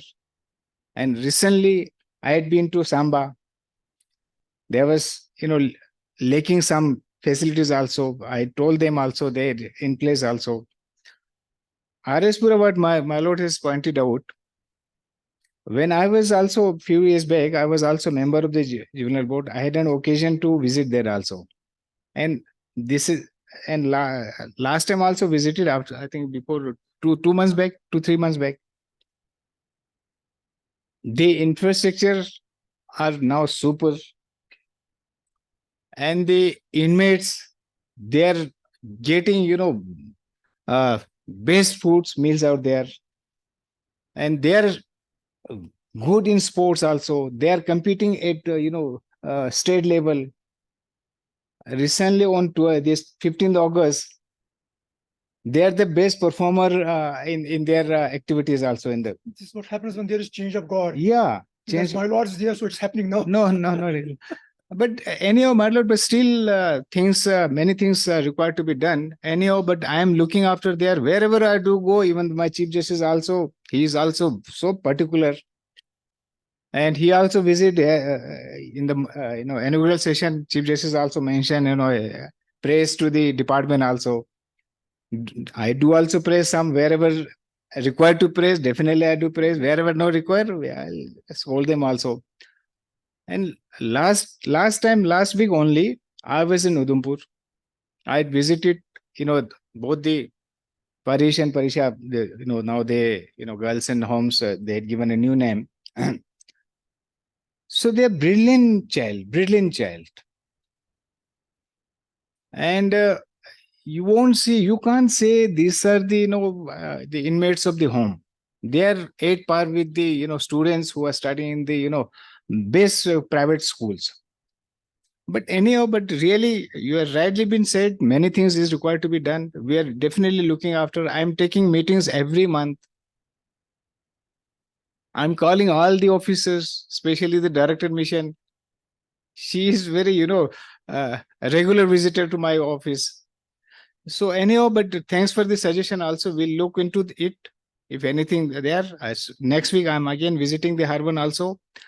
So yes, JJB's offices, my lord rightly pointed out, most of the offices are stationed in the private houses, or the government has provided very shabby conditions, the rejected buildings also. That has to be looked into. That already I pointed brought into notice of the administration also. So we wish, with the help of Almighty, with the blessing of the Almighty, I think things will improve in coming days also. But the cooperation is even one thing I just forgot to. I just told this home department specially to please you just deployed only those officers who are child friendly officers. They are identified. Some of the cities they had identified district headquarters. And even also in the medical also, I said whenever any this medical examinations has to be there should be a female doctor. And not only female, wherever not required, at least the child friendly. And they are identified. I'm just told 2-3 districts, they said we had identified. Even the police department also, they are proposing to, a model, this police child friendly, police station also they propose through this Srinagar, and they are working on this. Anyhow, we welcome suggestion more also. So therefore, I remain here till last sessions. Therefore, I especially came for is to just to hear all of you. Any requirement is there? Any suggestion? Any deficiencies? So then we can improve. Otherwise, you can't 100% depend upon the government. The government officers, they have their own job. What they have to do is they have to only, as per whatever the scheme, whatever they have to do only. But sometimes it is up to the citizens. General citizen also is duty to should visit to the homes and take care of them. Last time, my lord, I was in Kistawad. I visited these homes also. Exclusive, wherever I do go, I will exclusively sit and interact with the children. Even my own staff, I don't allow. I sit with them. I have a cup of tea them. I always go with the sweets or this thing. We'll share with there also. And the people friendly, I say, yes, what is deficiency, what require you? Sir हमें दूध और fruit कम मिलते हैं। अब वो 100 rupees में देख रहा था कि वो मैंने जस्ट कैलकुलेटेड, वो आ नहीं रहा था। Then I explore, my friends were there, कोई डॉक्टर थे, कोई ऑफिसर थे, कोई जान पहचान थे। मैंने कहा यार ऐसे कर लो, आप एक अपना एक ग्रुप बना दो।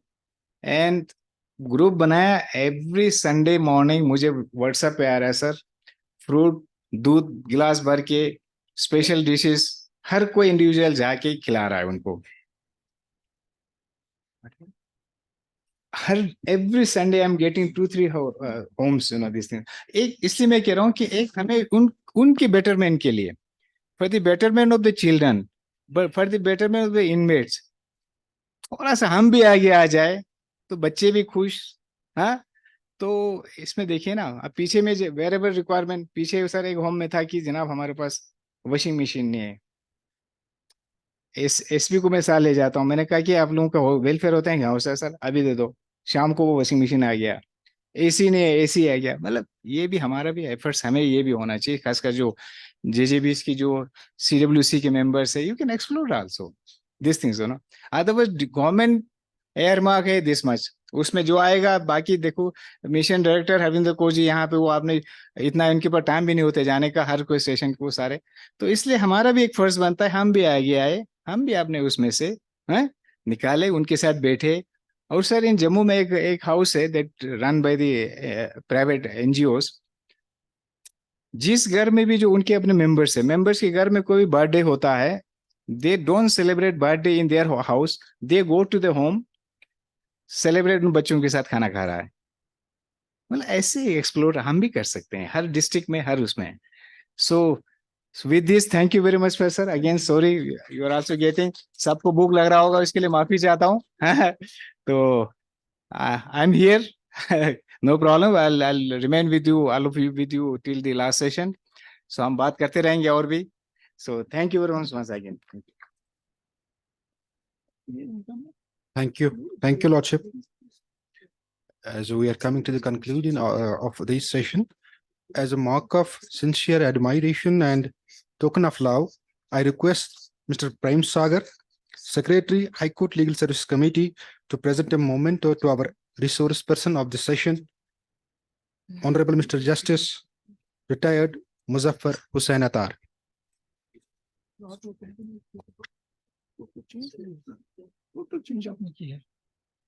आज क्या है?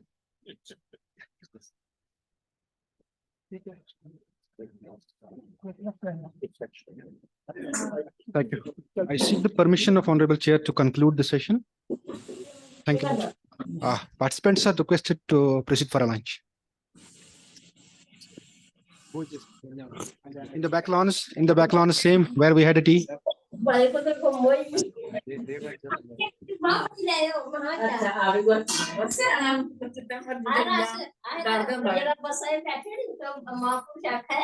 ये बाई चांस बंदा खुली जागे तो वे बाप के जेड़े चाहे वे बाप भी ले आओ पता होना है रोटी खाई से दे इमीडिएट जेड़े सिंगल डाले ये आजकल भी मंत्र वाला ये थे आई कर आई कितना देर बैठ ये क्लास ज्यादा के बात है तो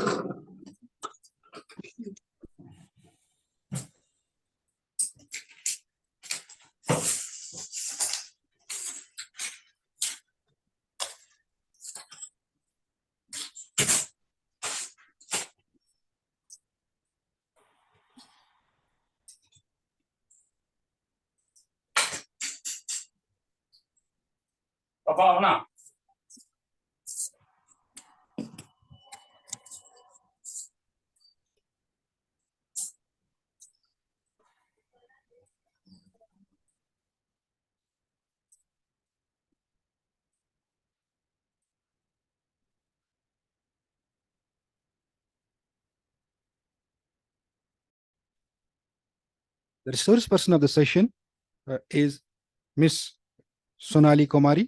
I humbly request Miss Sonali Kumari, Assistant Director, NIPSED, Regional Center Mohali, to grace the dais as resource person for this session.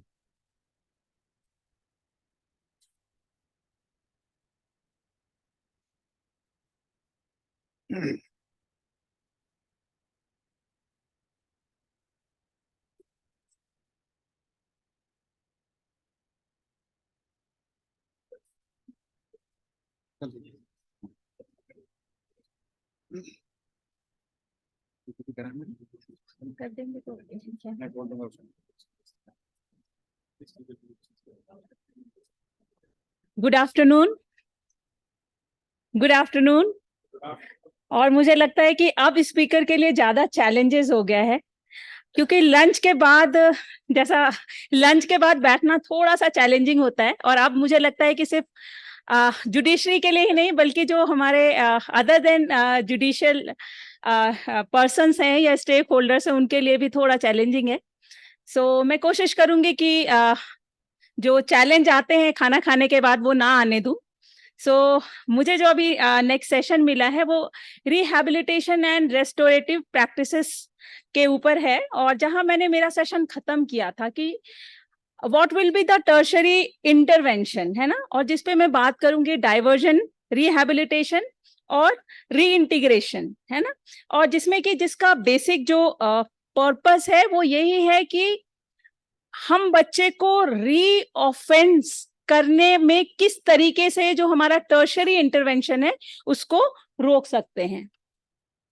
सो सबसे पहले बात करते हैं हम कि under juvenile justice act diversion, क्योंकि स्टार्टिंग मैंने यहीं से कहा, मैंने स्टॉप यहीं पे किया था कि डाइवर्जन हम कैसे कर सकते हैं। तो अंडर जेजे एक्ट अभी रहमानी सर कह भी रहे थे कि ये पूरा जो जुवेनाइल जस्टिस एक्ट है, इसका जो सोल है वो प्रिंसिपल है सेक्शन 3, है ना, जिसमें कि अलग अलग प्रिंसिपल्स दिया हुआ है और उसी प्रिंसिपल के बेस पे ये पूरा एक्ट बना हुआ है। तो उसमें एक जो मोस्ट इम्पॉर्टेंट मैं ये कह सकती हूँ, वैसे तो हर principle is very very important, लेकिन अंडर जुवेनाइल जस्टिस एक्ट मुझे जो ऐसा लगता है जो सेक्शन 3 में जो सबसे इम्पॉर्टेंट है और जो आज के मेरे सेशन के लिए भी बहुत ज्यादा इम्पॉर्टेंट है, वो है प्रिंसिपल 15, जो कि हम बात करते हैं प्रिंसिपल ऑफ डाइवर्जन की, है ना। और वो ये क्या कहता है, वो ये कहता है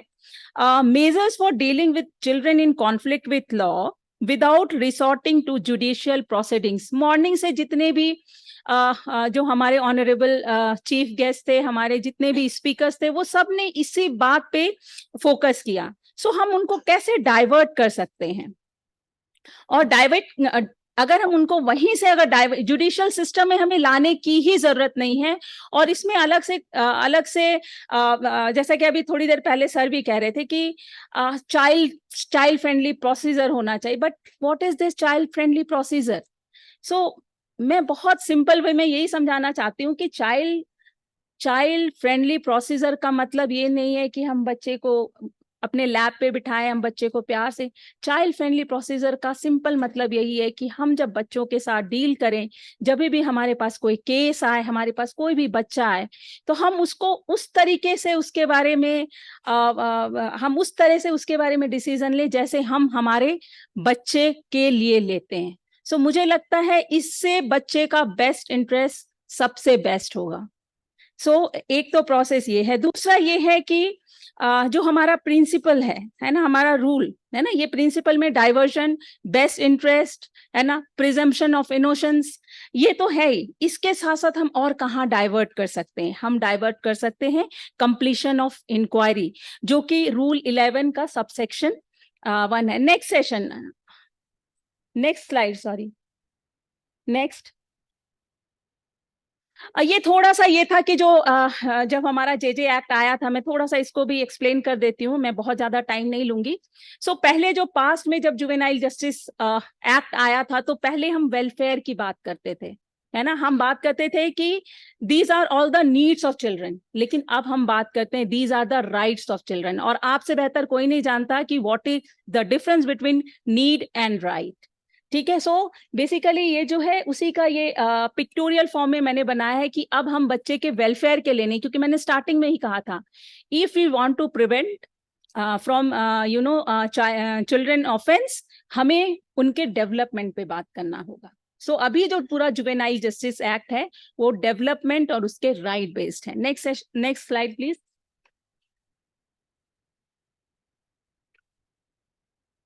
हम जैसे मैं यही कह रही थी कि जो हमारा जो अंडर जेजे एक्ट है, कहाँ कहाँ पे डाइवर्जन की बात की गई थी, है ना. तो जैसे कि मैंने पहले ही बताया कि जो हमारा सेक्शन 3 है, जिसका सब सेक्शन 15, जिसके बारे में ऑलरेडी रहमानी सर ने बहुत सारी चीजें बताई. दूसरा है हमारा, जब हम बात करते हैं रूल्स की, अगर हम बात करें रूल 11 का सबसेक्शन 5, तो वो ये बात करता है कि जब भी हमारे पास कोई बच्चा आता है इन कॉन्फ्लिक्ट विथ लॉ, तो हमें सबसे पहले तो पुलिस जो सबसे पहले उसके कांटेक्ट में आता है, अगर पुलिस चाहे तो उसको जुवेनाइल, अगर पिटी ऑफेंस है तो उसको लाने की जरूरत ही नहीं है. और बहुत सारे केसेस में सीरियस जो हमारा हीनियस ऑफेंस है ना, इवन हीनियस ऑफेंस में भी अगर आपको लगता है कि यहाँ पे कोई स्कोप है तो आप डाइवर्ट कर सकते हो, है ना. और तीसरा जो हमारा रूल है ना, रूल 2 का सबसेक्शन 6, जो कि ये कहता है कि अगर बच्चा कॉन्फ्लिक्ट विथ लॉ का है और अगर वो एबव 14 है, तो हमें उसको कम्युनिटी सर्विसेज में लगाना चाहिए, है ना. अब ये कम्युनिटी सर्विसेज क्या है? तो एक्ट कम्युनिटी सर्विसेज को भी डिफाइन किया हुआ है. Next slide please. क्या है community sir? Okay, I am so sorry, मैं सर का नाम गलत ये कर रही थी, आई एम सो सॉरी. तो मैं आ रही हूँ फिर से कि what are the community services, है ना. तो कम्युनिटी सर्विसेज जो कि एक्ट में मेंशन है कि हम चाहे तो अगर हमारे पास जब कोई बच्चा आता है इन कॉन्फ्लिक्ट विथ लॉ, तो हमें उस बच्चे को डाइवर्ट करने के लिए, क्योंकि कोई बच्चा क्यों क्राइम करता है सबसे पहले ये समझने की जरूरत है ना. और अगर वो क्राइम करता है तो हम उसको किस तरीके से कम्युनिटी सर्विसेज में लगा सकते हैं? तो जैसे कि मेंटेनेंस ऑफ पार्क, है ना, कोई ओल्ड एज होम है, वहां पे बच्चे को सर्विंग के लिए लगा सकते हैं, या फिर कोई हॉस्पिटल है, क्योंकि हर जगह अभी ऑल ओवर इंडिया में, है ना, स्टाफ की कमी है. सो हम बच्चे को यहाँ भी लगा सकते हैं, है ना। इसके साथ साथ अगर कोई बहुत सारे ऐसे इंस्टीट्यूट हैं जहाँ पे डिसेबल बच्चों को रखा जाता है, वहाँ उसकी सर्विस के लिए लगा सकते हैं हम। ट्रैफिक, क्योंकि मध्य प्रदेश में मैंने काफी दिन तक काम किया, मैंने एमपी में देखा कि जो बच्चे कॉन्फ्लिक्ट विथ लॉ आते हैं उसको हम स्पेशल होम में ना करके हम उसको सीधा जो है कम्युनिटी सर्विस में लगा देते हैं, ट्रैफिक में, है ना। ट्रैफिक में उसको वॉलंटियर करने के लिए लगा देते हैं, मॉनिटरिंग करवाते हैं, बट ये कम्युनिटी सर्विसेज में शायद हो सकता है कि बच्चे को जो है उसका जो ये बिहेवियर है इसको हम करेक्ट करने में मतलब सक्सेसफुल हो पाए। ठीक है, तो कहाँ कहाँ पे हम जो है ऑफेंसेस को डाइवर्ट कर सकते हैं। तो सिर्फ ऐसा नहीं है कि it is restricted to petty offence. Juvenile justice act कहता है कि वेयर एवर एप्रोप्रिएट, और ये मुझसे बेहतर आप जानते हो कि कहाँ कहाँ एप्रोप्रिएट है। ऐसा नहीं कि हम सिर्फ सीरियस ऑफेंस में हमें लगता है कि नहीं नहीं हमें तो ऑब्जर्वेशन में भेजना चाहिए, फिर बच्चे को स्पेशल होम में भेजना चाहिए, लेकिन उसके बिहेवियर को अगर हमने मॉडिफाई अगर हम नहीं कर पाए तो फिर हमारा ऑब्जर्वेशन होम और स्पेशल होम और उस बच्चे को फिर से रीऑफेंडिंग करने में हम रोक नहीं पाएंगे। तो मुझे ऐसा लगता है कि बच्चे को ज्यादा से ज्यादा डाइवर्ट करने की हम कोशिश करें, और हमारा मिशन वात्सल, हमारा जे एक्ट भी जो प्रिंसिपल है वो यही कहता है कि institute should be the last resort. Institute का मतलब यहाँ पे आप सभी को पता है कि जो होम्स हैं हमें कम से कम होम्स में बच्चों को भेजना चाहिए। एंड इसके पीछे एक रीजन भी है कि होम में इसलिए क्योंकि एक स्टडी हुआ था, और उस स्टडी में लॉन्गिट्यूडनल स्टडी था, और जिसमें कि ना जो इंस्टीट्यूट के बच्चे उनके ऊपर एक स्टडी की गई थी कि इंस्टीट्यूट में रहने से उसके क्या डिसएडवांटेज हैं, और ये पाया गया कि बच्चे में इंस्टीट्यूशनल सिंड्रोम पाया गया। What is this institutional syndrome, है ना। जो लोग ट्रेनिंग में आए थे मेरे now they are aware of it कि क्या है इंस्टीट्यूशन सिंड्रोम। लेकिन इंस्टीट्यूशन सिंड्रोम का मतलब है कि बच्चे का एक फिक्स टाइम हो जाता है ना, और वो उसके ब्रेन पे इतना ज्यादा इफेक्ट करता है कि जब वो रीइंटीग्रेट होता है सोसाइटी में, तो उसको वो जो उस होम में जो उसको मिला होता है वो टाइमिंग, वो शेड्यूल, वो केयर, वो अफेक्शन, जब उसको वहां नहीं मिलता है तो कहीं ना कहीं फिर वो जो है एग्रेशन, डिप्रेशन, और फिर वो रीऑफेंस होने के चांसेस होते हैं। तो इसीलिए institute should be the last resort. Next slide please. अब बात करेंगे रिहैबिलिटेशन एंड रेस्टोरेशन प्रैक्टिसेस की।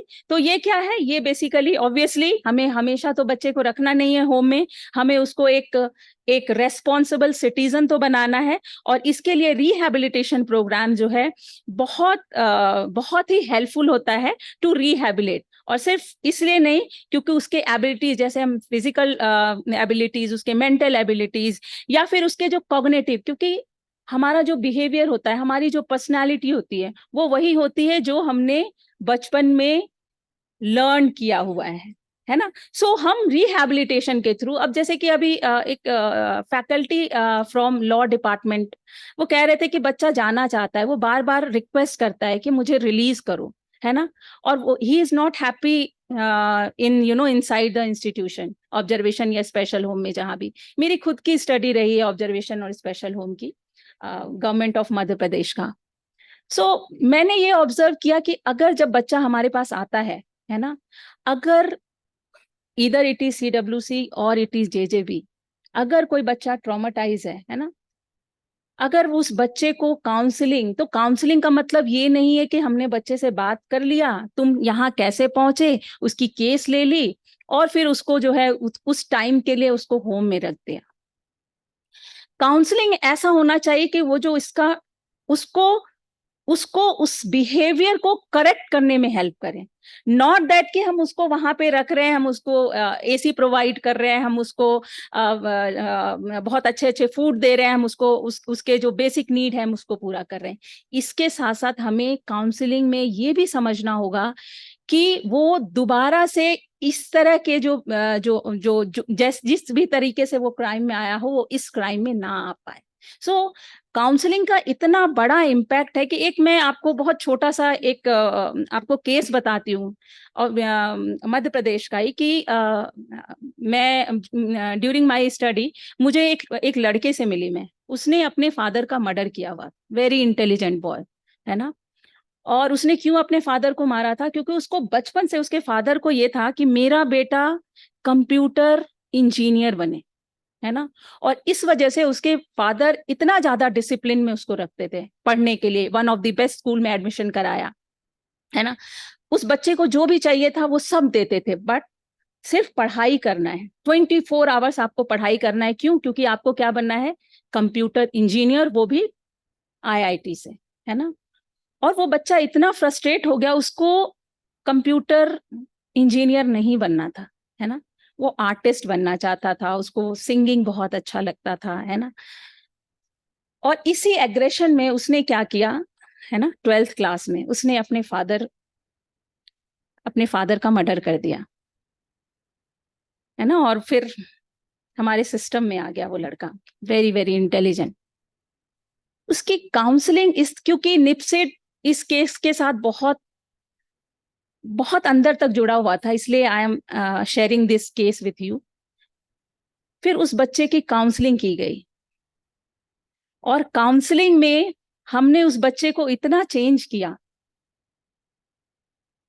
उस बच्चे ने आईआईटी क्लियर किया कुछ टाइम तक। ऑब्वियसली उसके बिहेवियर को तो कई जो हमारे कॉन्फ्लिक्ट विथ लॉ वाले बच्चे होते हैं, जब आप लोग जब उससे बात करते हो, कई बच्चे कहते हैं मुझे कोई अफसोस नहीं है मैंने ये क्यों किया। यहीं से हमारा इंटरवेंशन शुरू होता है कि अगर आपको अफसोस ही नहीं हुआ कि आपने क्या किया। इस बच्चे में इतना चेंज लाया हमने। इस बच्चे ने आईआईटी क्लियर किया, now he is in TCS, और वो अपने पैसे का, है ना, हर महीने 1/3 वो ऑब्जर्वेशन और स्पेशल होम में स्पेंड करता है। सो this is one of the successful story of counselling. तो मुझे ऐसा लगता है कि जब भी हमारे पास कोई बच्चा है, हमें लगता है कि उसमें हमारा सिर्फ ये काम नहीं है कि हम उसके लिए कितना टाइम हम उसको होम में रख रहे हैं, हम कितना उसको लेविश लाइफ दे रहे हैं। हम तब अनसक्सेसफुल है या पूरा सिस्टम अनसक्सेसफुल है जब हमने बच्चे को हम अगर उसको करेक्ट नहीं कर पाए। So next slide please. So home में क्या क्या एक्टिविटीज होना चाहिए, है ना।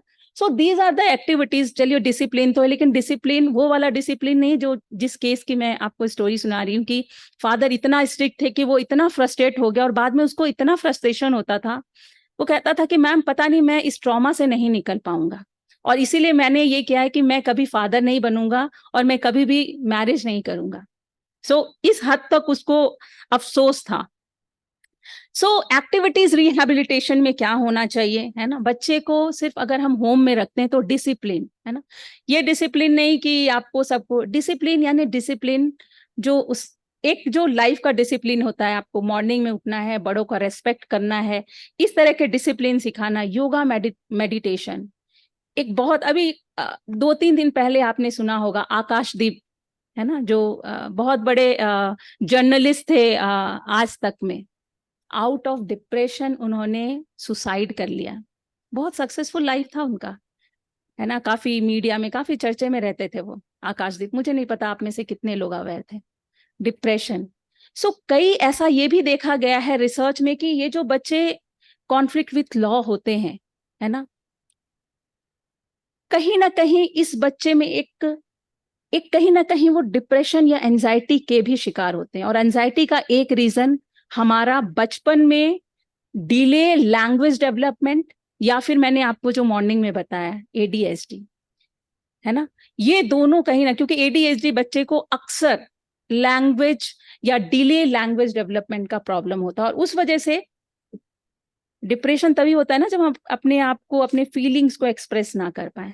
सो कहीं ना कहीं योगा एंड मेडिटेशन ये बहुत हेल्पफुल होता है बच्चे के लिए।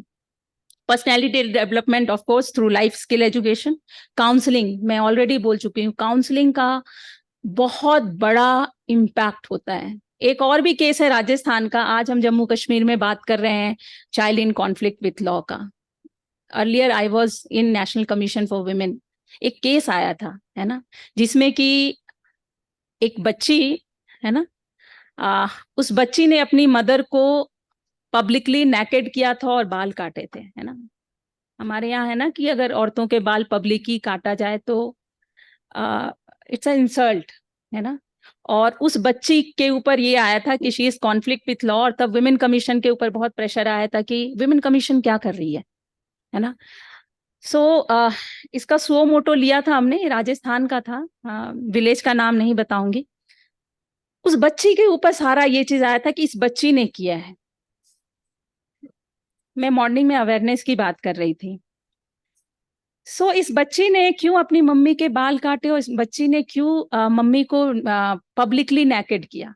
आप बिलीव कर सकते हो कोई 14 से 15 साल की बच्ची ऐसा कर सकती है? मुझे नहीं पता। मैं as a women, as a mother, मुझे ऐसा लगता है कि कोई बच्ची नहीं कर सकती, है ना। बट ये सारा जो है उस बच्ची के ऊपर आया।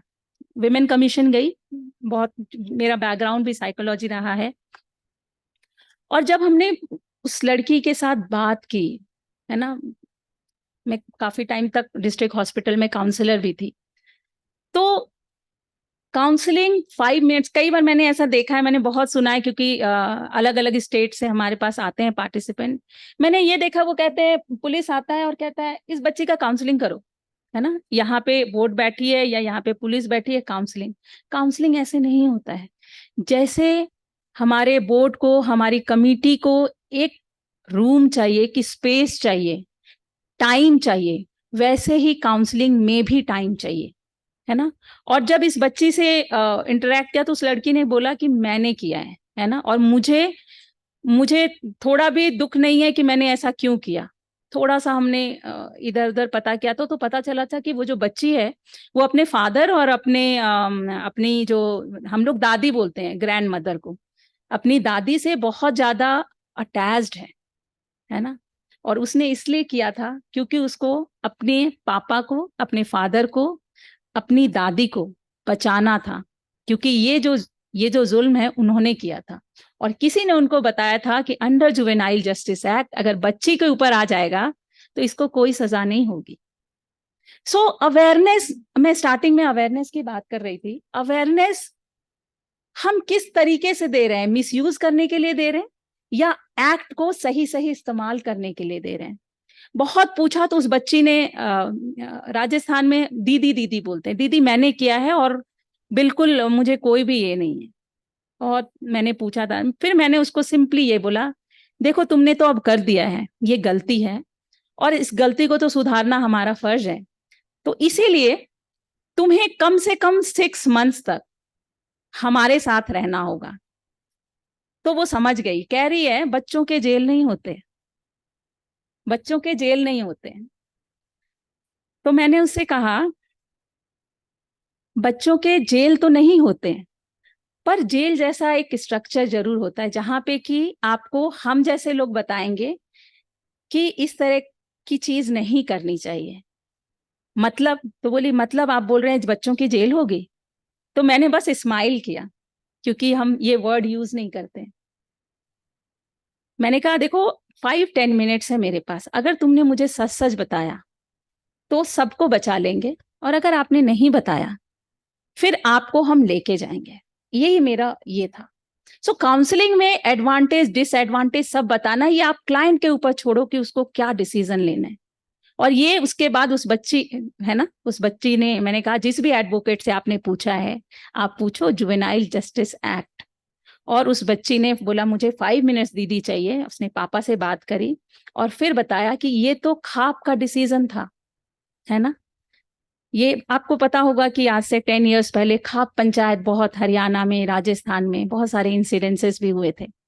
सो ये जो डिसीजन था ये खाप का था, क्योंकि मदर का जो है बाइगेमी का केस था, और इसीलिए उसको पनिशमेंट देने के लिए कि गांव में कोई औरत इस तरह का काम ना करे, इसीलिए ये पनिशमेंट उसको जो है थ्रू खाप दिया गया था। सो इसीलिए काउंसलिंग के थ्रू आपको जरूर, काउंसलिंग का जरूर सहारा लेना चाहिए। नॉट दैट कि सिर्फ ये कि केस लिखवा लो। काउंसलिंग का इम्पैक्ट ये होना चाहिए कि सही सही हम बच्चे को करेक्ट कर पाए। सो काउंसलिंग बहुत इंपॉर्टेंट है। वोकेशनल ट्रेनिंग, वोकेशनल में हमारे साइड जो है अगरबत्ती और वही कारपेट मेकिंग या ये वोकेशनल ट्रेनिंग ये होना चाहिए जो आज की डिमांड है। सुबह में सर कह रहे थे वो डब्बा पकड़ा देते हैं, ये डब्बा का जमाना ही है, नहीं पकड़ाएंगे तो काम नहीं चलेगा। तो डब्बा को ठीक करने के लिए हम वोकेशनल ट्रेनिंग करवाए ना, हम क्यों वही कारपेट में, वही अगरबत्ती फैक्ट्री, वही सिलाई, उसका इंटरेस्ट हो ना हो। अगर उसका इंटरेस्ट नहीं है तो वो तो ऑब्वियसली फिर से उसको लगेगा यार इसमें तो यही नहीं। लेकिन अगर उसके वोकेशनल ट्रेनिंग और स्किल ट्रेनिंग प्रोग्राम बच्चे के इंटरेस्ट के हिसाब से होना चाहिए। और इसीलिए जो है इंडिविजुअल केयर प्लान का बहुत इंपॉर्टेंस है रेस्टोरेशन और रिहैबिलिटेशन में। शॉर्ट टर्म कोर्स अगर पॉसिबल हो पाए, जैसे मैंने उस लड़के को, गवर्नमेंट ऑफ मध्य प्रदेश ने उसको स्पेशल ये दिया, उस बच्चे को जिसके बारे में मैंने आपको बताया, और आज वो एक बहुत सक्सेसफुल इंजीनियर है। और अभी वो इंडिया में नहीं है, लेकिन वो अपना सैलरी भेजता रहता है होम में, ठीक है। अगर art and craft therapy, psychology में कहते हैं, कभी आप पता है ना, जब हम बहुत डिस्टर्ब होते हैं, कई लोग गाना लगाते हैं, कई लोग फिल्म देखते हैं, कई बार आपको मन नहीं लगेगा, अगर आपके पास नोट पैड है तो हम ऐसे ऐसे स्क्रैबल करते हैं। Best way to release your emotions. कभी भी आपको डिप्रेशन लगे ना, नहीं आती ड्राइंग, कोई बात नहीं, ये बहुत अच्छा एक तरह की थेरेपी है, जिससे कि हम जो है इस तरह की चीजों को ये कर पाए। ऑफ कोर्स कंप्यूटर एजुकेशन तो है ये डिमांड में। Next slide please. Dance drama बहुत, अभी हम सब ने स्पोर्ट्स फेस्टिवल मनाया है ना, इससे पहले आई थिंक 2 years बैक 2019 में आप सबको याद होगा हौसला का इवेंट याद होगा, मुझे नहीं पता कितने लोग इसमें ये थे। सीसीआई के बच्चों ने बहुत बढ़ चढ़ के हिस्सा लिया। इवन अभी भी जो हमने आजादी का अमृत महोत्सव जो स्पोर्ट्स फेस्टिवल में, थोड़ा सा रेस्ट्रिक्शन था हमारे जो child in conflict with law को था कि हमें उसको होम में ही मनाना है। लेकिन जहां बच्चा अकेले है उसमें क्या स्पोर्ट्स की वो आएगी कि एक बच्चा अकेले क्या लूडो खेलेगा या क्या टेबल टेनिस खेलेगा। सो मुझे लगता है कि यहाँ पे भी थोड़ा सा हमें स्टिग्मेटाइज नहीं होके बल्कि इंटर सीसीआई कंपटीशन हम कर सकते हैं। सो ये भी एक बहुत अच्छा ये है। फार्मिंग गार्डनिंग में अगर बच्चे का इंटरेस्ट है। अभी एक विजिट था मेरा हरियाणा में, फाउंडेशन का नाम शायद मिराकल फाउंडेशन। वहां पे एक बच्चा है जो कि स्पेशल नीड का है, उसको आफ्टर 21 years भी ना आफ्टर केयर में रखने के बाद भी वो बच्चा कोई काम नहीं कर सकता, उसको उस होम में ही रख लिया गया, वो गार्डनिंग का काम करता है। कभी मौका मिले तो जरूर आप इंदौर के जो ऑब्जर्वेशन होम और जो स्पेशल होम में विजिट करो। अगर कोई बच्चे में ऐसा टैलेंट है उसको होम में ही हम कॉन्ट्रैक्ट बेसिस पे दे सकते हैं, है ना। स्पोर्ट्स गेम्स अभी रिक्रिएशनल बहुत इंपॉर्टेंट है हमारे इसके लिए, इसमें ऑलरेडी बहुत बात हो चुका है। इंडिविजुअल केयर प्लान, जब भी हम बच्चे के लिए कोई डिसीजन ले, मेरा रिक्वेस्ट है जितने भी यहाँ पे जेजेबी बोर्ड के मेंबर्स एंड चेयरपर्सन बैठे हुए हैं, आप इंडिविजुअल केयर प्लान को, उसके जो सोशल बैकग्राउंड रिपोर्ट को एक बार जरूर पढ़िए, ताकि ये पता चल पाए कि उस बच्चे ने किस सिचुएशन में ऐसा कृत किया है या ऐसा क्राइम किया है। ऑब्वियसली रिहैबिलिटेशन अगर हम किसी प्रोफेशनल्स के थ्रू कराएं तो वो ज्यादा इफेक्टिव होगा। प्रोफेशनल कोर्सेस अगर हम यूनिवर्सिटी के साथ टाई अप कर दें, जैसे चंडीगढ़ में एक बच्ची है, उसके कोई भी पेरेंट्स नहीं है, एक्सटेंडेड फैमिली भी नहीं है, she is a girl, government ने उसको as a special case, and she is very bright also, है ना। अब उसको पढ़ाई के लिए भी तो पैसा चाहिए, है ना। सो उसको होम में ही उसको जो है अलग से इस तरह का अरेंजमेंट किया हुआ है कि वो जो है पढ़ाई कर रही है। तो अगर हम यूनिवर्सिटी के साथ लिंक करके अगर हम इस तरह का कोई प्रोग्राम यहाँ भी चला पाए तो मुझे लगता है कि बहुत बेहतर होगा। और सिर्फ यहीं तक नहीं, अगर कोई बच्चे को जब हम रिलीज कर रहे हैं तो फॉलो अप्स जरूर लें, ताकि वो री ऑफेंस ना कर पाए। Next please. सो अगर हम एक्ट की बात करें, आई डोंट नो मेरा बुक था यहाँ पे। सो रिहैबिलिटेशन में अगर आप चैप्टर 7 देखोगे, है ना, सो वो बात करता है कि अंडर जेजे एक्ट हम किस तरीके से जो है रिहैबिलिटेशन या सोशल इंटीग्रेशन कर सकते हैं। तो इसमें जो सबसे इम्पोर्टेंट है वो है जो हमारे लिए रिलेटेड है वो है सेक्शन 39, जो कि बात करता है process of rehabilitation and social री इंटीग्रेशन की, है ना, जो कि जिसमें कि ये है कि जब बच्चा हमारे पास फर्स्ट टाइम आता है, फर्स्ट डे आता है ना, हम उसी टाइम पे उसका SBR इमीडिएट बनवाएं और इंडिविजुअल केयर प्लान इमीडिएट बनाए, ताकि उसके लिए प्लान आउट करना बहुत इजी हो जाए। इन केस बच्चा रिलीज हो जाता है ना, आप बेल पे रिलीज करते हो, तो भी जो है हम बच्चे के लिए जो है हमें यहाँ पे भी ये ध्यान देने की जरूरत है कि दोबारा से वो इस सिस्टम में ना आए। तो ये भी बहुत इंपॉर्टेंट है रिहैबिलिटेशन और री इंटीग्रेशन में। सीधा मैं आती हूँ सेकेंड उस पे। इसके साथ साथ जो है बच्चे को सपोर्ट करने के लिए अगर हम बात करें, जो कि सेक्शन 46 में दिया हुआ है, वही सेम है, आईसीपी है। Section 46 is nothing but it is individual care plan. So उसको हम जरूर रेफर करें। एक बहुत इंपॉर्टेंट है रिहैबिलिटेशन एंड री इंटीग्रेशन में। जैसे फैकल्टी फ्रॉम लॉ डिपार्टमेंट वो कह रहे थे कि वहां पे बेसिक नहीं है, बच्चा ये कह रहा है मैं जाना चाहता हूँ, है ना, जो भी रीजन हो, है ना। सो registration is very very important for the CCI, जो कि section 41 कहता है, either it is government, either it is run by non-government institution. Registration is very very important। और अगर किसी organization का या किसी home का registration नहीं है तो उसके लिए penalty का भी provision है, उस पे हम penalty impose कर सकते हैं। Next slide please। So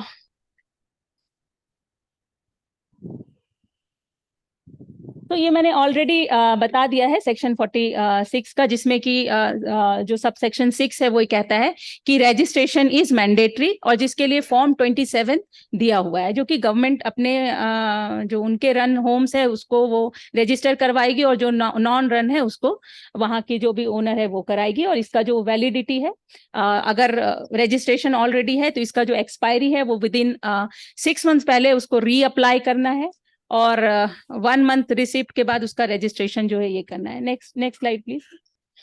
इसके लिए पेनल्टी भी है एज पर सेक्शन 42, जो कि ये कहता है कि अगर कोई रजिस्ट्रेशन नहीं है किसी ऑर्गेनाइजेशन का तो उसके लिए अप टू 1 ईयर का पनिशमेंट है, और 1 लाख तक का फाइन का प्रोविजन प्रोवाइड किया हुआ है। Next slide please. So process of reintegration and rehabilitation जो मैंने एक्टिविटीज में ऑलरेडी डिस्क्राइब किया हुआ है। So please next slide. So ये सेक्शन 39 जो है इसको पूरा आगे, नेक्स्ट स्लाइड प्लीज, इसको भी नेक्स्ट कर दीजिए। सो बेसिकली वही है कि जब हम बच्चों का रिहैबिलिटेशन भी प्लान करें तो सबसे पहले बेस्ट इंटरेस्ट, और बेस्ट इंटरेस्ट या चाइल्ड फ्रेंडली का मतलब वही है जो मैंने कहा कि जब हम किसी के बारे में डिसीजन लें तो ये सोचे कि अगर हमारा खुद का बच्चा या हमारे खुद घर का बच्चा अगर यहाँ होता तो मैं क्या इसके लिए डिसीजन लेता। Next please. एक बहुत है प्रिवेंटिव में, प्रिवेंशन में ये सबसे इम्पोर्टेंट ये है कि स्टार्टिंग में हमने प्रिवेंशन की बात की थी, है ना, कि कहाँ कहाँ पे हमें जो बच्चा CNCP है ना, जब हम कम्युनिटी में सर्वे करवाते हैं थ्रू DCPU, है ना, हम सबसे ये वैसे तो ये रिहैबिलिटेटिव है, प्रिवेंटिव स्पॉन्सरशिप का प्रोविजन भी हमारे मिशन वात्सल्य में है। तो हम उन पेरेंट्स को आइडेंटिफाई करें जो जिनके बच्चे वनरेबल हैं, और रूरल एरियाज में आई थिंक मिशन वात्सल्य में अप्रोक्सीमेट 75,000 है जिन पेरेंट्स का इनकम इतना है, और अर्बन में आई थिंक 96 या 94,000 पर एनम का प्रोविजन है। सो प्रोविजन तो है, लेकिन उन पेरेंट्स से जब आप पूछेंगे इनका, वो बिल्कुल वो वनरेबल है, उनका इनकम भी कम है, लेकिन जब वो इनकम सर्टिफिकेट बनाने जाते हैं मुझे ऐसा लगता है कि एक ऐसा, क्योंकि कोई भी स्कीम, कोई भी एक्ट, कोई भी सिस्टम बिना कन्वर्जेंस के नहीं चल सकता, इसीलिए शायद आज यहाँ 2 डिपार्टमेंट मिलके इस मीट को ऑर्गेनाइज कर रहे हैं। जो इनकम सर्टिफिकेट बनाते हैं उनको भी अवेयर होना चाहिए कि ये वनरेबल फैमिली है ना, इनका इनकम सर्टिफिकेट कैसे जो भी ये है, तो इस तरह की मैसेज भी एक मुझे ऐसा लगता है कि हमारे डिपार्टमेंट की तरफ से उनको जाना चाहिए, ताकि उनका इनकम सर्टिफिकेट बने और हम उनको स्पॉन्सरशिप से जोड़ पाए। मॉर्निंग में मेरे ख्याल से प्रिंसिपल मैजिस्ट्रेट वाज आस्किंग कि what are the different scheme of government. एक तो डेवलपमेंट का स्कीम है, फाइनेंशियल स्कीम भी बहुत सारे हैं, है ना, जैसे कि हमारे मिशन वात्सल्य में ही है स्पॉन्सरशिप, फोस्टर केयर, इवन हम तो ये कहते हैं कि ऑल्टरनेट, मिशन वात्सल्य ये कहता है कि institute should be the last resort और alternative practice should be given priority. और उसमें क्या है, उसमें बहुत सारे हैं, फोस्टर केयर है, अपना फैमिली नहीं है, बच्चा ऑर्फन है। लेकिन मॉर्निंग में सर डेटा भी बता रहे थे, है ना किरमानी सर, कि ज्यादातर वही बच्चे ने ऑफेंस किया है जो फैमिली के साथ रहते हैं, उन्हीं बच्चों ने ज्यादा अटेम्प्ट किया है, या वही बच्चे कॉन्फ्लिक्ट विथ लॉ है। सो मुझे लगता है कि दोनों जगह करने की जरूरत है ना। सो इसीलिए जो है हमें जो है अगर हमें हमारे पास कोई वनरेबल फैमिली है तो हम जो प्रिवेंशन के तौर पे हम उसको फोस्टर केयर में अगर अपना ये नहीं है, और नहीं तो फिर प्रिवेंटिव स्पॉन्सरशिप का प्रोविजन है। जो बच्चे हमारे कॉन्फ्लिक्ट विथ लॉ में है ना, जब वो बाहर निकलेगा तो ऑब्वियसली वो CNCP हो गया, है ना, ये तो साइकिल है ना। सो उसको हम प्रिवेंटिव जो रिहैबिलिटेटिव स्पॉन्सरशिप है उससे उस बच्चे को कनेक्ट कर सकते हैं, ठीक है। और इसमें जो है DCPO को एक सर्वे करना है through social worker and outreach worker, और वो जो है जहां भी उनको ऐसा लगता है कि इस बच्चे को हम स्पॉन्सरशिप से, लेकिन सिर्फ स्पॉन्सरशिप देना ही सॉल्यूशन नहीं है, उसका बेसिक नीड पूरा हो रहा है या नहीं हो रहा है, ये भी हमारी जिम्मेदारी है, ठीक है। Next please. ये कुछ ये हैं कुछ क्या बोलते हैं इसको, जुडिशरी भाषा में आप लोग को देख के मैं कंफ्यूज कर जा रही हूँ क्योंकि मुझे नीचे बोलने की आदत है। सो कुछ जो है इस तरह के जो है ये है, जैसे कि आप ये देखिए कि जो पहला है Rachna and another versus of state, जो कि ये कहता है कि जहाँ पे कि ये जो हम एज अ JJB मेंबर या एज अ CWC कमिटी, ये जो पूरा सिस्टम है ये लीगल ऑब्लिगेशन है, और लीगल ऑब्लिगेशन मुझसे बेहतर आप लोग समझ सकते हो। सो अगर हम इस सिस्टम को फॉलो नहीं करेंगे तो of course it is a violation of law, ठीक है। Next please. ये भी इसको क्या बोलते हैं सर, साइटेशन, यस। सो ये भी एक साइटेशन है कंचन सोनकर का, जिसमें कि जैसे कई बार है ना कि हम बेल नहीं देते हैं। I will share this PPT with all of you, और मेरे पास बहुत सारे साइटेशंस हैं अलग अलग इसके। सो पॉक्सो के भी और हमारे सिस्टम जुवेनाइल जस्टिस एक्ट का भी। सो इसमें ये कई बार होता है ना कि हम बच्चे को बेल नहीं देते हैं क्योंकि हम बच्चे को बच्चा नहीं समझते, क्योंकि जिस तरीके से आप लोगों की ट्रेनिंग होती है उसमें आपको पहले ऑफेंस दिखता है ना, सबसे पहले ऑफेंस दिखता है, पहले बच्चा नहीं दिखता। और शायद अब धीरे धीरे पुलिस भी काफी हद तक चेंज हो गई, जजेस भी चेंज हो गए, हमारे प्रिंसिपल मैजिस्ट्रेट भी चेंज हो गए। जब ये आया था 2000 में, तो मुझे याद है, जो मैं तो नहीं थी उस टाइम पे, मैं उस टाइम पे पढ़ाई कर रही थी, बट हमारे जो सीनियर्स थे उन्होंने ये ऑब्जर्व किया कि जो JJB बोर्ड है या CWC है ना, बच्चा खड़ा ही रह रहा है, अब बच्चे को चेयर दे रहे हैं, हम अपने साथ बिठा रहे हैं। सो मुझे बस यही रिक्वेस्ट है आपसे कि जब आपके सामने कोई बच्चा है तो ऑफेंस बाद में, पहले बच्चे को देखिए, उसके सर्कमस्टांसेस को समझने की कोशिश करिए। और ये साइटेशन यही बोलता है कि ये एक्ट भी कहता है कि बेल जो है अधिकार है बच्चे का, है ना। मेरी आवाज मेरे ख्याल से लास्ट तक आ रही होगी आप सब तक। सो इवन हीनियस क्राइम में भी जो है आपको अगर ऐसा लगता है कि इसके जो है प्रोविजंस वो नॉन बेलेबल है, वहां पे भी इस बेसिस पे आप उसके बेल को रिजेक्ट नहीं कर सकते। And this is called diversion, जो मैं मेरे फर्स्ट स्लाइड में आप लोगों के साथ शेयर कर रही थी। Next slide. अच्छा, नेक्स्ट स्लाइड प्लीज। सो ये सारे आप ये ऑब्जर्वेशन के लिए ये है कि जो उसके जो बेसिक नीड्स हैं, मॉर्निंग में बात हो रही थी कि बेसिक नीड की, सर ने एक बहुत अच्छा एग्जांपल दिया कि उन्होंने अपने फ्रेंड्स के थ्रू बच्चों को दूध और ड्राई फ्रूट्स। आपको मैं छत्तीसगढ़ का एग्जांपल बताती हूँ, क्योंकि हमारा एक विजिट जो है ICDS में भी होता है, और उस मॉनिटरिंग विजिट में छत्तीसगढ़ में एक टेलर, जो कि बुटीक भी नहीं, टेलर, एक छोटा सा दुकान खोल के बैठा है, और उसने आंगनवाड़ी के बच्चों को यूनिफॉर्म खुद से सिलाई करके डोनेट किया। इकोनॉमिक क्यों? क्योंकि उसका खुद का बच्चा भी उसी सेंटर में जाता है।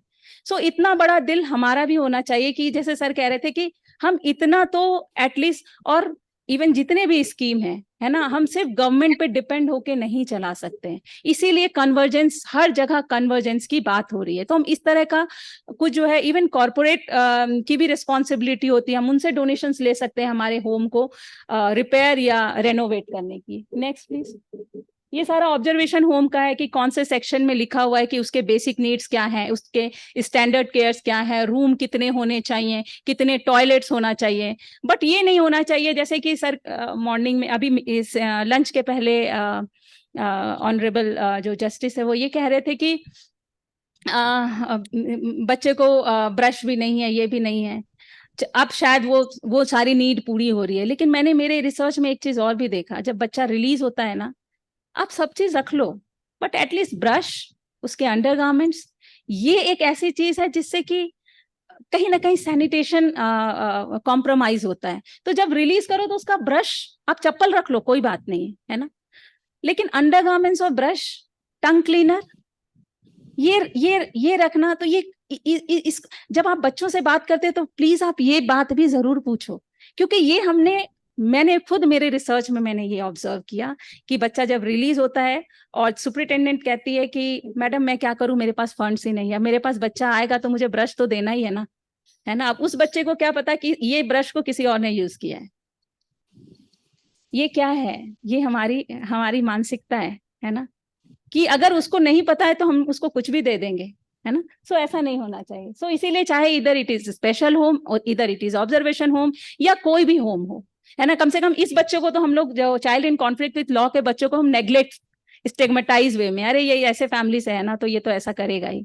लेकिन इनके लिए भी जो स्टैंडर्ड केयर में, इवन हमारे जे एक्ट में इसके लिए पूरा स्टैंडर्ड बना हुआ है, कितना बड़ा रूम होना चाहिए, कितना बाथरूम होना चाहिए। लेकिन ठीक है, हम उतना स्क्वायर फीट नहीं दे सकते, 2000 स्क्वायर फीट नहीं दे सकते, लेकिन हम इतना तो दे दें कि कम से कम वो फ्री होके खड़ा हो सके, बैठ जाए, वॉशरूम जाए, या फिर उसको सोने के लिए एक बेसिक जो एक दरी ही दे दें, है ना। Next slide please.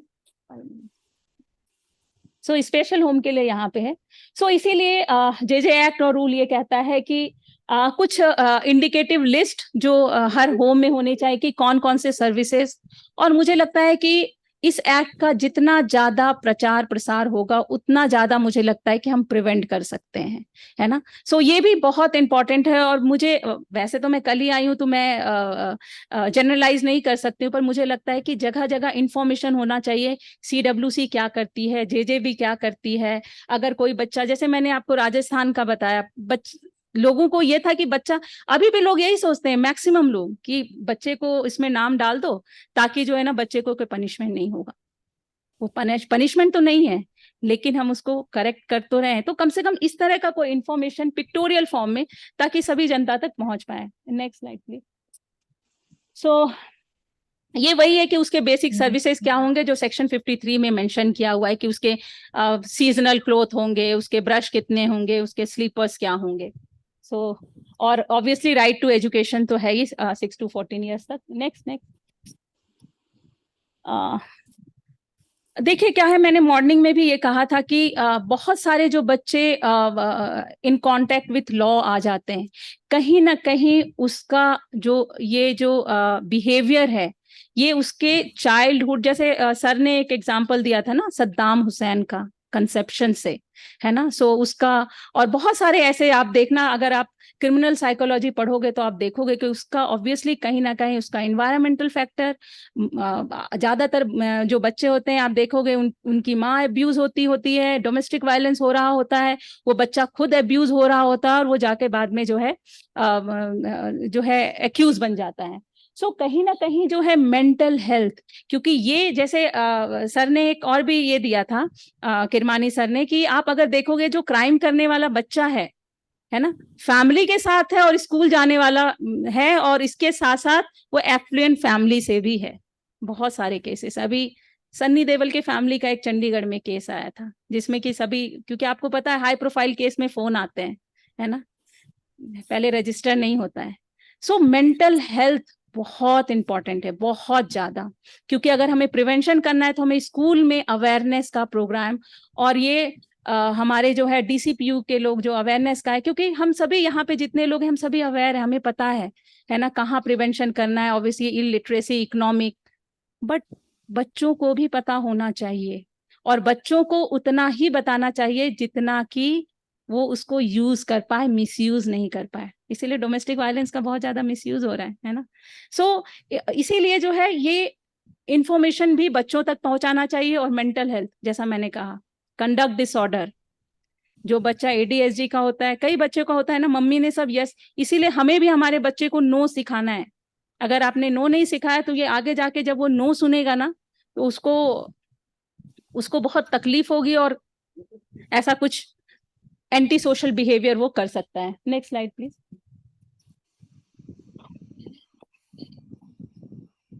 नेक्स्ट, ये तो मैं ऑलरेडी, नेक्स्ट कि इसमें आप NGO को अगर यहाँ पे कोई ऐसा NGO है जो बहुत सारे, जैसे कि मैंने मिराकल फाउंडेशन का बताया, मिराकल फाउंडेशन CCI चलाती है और यहाँ पे करीबन 110 बच्चे हैं, कैपेसिटी 100 का है। लेकिन आप बिलीव नहीं करोगे इस ऑर्गेनाइजेशन का, मैं एडवोकेसी नहीं करूँ, मैं जस्ट एग्जांपल, जब मैं वहां गई थी तो सबसे ज्यादा CP जो सेरेब्रल पैलिसी, मेरे ख्याल से आप सभी अवेयर होंगे इस डिजीज से, जिसमें कि मूवमेंट नहीं हो सकता है, इस होम में सबसे ज्यादा बच्चे वही हैं। क्यों? क्योंकि सभी होम कहता है यार मेरे पास फैसिलिटी नहीं है, ऐसे बच्चों के लिए मैं रख नहीं सकती, स्पेशल केयर चाहिए। उस होम में जब गई मैं, आई थिंक ये हरियाणा में ही है, उस होम में सभी बच्चों का ना, और वो मेरा सरप्राइज विजिट था, मैंने एक चीज क्या ऑब्जर्व किया, सभी बच्चे काफी अच्छे से वेल मेंटेन थे, छोटे बच्चे, क्योंकि ये सा है ना, जो स्पेशलाइज्ड एडॉप्शन एजेंसी है ना। तो ऑब्वियसली इन बच्चों को का एडॉप्शन बहुत रेयर होता है और हमारी कंट्री में तो बिल्कुल नहीं होता है ना, इंटर कंट्री तो फिर भी हो जाते हैं। सभी बच्चों का काजल और टीका लगाया गया था, क्योंकि इधर जो इवन हमारा जो उस साइड का ईस्टर्न पार्ट है या जो हमारा नॉर्दर्न पार्ट है, वहां पे बच्चों को काजल लगाते हैं कि नजर ना लग जाए। मुझे उस होम का इसलिए बहुत अच्छा लगा कि ये काजल बहुत छोटी चीज है, लेकिन उन्होंने उन बच्चों के साथ उसको भी ये समझा कि ये भी बच्चा है। सो ये मुझे बहुत टच कर गया और इसीलिए मुझे लगा कि मैं आप लोगों के साथ शेयर करूं, है ना। फोस्टर केयर में एक चीज आपको और भी ध्यान रखना है कि फोस्टर केयर में हम जिस फैमिली को दे रहे हैं या एक्सटेंडेड फैमिली को दे रहे हैं, एक और भी केस वहीं का है। वहां पे एक बच्चा था, 2 भाई बहन, है ना, एक 40% बर्न था और एक 60% बर्न। कैसे बर्न हुआ? कोरोना टाइम में मम्मी पापा दोनों की डेथ हो गई। उस टाइम पे एक बच्चा 4 साल का था और एक जो उसकी बहन थी वो 5-6 साल की थी। दोनों पेरेंट्स उनकी डेथ हो गई। आपको पता है उस टाइम पे लोग कितना डिस्टेंस मेंटेन करते थे। उन बच्चों को घर के, इतने छोटे बच्चे, उनके घर के आगे खाना दे दिया जाता था, है ना, खाना दे देते थे, वो बच्चे ऐसे सरवाइव कर गए। पास में उसकी बुआ रहती है, बुआ मीन्स फादर की सिस्टर, प्रॉपर्टी बहुत है उन बच्चों को। उसने सोचा कि अगर इन बच्चों का भी डेथ हो जाए तो उसकी जो प्रॉपर्टी है वो उसको मिल जाएगी, और इसीलिए उसने उस बच्चे के घर में आग लगा दिया। लोगों को पता चल गया और बच्चे बच गए, है ना, एक 40 और 80, और काफी, चूंकि हीलिंग बच्चों का बहुत जल्दी होता है। उस फैमिली ने जब वो बच गई तो उसकी बुआ ने फोस्टर केयर के लिए अप्लाई किया कि आप मुझे ऐसे मत दे दो, लेकिन ये तो इंक्वायरी में रिवील हो गया कि उसकी बुआ ने की। तो कम से कम हमें ऐसी भी फैमिली से बचना है कि अगर हम फोस्टर केयर में दें तो कम से कम इन चीजों का, स्पेशली जो हमारे DCPU के लोग हैं या फिर जो हमारे सोशल वर्कर हैं जो फील्ड में जाते हैं, एटलीस्ट इन सारी चीजों को जरूर से ध्यान में रखें। एक बहुत इंपॉर्टेंट, और इसके साथ मैं मेरा सेशन खत्म करना चाहूंगी, मुझे नहीं पता कि आप में से कितने लोगों को इस कार्ड के बारे में इंफॉर्मेशन है, रिहैबिलिटेशन कार्ड। और ये आपके रिकमेंडेशन से, इधर बच्चा CNCP का है या CICL का है, इनको रिहैबिलिटेशन कार्ड आप दीजिए। ये कार्ड क्या है? तो ये कार्ड आप रेकमेंड करोगे, है ना, उन बच्चों के रिहैबिलिटेशन के लिए। ये कार्ड एक तरह का, जैसे पहले एक्सचेंज में नाम डाला जाता था ना जॉब के लिए, अब पता नहीं शायद नहीं है। सो ये कार्ड उस तरह का, और इसके जो सारे रूल्स हैं ये इसमें दिया हुआ है ना। तो ये मैं रूल नहीं पढ़ूंगी क्योंकि ऑब्वियसली कई लोग ऐसे टाइम भी देख रहे होंगे कि इवनिंग में ये है। सो ये एक बहुत अच्छा ये हम कह सकते हैं कि हमारे पास टूल है रिहैबिलिटेशन कार्ड, और ये बहुत कम जगह ही यूज हो रहा है। और रिहैबिलिटेशन के कार्ड को मॉनिटरिंग या फॉलो अप करने के लिए रिहैबिलिटेशन कम प्लेसमेंट ऑफिसर का प्रोविजन रखा गया है हमारे जुवेनाइल जस्टिस एक्ट में। और इनका क्या काम होगा, तो इनका काम होगा फॉलो अप्स का, ये ऑब्जर्व करेंगे। और ये कोई अलग से आपको डिप्यूट या रिक्रूट करने की जरूरत नहीं है। जो हमारा डीसीपीयू का सिस्टम है, आप उसी में से किसी को जो है नॉमिनेट कर सकते हैं as a placement officer. so this is all about rehabilitation and social reintegration. So thank you. और अब आपका कोई क्वेश्चन, आप कुछ ऐड करना चाहते हो, कुछ पूछना चाहते हो, तो ये लास्ट है मेरा, क्योंकि कि human touch is very very important. और what is this human touch? Next करिए। ह्यूमन का मतलब यहाँ पे ये है कि जब भी कोई बच्चा आए तो उसको सुनिए जरूर, है ना, उसके केस को मत देखिए। और हर व्यक्ति यहाँ पे उसकी फीलिंग, उसके वो जो है वो एक तो यूनिक है, और उसके फीलिंग्स को अंडरस्टैंड करने की कोशिश करिए, उसको मोटिवेट करिए ताकि वो दोबारा इस तरह का काम ना करे। और अगर वो सीसीआई में यानी होम में वो कुछ अच्छा बिहेव करता है, बेशक वो हीनियस क्राइम का ही बच्चा है ना, तो जरूर उसको एक्नॉलेज करिए और उसको जल्दी रिलीज करने के, क्योंकि वो आप ही कर सकते हैं, ठीक है। और उनको जो है keep them informing. Next. So training बहुत इंपॉर्टेंट है। ट्रेनिंग सिर्फ यही नहीं कि जॉब के लिए, ट्रेनिंग फॉर उसके लाइफ स्किल के लिए, उसके फ्यूचर के लिए, ठीक है। आईज को ओपन रखना बच्चे का भी, एज अ अडल्ट हमें भी बहुत जरूरी है। हर बच्चा यूनिक है, इंडिविजुअल है, कोई भी दो, इवन हम लोग यहाँ पे जितने भी लोग हैं, मेरे ख्याल से 50 लोग होंगे, हम सभी एक दूसरे से अलग हैं, है ना। तो बच्चे को इंडिविजुअल की तरह और हमेशा कांटेक्ट में, और बच्चे को भी पर्सन और उसको ऑनर देने की कोशिश करिए। तो this is all about the human touch. अब कोई क्वेश्चन हो तो आप पूछ सकते हैं। Thank you.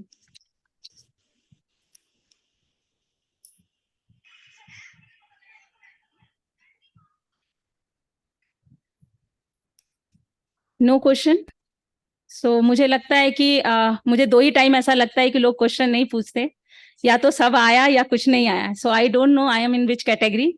So but positivity के साथ मुझे ऐसा लगता है कि शायद स्कोप नहीं छोड़ा। So thank you so much sir.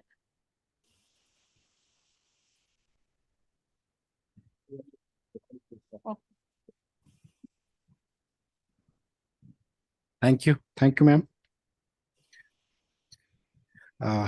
Miss Sonali Kumari had held 2 sessions, and as a mark of sincere admiration and respect, I request Miss Samina Mir, Superintendent of Observation Home, Harvan Srinagar, to present a memento to our resource person of the session.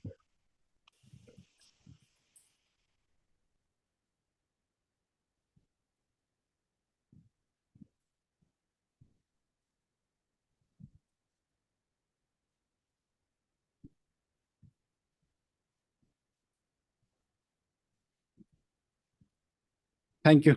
Thank you. Now we are concluding.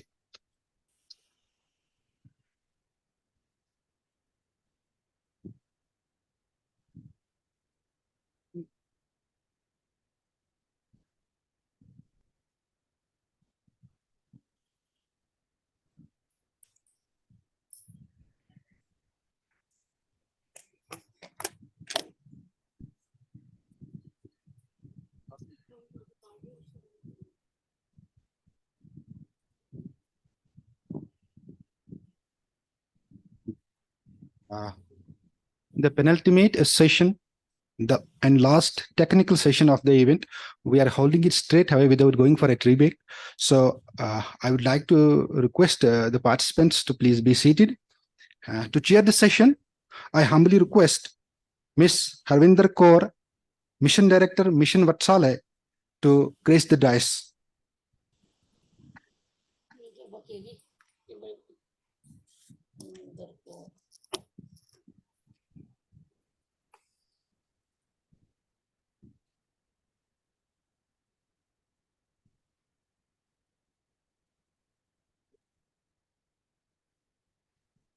May I now request our resource person of this session, Mr. O.S. Wani, Deputy Superintendent of Police, presently posted at DYSP Headquarters, Srinagar, to grace the dais as a resource person. Mr. O.S.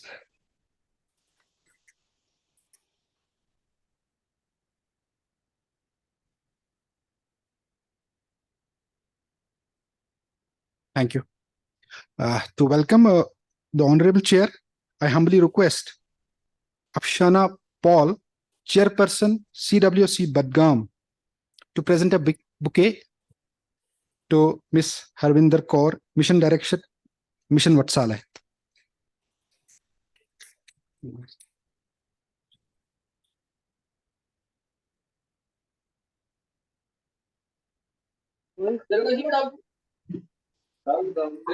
Thank you. To welcome our resource person for this session, I request Ms. Rukaya Bhatt, Women Welfare Officer, Srinagar, to present a bouquet to our resource person, Mr. O.S. Wani, DYSP Headquarters, Srinagar.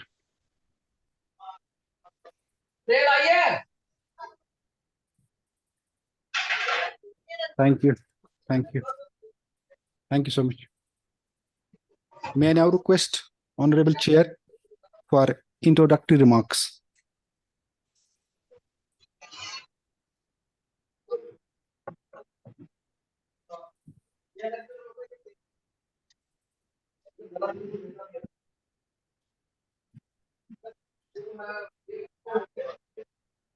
Good afternoon, respected Honorable Mr. Justice Tashira Bastan, Judge High Court, Jammu Kashmir and Ladakh, Chairperson Juvenile Justice Committee of High Court, other honorable judges, participants. It was really a learning experience for all of us. You have listened to Sonali. Then there were two sessions from Honorable Retired Justice Kirmani, Justice Attar. It was an eye-opener. They have shared their experiences throughout their career and so many things which are not in any prescribed book under rule. Because whenever we have to decide any case, whether it's before CWC or JJB, have to apply our own mind. Though no doubt there is a set of procedure we have to follow, but keeping the welfare of the child, whether it is CNCP, whether it is child in conflict with law, every time it is the effort of the officer, whether it is judicial, whether it is police, whether it is any other CWC, JJB, they have to apply their own learning, their experience, their wisdom. And the one thing Sonali also focused so many times, that every time a child is to be dealt in a way that he or she is our own child. Then I think there will be no issue, because हम अपने बच्चे की जब सारी चीजें मान लेते हैं, उसकी गलतियां भी मान लेते हैं, हमें कभी लगता ही नहीं कि वो गलत है. गलती करेगा भी तो हमें लगेगा कि नहीं, अगर इस बार हो सकता है गलती हो गई हो. Same way, if we deal with all the children in that compassionate way, giving the child a fair trial, we'll be able to do justice with the act and with all the children who actually need our care. Next session is about the age of criminality, which OS Vani DYSP headquarter is going to take. And I'm also very keen to learn about this very otherwise a dicey subject. Let's see, let's hope we'll be able to learn so far as the law is concerned, so far as the other judgments till date are given on this subject. Let's look forward for a good presentation. Thank you.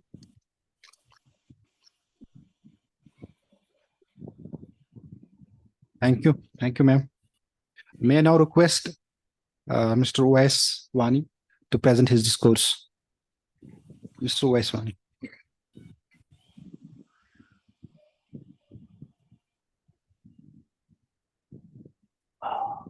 Can I have the presentation, please? Yes, I already got it.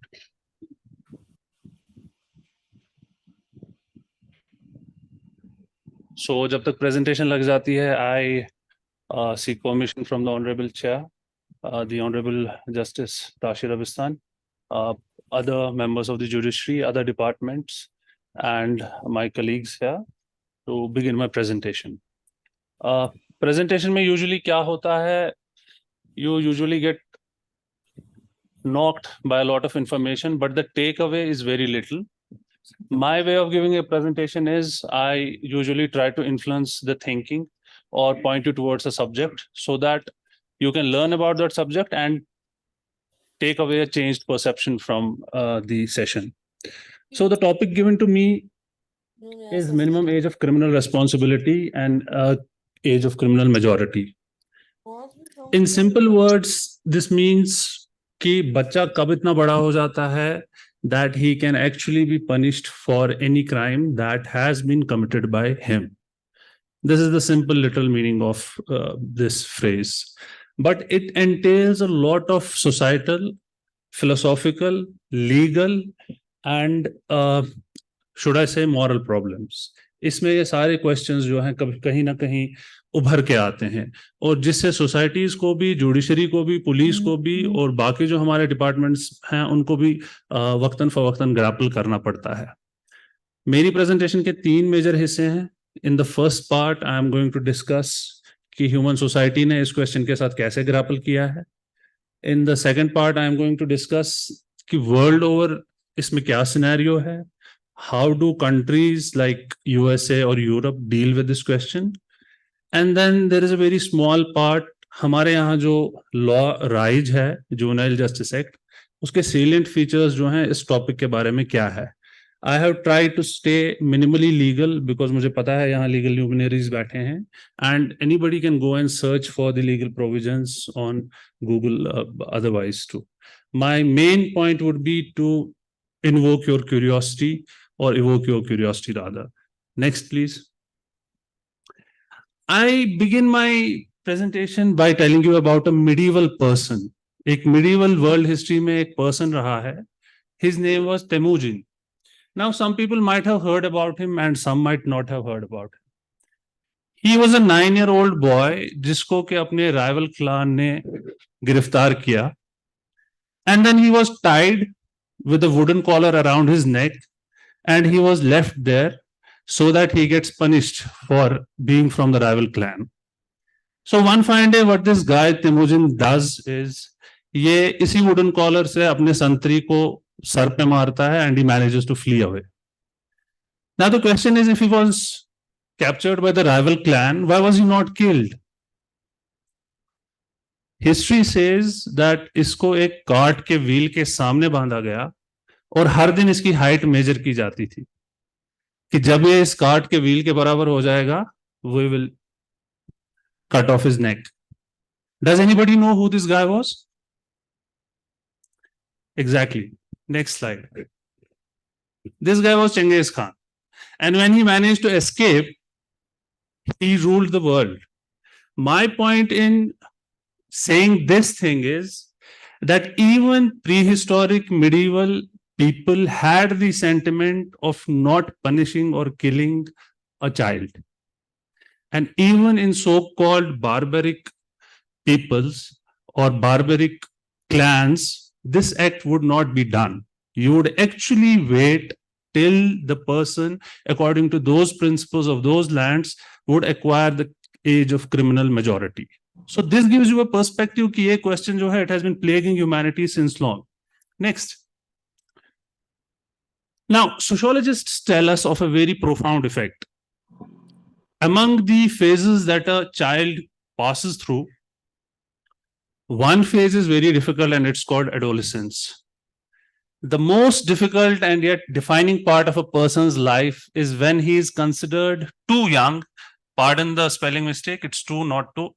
Too young to sit among adults and too grown up to sit among kids. Everybody among us has faced this. लड़कों में जब मूछें निकल आती हैं, दाढ़ी मूछ निकल आती है, they become awkward. Girls, when they attain the age of puberty, they become awkward. Adults consider them too young to sit among them, and kids consider them too adult to sit among them. And that is the age when you are coming to grips with your identity. And that is the age adolescents try, or rather get inclined towards committing crimes, because they perceive themselves as misfits in the society. So this question has grappled humanity from long. Now, how did human society grapple with this question, and how did they find solutions to this question? By defining what the age of criminality is, by keeping a clear-cut demarcation between when a child can be punished for his delinquency or otherwise. Next. There are rites of passages in all human societies. Rites of passages उन customs को बोला जाता है जो define करती हैं demarcation of your previous and next life. For example, in our society, there's a rite of passage called circumcision. जब खुतना होता है किसी बच्चे का, so he's a infant. उसके बाद he's considered into a different league. Marriage is also a rite of passage because उससे पहले you are a single person, now you are considered a family man. So rites of passage have been defined by different societies. Rites of passage के इस पार बंदा will be a student, he'll be an infant, he'll be a criminal minor, or rites of passage के इस तरफ he'll be a criminal major. So how have the societies defined rites of passage? Rites of passage are cultural ceremonies or rituals that mark significant transitions in an individual's life, symbolizing their journey from one social or cultural status to the other. These rites often focus on the transition from childhood to adulthood and are prevalent in many societies around the world. Next, please. Next. This is too technical. Now, different communities, when do they perceive that a person has become an adult? If we look at different communities the world over, for example, there is the rite of passage of Queen Serenera. It's done by Latin community. At the age of 15 years, a child is introduced to the society through a party, and he is considered an adult on the other side of it. There is a bar and mitzvah in Jewish community. Similarly, at the age of 13 years, a child is introduced to the society through a social function, and after that, he is considered an adult.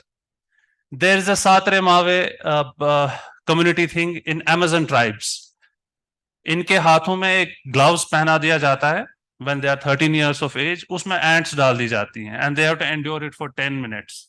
If you endure it for 10 minutes, you are considered an adult. And whatever you do after that, you are responsible for that. There is another festival called Ramspringa. Amish community के बारे में आपने सुना होगा. It's one of the most culturally sensitive and orthodox communities in the world. US में पाई जाती है. At the age of 16 years, they let their children go alone away for one night. And when they come back, they are considered adults. Similarly, in Ethiopia, there is Hamar cow jumping. इसके बारे में आपने National Geographic पे देखा होगा. एक adolescent बच्चे को नंगा करके he is told to jump over a cow. If he manages to do it, he is considered an adult. If he does not do it, he is considered to be a child. And he has to try every year till he becomes an adult. Japanese Seijin Nohi. Again, a social construct of rite of passage. When you become 20 years old in Japan, you have to get socially introduced. And when you do that, you are considered an adult. Next. Now, coming to the definition in the modern world, what age limit differentiates a child and an adult? In France, there are three categories. Below 7 or 8 year old, they are considered kids. Minors are considered between 8 and 13 year old. And minors who are triable are between 13 and 18 year old. In the US, because US is a collection of different states, unlike India, which is a union, it's just an agreement between different states. The age of criminal majority varies from 6 to 18, depending on the state in which you reside. In the United Kingdom, since UK has ruled over most of the known world today, 18 years is considered the age in which you can be tried as a criminal. Canada, 14 to 17. In our neighboring country, Pakistan, 15 years is the age in which you can be tried for an offense below 10 years imprisonment, जिसमें entailed हो. So this gives you a comprehensive overlook about the different cultural age limits जिनमें एक juvenile और एक adult की जो है differentiation हो जाती है as to when a juvenile delinquent can be tried. Next, please. Now coming to India, our country, India. So naturally, whatever legal provisions we have in different laws, उनका जो fountain head है, उनका जो starting point है, that is the Constitution. So how does the Constitution perceive legal injunctions which are made vis-a-vis juveniles or children? There are different provisions in the Constitution जो हमें एक guideline देती है, एक map देती है कि child protection laws या चिल्ड्रन की ट्रायल के लिए या चिल्ड्रन डेलिंक्वेंट्स के लिए लॉज जो बनने हैं वो किन ज़ाब्तों के तहत बनने हैं. There is the part 3 and part 4 of the Constitution, fundamental rights and directive principles, that does contain certain injunctions about special provisions to be provided to children. Then there is the Article 15(3), which permits the state to make special provisions for children and women.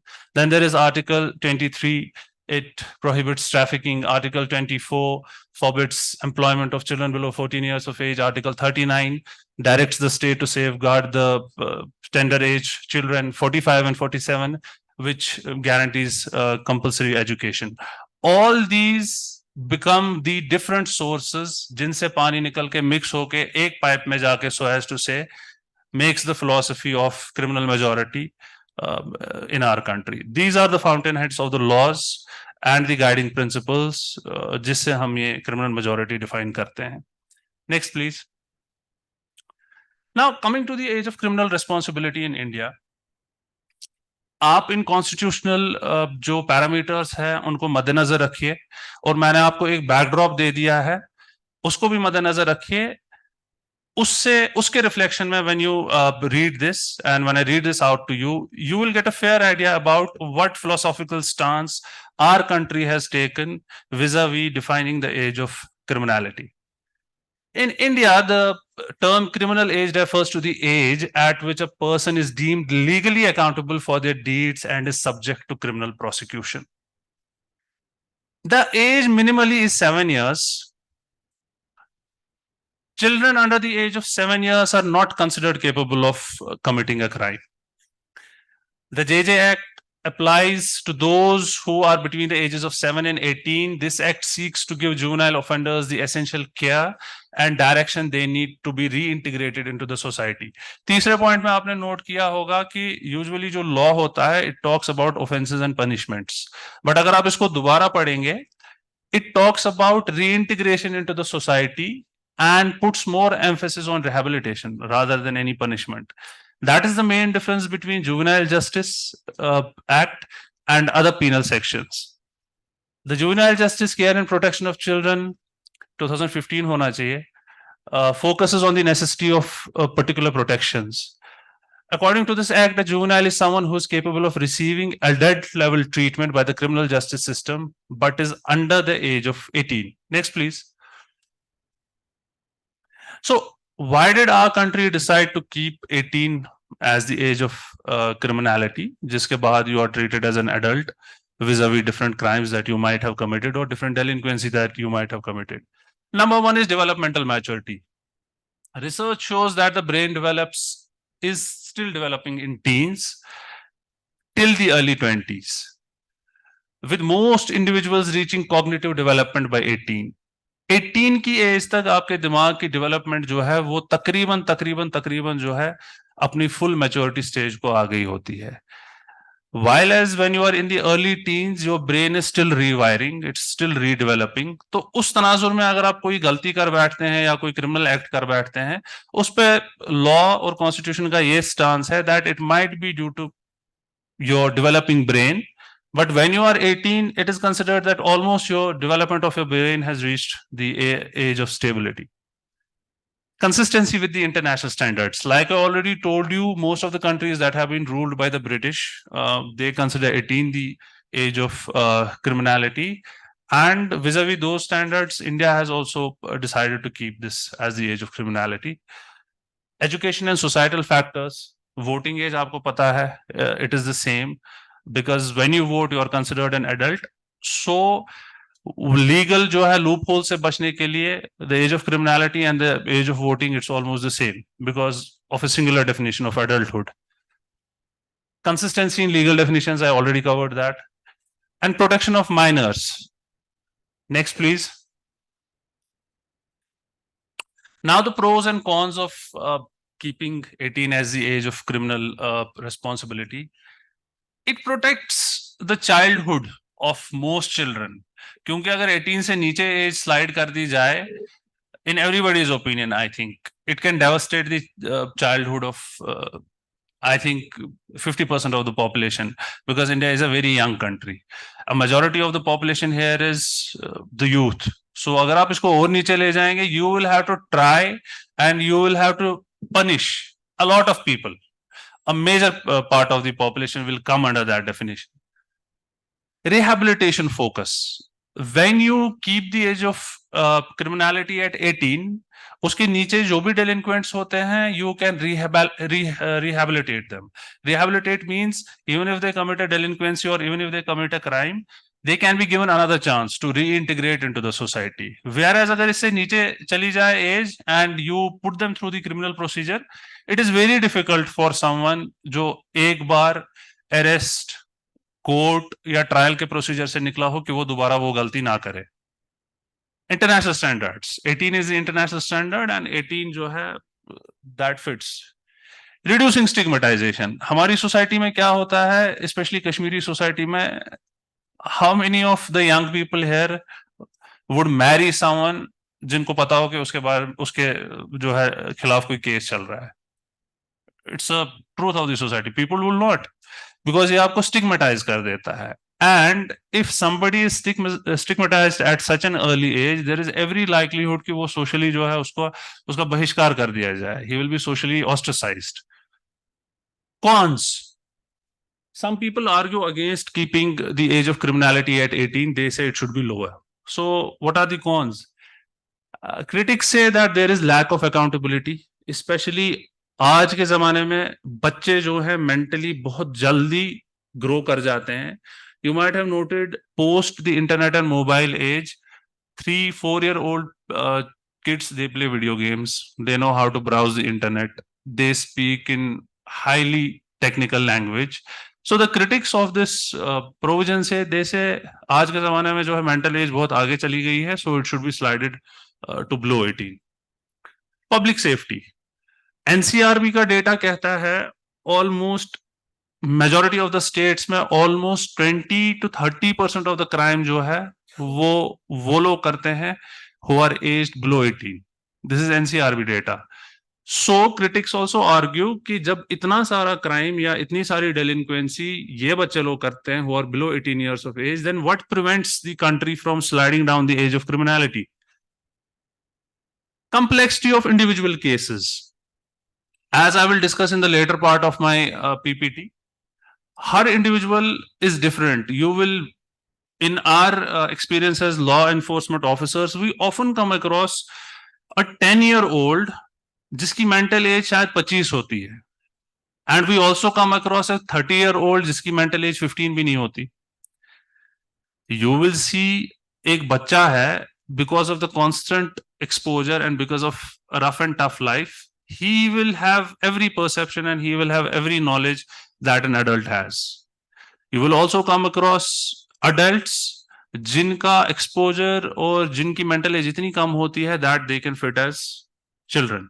So complexity of the individual case जो है, the law doesn't take into account that. As will come later, Nirbhaya case के बाद क्या हुआ, that it gave a free hand regarding this point. Balancing rehabilitation and accountability. Now, जो JJ Act है, it sides with rehabilitation.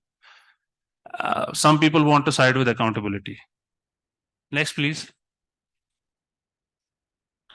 Now, जो ये सारा discussion है लीगली अगर देखा जाए एक हिस्टोरिकल और एक सोसाइटल पर्सपेक्टिव मैंने आपको दे ही दिया है. अगर लीगली देखा जाए हमारी कंट्री में मेजर इसके जो रैमिफिकेशंस हैं that flow out from the juvenile justice act.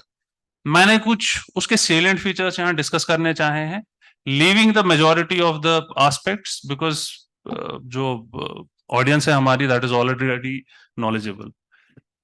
Any child that is found committing any crime will be sent for a preliminary assessment for a period of 3 months, up from earlier 1 month. So when this is increased, there is every likelihood that there will be a fair assessment, whether the person is a child or an adult, or whether he needs to be tried as a adult or a child.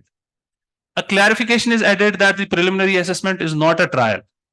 जो assessment हो रही है बच्चे की age की और whether he is to be tried as an adult or as a juvenile, it should be borne in mind that that should itself not become a trial.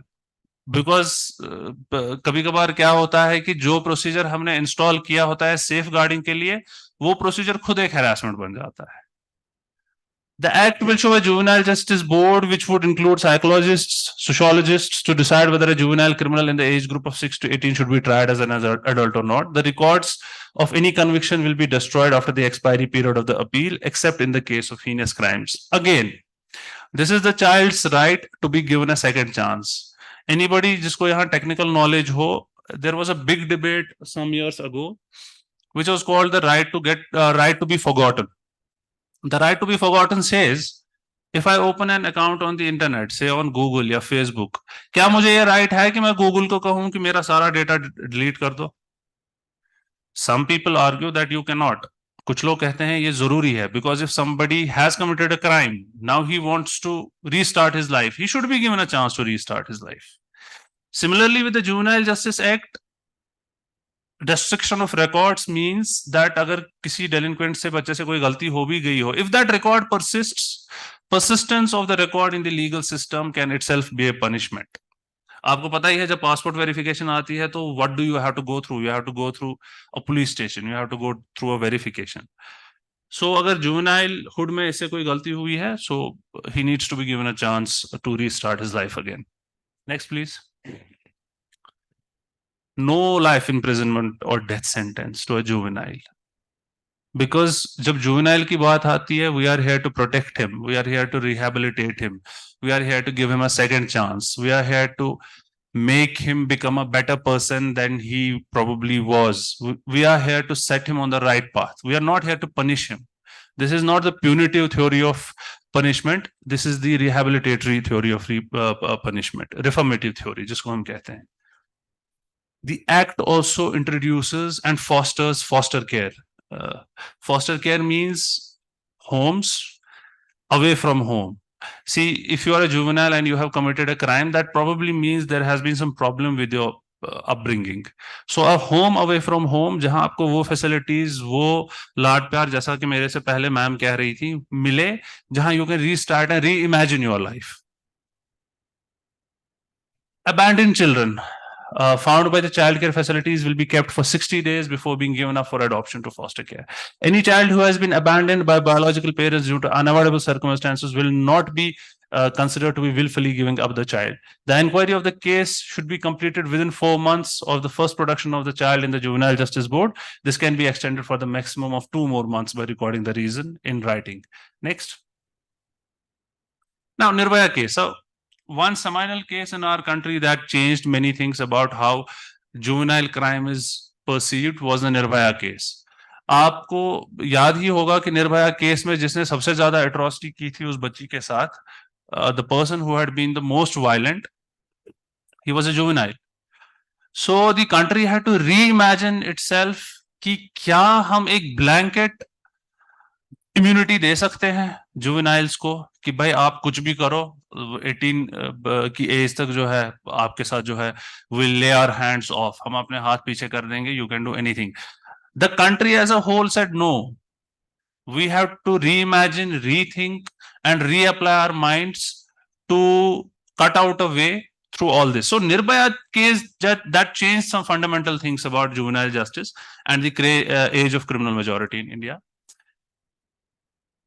इसका backdrop मैं आपको दे देता हूं for those who don't know. A 23-year-old woman was brutally assaulted and raped by a group of men in a moving bus. इस पे एक public outrage हुआ and then legal proceedings happened and new bills were introduced into the Indian Parliament. Next, please. What the Nirbhaya case did is, it's probably section 15 of the Juvenile Justice Act, that an assessment needs to be carried out with a juvenile to decide कि अगर इसने heinous crime किया है तो इसको बच्चे की तरह ही treat किया जाए या इसको adult की तरह treat किया जाए. And in heinous crimes, if after the assessment it is found out the heinousness of the crime is such कि इसको बच्चा होने का जो है शरफ देना वो सोसाइटी के हक में जो है वो ठीक नहीं है, then we can try even a juvenile as an adult. But let me remind you कि ये जो है ये provision, this is an exception. This is an exception and it should not be put forth as the general rule. Blanket जो law है वो फिर भी यही है कि 18 से below you should not go hammer and tongs at a juvenile. But in case of heinous crimes जैसे rape हो गया या murder हो गया, the law has now given after Nirbhaya case some flexibility जहां हम जो है इस बच्चे को जो है as a adult try कर सकें. Now, ये तो एक जनरल ओवरव्यू हो गया ना. Is the Juvenile Justice Act or is the stand that we have taken as a country and as a society perfect? No, it is not, because law is an evolving thing. The sentimentality of the society is an evolving thing, and our response to crimes that are being committed day in and day out, that is also an evolving thing. ये चीजें जो है evolve करती रहती हैं. So, what is the current status of the amendments or add-ons, या जैसे मैं कहूँ सॉफ्टवेयर की भाषा में updates that we can give to this law? Number one, I've had a long discussion about this with the Union Secretary ma'am जो यहाँ आई थी एक बार. ये मुझे personal level पे लगता है. I have not studied this anywhere, but as a law enforcement practitioner, there is a big gap in our Juvenile Justice Act. Forensic psychology या forensic psychiatry को हम on board नहीं लेते हैं. मैंने पीछे भी कहा, there are certain children who are adults mentally and there are certain adults who are children mentally. Now, आप अगर पूरा law पढ़ के देख लें, there is no scope for a psychological assessment vis-a-vis the mental age of the subject. हालांकि बहुत जरूरी हो जाता है ये जानना कभी कभार कि जिस बच्चे ने ये डेलिंक्वेंसी की है या क्राइम किया है, मेंटली इसकी एज क्या है. One of the add-ons that can be done to this act is inculcation of forensic psychiatry or forensic psychology, जिससे बच्चे की mental age assess हो पाए. Now that cannot be the sole criteria. That has to be read with other things. And an overall assessment, when made through this tool and with other supplementary tools, it can give you a very fair idea about the mental age of the child. Juvenile Justice Board हर दिन functional रहना चाहिए. It should be functional 24/7 into 365 because this is special. You cannot make a child wait. You cannot make a child go through the trials and tribulations of the normal rigors of law. This is one thing. The act should be amended to enable the Juvenile Justice Board to directly entertain complaints. Why should a child have to go through police? एक uniform का एक रोब होता है, एक हमारा colonial time से जो सेटअप है पुलिसिंग का, that is punitive largely. एक बच्चे को through the police mode जो है put through करना to get some justice or to get assessed, that sometimes becomes too tedious. Direct applications to Juvenile Justice Board, I think that is something that needs to be deliberated upon. It does not make any difference. I seek your apologies for the typological mistakes. मैंने जल्दी में बनाई है, तो male and female child में difference नहीं करता है law.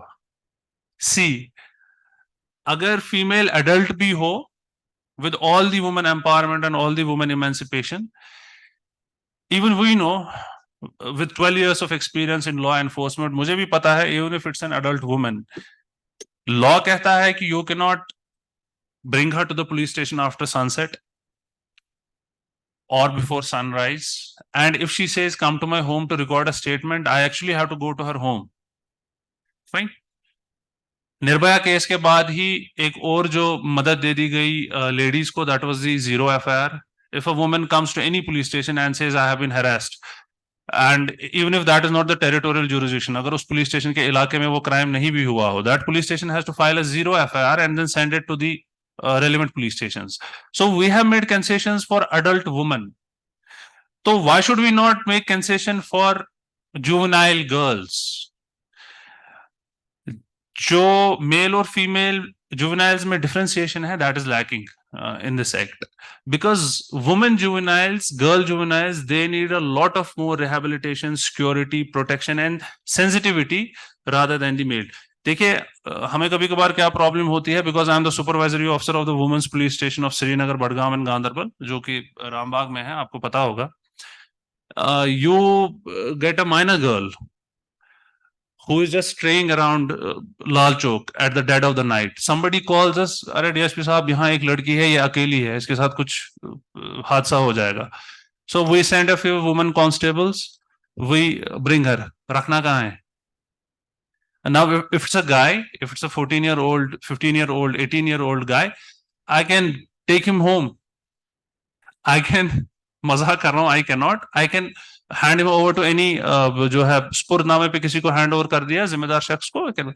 With a girl you cannot do that, and to differentiate that is very essential.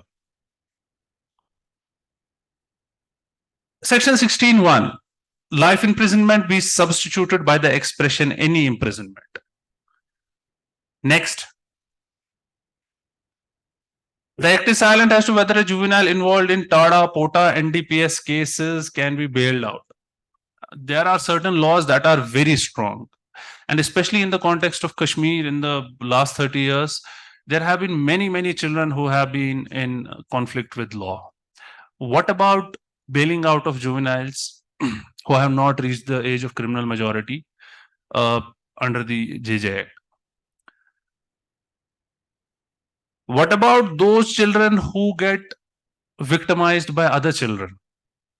आपको यकीन नहीं होगा, maximum cases of sodomy and maximum cases of sexual assault of children are done by children. Now, जिसको आपको justice दिलानी है, that is also a child, and जिसने perpetrate किया है, he is also a child. इस तनाजुर में डिसीजन मेकिंग बहुत difficult हो जाती है. See we recently had a case जहां एक छोटे से बच्चे को एक टीनेजर ने सोडोमाइज किया. Now what are you going to do about it? It's a heinous crime. It's a crime of great moral, societal and legal ramifications. जब जुवेनाइल परपेट्रेटर हो, जुवेनाइल विक्टिम हो, इसके बारे में जो है कोई स्पेशलाइज्ड ट्रीटमेंट नहीं दी गई है. Protective custody should be defined. जो protective custody है, it really needs a long definition and it really needs to be expanded upon. Community programs. हमारे legal जो है environment में या legal ecology में मैं कहूँ, there is very little stress upon community work. आपने देखा होगा जब Hollywood actors कभी शराब पी के दंगा करते हैं या they punch a paparazzi या cameraman who is following them, the courts there, they give them 10 days of community service. They give them 15 days you have to clean the toilets. To tell you an anecdote, in British time, the Hindu law used to say, अगर कोई बच्चा, अगर कोई adult किसी temple को defile करे गंदगी डाल के, तो that adult has to pay a fine. अगर कोई बच्चा करे तो उस बच्चे को सिर्फ वो जगह clean करनी है. Do you get my point? Adult ने किसी सेक्रेट स्पेस पे कोई गंदगी डाल दी, उसको सजा देनी है. बच्चे ने डाल दी, उसको वो सिर्फ साफ करना है. So that is community service. हमारे लॉ में बच्चों के लिए जो पनिशमेंट के तौर पे कम्युनिटी सर्विस होनी, क्योंकि community service is not a punishment. अगर बच्चे ने छोटा मोटा जुर्म कर लिया एंड ही इज टोल्ड आपने ऐसा किया, go and clean that playground, go and clean that classroom, go and wash those tumblers. It's okay, but that is not a provision in our current legal ecology. हालांकि Western world में it is used and it actually decreases the trauma that the children have to go through. Next. This is a vast जो है detail about forensic psychology that needs to be inculcated into the JJ Act जो मैंने पहले ही इसको touch किया, so I will pass over this slide. Next. Some landmark cases in India. जैसा कि मैंने कहा, मैंने legal जो है jargon बहुत कम रखा because of the learned audience here. Gopinath Ghosh, 1941. It established the principle that the primary aim of the juvenile justice system should be welfare and rehabilitation. Sheila Barse versus Union of India, 1986. This case emphasized the importance of protecting the rights of juvenile offenders. देखिए, एक चीज है that when a juvenile does some delinquency, उसको rehabilitate करना है. एक और चीज है कि rehabilitation के process में उसके जो inherent rights हैं, उनका भी ख्याल रखना है. Raju versus State of MP. This case highlighted the need to focus on individualized treatment and rehabilitation of juvenile offenders. Joginder Kumar versus State of UP. The case reaffirmed the requirement for separate juvenile courts. Salil Bali versus Union of India. This case led to the establishment of guidelines for the treatment of juveniles in police custody, ensuring their protection from abuse and ensuring their well-being. Jarnail Singh versus State of Haryana. The apex court held that the age determination of juveniles must be conducted with precision to avoid wrongful decisions. And it emphasized that a margin of error should not deprive a person of the benefits and protections of the Juvenile Justice Act. What it actually says, the last judgment is the benefit of doubt should always go to the juvenile. Next. Thank you very much. If you have any questions, I'll be very happy to take any questions from you.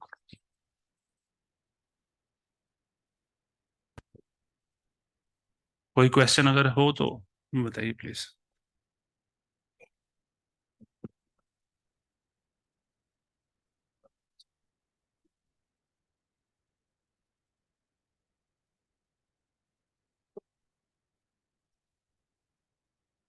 Thank you, Mr. Oesa, for taking us to the different history. I have learned a lot, more particularly about the rites of the passage and the social construction of what we call as the childhood. So you were talking about a very important thing you have said, that at times when you are interacting, and when we are interacting with a juvenile who is of 10 years, we feel that he's enough mature. And when we interact with a child who is of 24 years, we still feel that he's a juvenile. And you have made a category, you have made a difference, and you have said that science talks about that cognitive faculties are much developed at the age of 18. And it is on the basis of this United Nations Convention has decided that 18 should be the age of majority. But let me talk and to this audience also, that it is not only the cognitive faculties or the cognitive maturity upon which the maturity of a child is being decided. What we talk of, when we talk of the cognitive maturity, we believe that by cognitive maturity, that a child is mature to understand the consequences of an act. But there is another point which makes a difference, that is the psychosocial maturity. And psychosocial maturity often does not develop at the age of 18. That keeps on developing. So it is not necessary that a child who is of 16 years or 18 years is psychosocially mature. And a person who is not psychosocially mature cannot control his impulses, emotions in a charged environment, in an emotionally charged environment. So when you are putting a child in an emotionally charged environment, that too among the peer groups, it is most probably that he will commit a child in this offense, despite the fact that he has crossed there. So one thing I was trying to make a clarification is that we have to make a difference between cognitive faculties and the psychosocial faculties. It was already discussed long back in what we call as this Hodgson versus State of Minnesota in USA in 1990s. The question before the court of law was whether an adolescent girl who is of the 16 years above whether she could take a decision of aborting a child on her own, or she had to seek the consent from the parents. The court was not in a position to decide, but American Psychological Association became a party to that case, and they filed a brief wherein they stated that a girl who is 16 above is mature, cognitive faculty, he is mature enough, and he could take a decision on her own to go for this abortion. But what happened in 2005 was a very interesting case that is known as the Roper versus Simmons, where the Supreme Court of USA struck down the death penalty to the juveniles of 16 to 18 years. On the report, on the basis of the report, which was again submitted by the American Psychological Association, saying this time that a child is not enough to understand the consequences of the act in an emotionally charged situation, despite the fact that he has committed it. And this flip-flop was recognized by the Justice Kennedy itself. And they said that there is a contradiction. But American Psychological Association has made a clarification that there is a contradiction, but earlier is about what we talk about the cognitive faculties, where a person has to take a decision in a very cool environment. But second is that when he has committed a murder, it is not necessary that it was a cool and he has thought about it, but he might have committed it in an emotionally charged situation. So psychology, so this is what we call as psychosocial maturity. It keeps on developing, and it may develop up to the age of what we call as 25 even. And that is why there is one scientist, one psychologist, his name is Jeffrey Jensen Orrit. He has given a new term that is what we call as emerging adults. And they are saying that emerging adults are different from the children, and they are also different from what adults. Neither they are adults nor they are what children.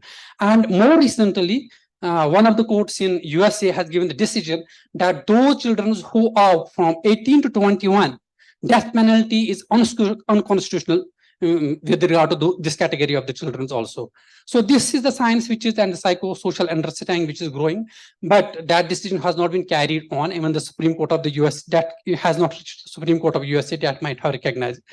The second point which you are talking about, child in Nirbhaya's case was the most heinous, and he was ferocious, he was draconian.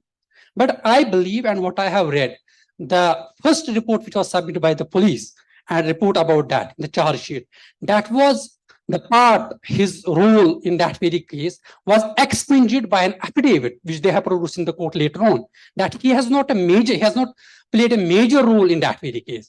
And Inakshi Ganguly has one of the famous socialist who has done a lot of work. He has written a book more recently that has been released, published by the Speaking Tigers, that is known as Juvenile Not Delinquent. He has given a brief of that. That child was not a heinous. He has not done that crime. Rather, it was what? An emotionally charged situation where other colleagues had done that. And the police has itself got expunged. I need that needs a rectification over there. And one more point which we are talking about, whether TPA, whether this STADA, quota, of course, the act is silent about this, whether they should be given the bail or not. But Supreme Court has an n number of cases made sure this clear. Yeah, it has over and above effect, Juvenile Justice Act. That is why Section 12 is applicable. Yeah, Section 12 is Juvenile Justice Act is applicable, not other. But there is a controversy which is right now going, and our judges might be knowing well about that. That is about the anticipatory bail only, whether they have a right of anticipatory bail or not. And issue has been referred to the Supreme Court. But most courts have of the view that anticipatory bail. Why there is confusion again on that point? Yeah, why there is confusion? Because long back, these procedural rights were not available to the juveniles, but they were given later on by way of 1960. Rather, in 1960 Act, they were not available. That was by the court. That has been recognized. And with regard to forensic psychology, you are talking about. But there is again a trend with what we call as G to1 rule, G to I rule. That is a general to individual rule. So it varies from individual. Generally, we say that they may become mature, but there could be the cases that they may not become mature. That is why they are needed. But Act is not saying that their members, even the judges, those who are the principal magistrates, or they should bank on the report of the wholly and solely on the report of what we call as the psychologists. They have to apply their own mind. They have to see it. So most what we have seen, and Inakshi Ganguly is she has vehemently criticized that members of the Juvenile Justice Board are backing, so much backing on the report. And I have myself said, we read it, wherever it has been read that they have developed some sort of maturity. The juveniles are being shifted. So how they define this sum is what 50% above. I don't have this any idea about that. So please, can you say me, but one thing I want to know from your side, can you say me from your experience you had, because these are my observations and certain points I was making so far. When you are interacting with the juveniles, more particularly what we call as the emerging adults, this group I am saying 18 to 19, their nature of cases, the offenses they are involved, do you feel that they are somehow different from the adults, but also from the minors, that is below 18, and there should be some policy decision on this point? I'm saying from your experience only. Thank you. Thank you for adding to my knowledge. You highlighted some very important points, especially vis-a-vis the legal deliberations that have gone on in the Apex Court and other courts of the country. I also recommend a movie. अगर आप films देखने के शौकीन हो, तो एक movie है. It's a very old English movie. It's called 12 Angry Men. 12 Angry Men is a courtroom drama. इसमें 12 jury members हैं. So they are told after arguments कि आप हमें ये बताइए 2 घंटे separate room में बैठ के कि ये बच्चा जो है जिसके खिलाफ केस चल रहा है, whether he has actually killed that person or not. At the beginning of the movie, 11 persons are saying the child is guilty, and 1 person is saying the child is not guilty. But at the end of the movie, all 12 people say that the child is not guilty, because that 1 person convinces them कि उसने नहीं किया है. And how he convinces them, that is the beauty of the movie. वो पूरी film जो है एक ही कमरे में है. It's considered one of the best movies that has been made in Hollywood. It's called 12 Angry Men. मैं सारे वकला हजरात को जो है suggest करूंगा कि वो देख लें. Coming to your question, that in my interaction with different juveniles, what is my perception about their mental faculties? देखिए, primarily एक law enforcement officer के लिए he has to keep his personal perceptions aside. When anybody comes to me who is below 18 years of age, I simply follow the law. जो law मुझे कहता है मैं वही करता हूँ. यहाँ पर जो मैंने सजेशंस दी, आपको सोचना पड़ेगा और आपको देखना पड़ेगा कि ये एक इंटेलेक्चुअली स्टिमुलेटिंग एनवायरनमेंट में मैंने दी है. It's an academic discussion, and I had to give these suggestions because of intellectual honesty. Whatever I said here, whatever जो मैंने limitations बताई, that is what should be. That's the ideal situation. But whatever happens, चाहे मुझे सड़क पे बंदा मिले जिसने क्राइम किया हो, चाहे मुझे वो 20 साल का भी लगे, if he produces a certificate which says he is below 18, I have to treat him as below 18. So let's be practical. These are academic discussions जिससे हमारा future अच्छा हो सकता है. But as far as practicality goes, I told you what we do in the field. और कोई question अगर हो तो please बताइए. Thank you. जी जी बताइए please.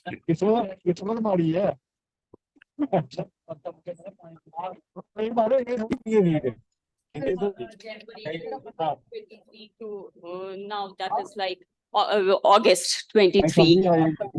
What are the major crimes that are criminal cases that are coming of juveniles?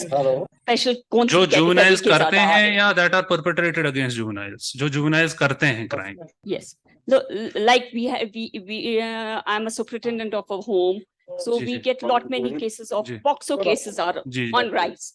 So what is the trend you are seeing, and what preventive measures and what reforms would you suggest that we as social activists should be focusing on? See, I will tell you a very strong trend that is developing in the society is, see, जब एक juvenile होता है, उसके जिस्म में already एक battle of hormones चल रहा होता है. We have to accept as a society and as educated people that बच्चा जब teenage के ऊपर आ जाए, उसके अंदर जो hormones का rush आता है, that actually makes him think differently. The child becomes rebellious. The child becomes sexually aware of himself.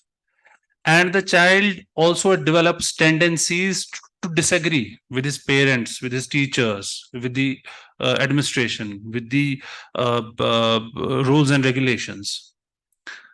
POCSO cases का जहां तक सवाल है, we have also noted that in the last few years they have been on the rise. उसकी दो major वजह हैं. एक वजह ये है because there is very transparent reporting now. जब मैंने अपना करियर स्टार्ट किया, आई एम 2012 KPS ऑफिसर, जब मैंने अपना करियर स्टार्ट किया, parents would come and they would say, दो हमारे बच्चे के साथ ये हुआ है, we don't want to report it because there was social stigma. आज की डेट में recently POCSO case happened in a school in Chandpora. आज की डेट में not only do the parents come forward, they make sure that every legal step is followed through. Number one is increased reporting. Number two is easy access to content that should not be accessible to children. जिसकी वजह से crimes of a sexual nature और जो है crimes of a cyber related nature वो ज्यादा common हो गए हैं young adults और juveniles में. See, there's a lot of pornography easily available on the internet, and there are a lot of games and online fraud stuff that the children come across. इन दो categories में children की जो है delinquency वो इसीलिए बढ़ गई है because there is easy access. और कोई है तो I think nobody. आप? Thank you. Sir? Yes. Sorry. Sir reminded me. I'll come to that. The major thing that prevents juvenile delinquency is education and openness. हमारी society में क्या होता था, जो मैंने सीखा है, we would never speak to children about things that would confront them in their school, in the playground, while playing with their peers. चुपचाप रहते थे parents. आज की डेट में is absolutely necessary that you tell your child what a good touch is. I have done my masters from the UK. I was studying international studies and political insurgencies there. I was once going through a park in Leeds. उसका नाम है round है park. तो मैं walk कर रहा था. I came across a parent. उसने बेंच पे दो बच्चों को बिठा के रखा था and he had given them a book. मैंने दो चक्कर वॉक करते करते लगाए. तीसरे चक्कर पे बुक के नाम पे, टाइटल पे मेरी नजर पड़ गई and I was astonished. It was a book written by a duchess और उसका नाम था Good Touch, Bad Touch. They were teaching children at the age of 5-6 कि if somebody touches you normally, what that means, and if somebody touches your private parts or tries to touch you sexually, you should be aware. Now these are things that we don't talk to. जब हमारी society की बात आती है, हमारे बच्चों के साथ सेक्सुअल क्राइम्स भी होते हैं, वो करते भी हैं, खुदा ना खास्ता. And these things we never teach them.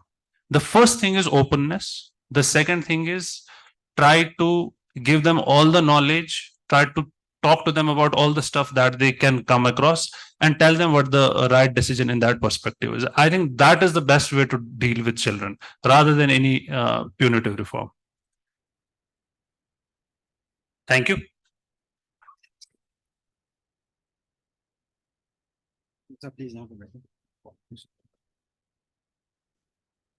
Thank you. Thank you so much. As we are nearing the conclusion of this event, to facilitate our Honorable Chair as well as the resource person, I would like to request Sahir Majid, DCPO Ganderbal, to present a memento to the Honorable Chair, Ms. Harvinder Kaur, Mission Director, Mission Vatsale.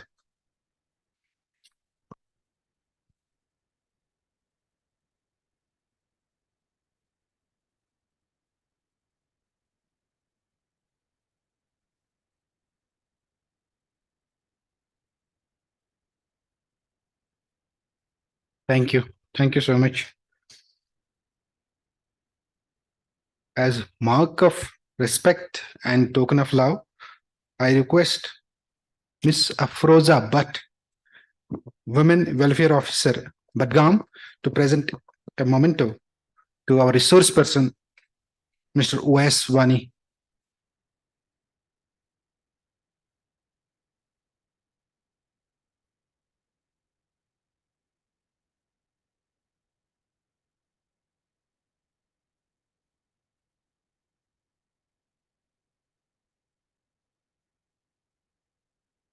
Thank you. Thank you so much. I have an announcement for principal magistrates of JJBs as directed by Honorable Mr. Justice Tashir Abistan, Judge High Court of Jammu and Kashmir and Ladakh, Chairman, Juvenile Justice Committee. All the principal magistrates shall send gist of takeaways of today's consultation program session-wise within next 3 days through mail ID. All are requested to note down the mail ID MSJJC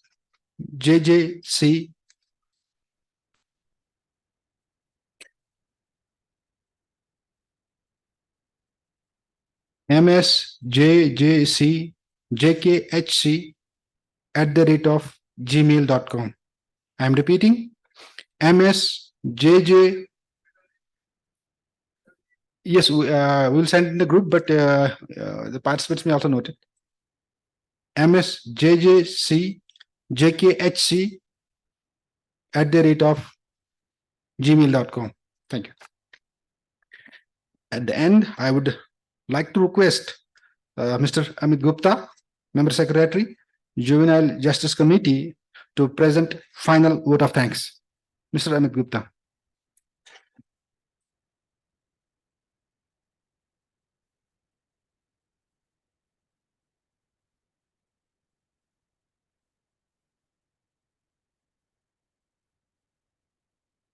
A very good afternoon to all.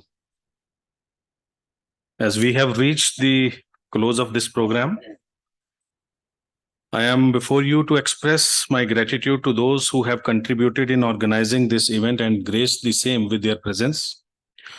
So it's my proud privilege to propose vote of thanks on behalf of JJ Committee. We are highly obliged and thankful to Honorable Mr. Justice N. Koteshwar Singh, Honorable the Chief Justice, High Court of J&K and Ladakh, for readily accepting our invitation to grace today's inaugural occasion and sparing valuable time out of His Lordship's busy schedule and a working court day. We are also thankful to Honorable Mr. Justice Tashir Abastan, Judge High Court of J&K and Ladakh and Chairman Juvenile Justice Committee, for His Lordship's gracious presence and guiding us at every step while organizing this program. Besides providing all of us an opportunity to join in the deliberations on such an important issue and understand its importance. The Honorable Chairperson made it sure that he attended almost 2 full sessions and see that how our judicial officers are participating in the consultation program, because as all of you know that a national consultation is scheduled in the month of September.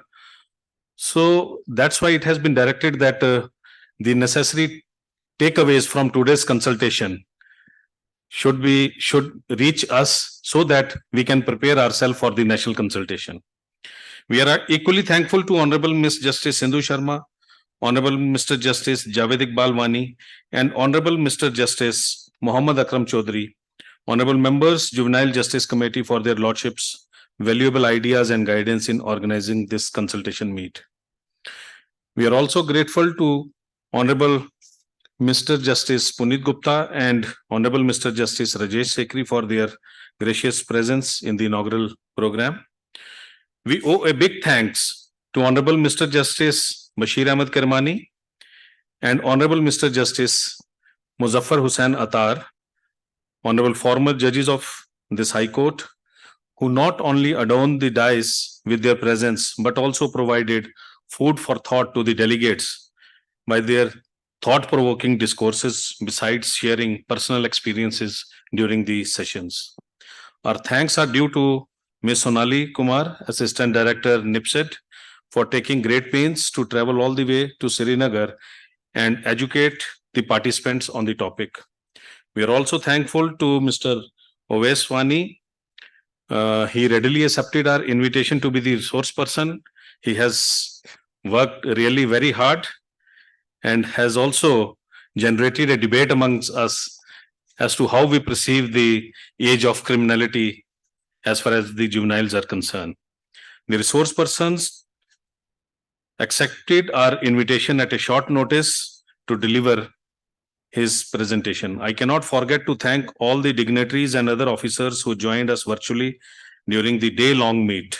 A special word of thanks to officers and officials of Social Welfare Department, UT of J&K, and Social and Tribal Welfare Department, UT of Ladakh, for collaborating and supporting us in organizing this program. Without their support, this event would not have been so successful. We are thankful to all the registry officers for their support and participation. We also thank all the participants who have either joined physically or virtually to enrich themselves on the issue, and I hope that the knowledge gained here today shall be utilized by them in resolution of the issues of children in conflict with law. I also acknowledge the support extended by IT team in ensuring uninterrupted live streaming of the inaugural session and successful simultaneous holding of consultation virtually for Jammu and Ladakh.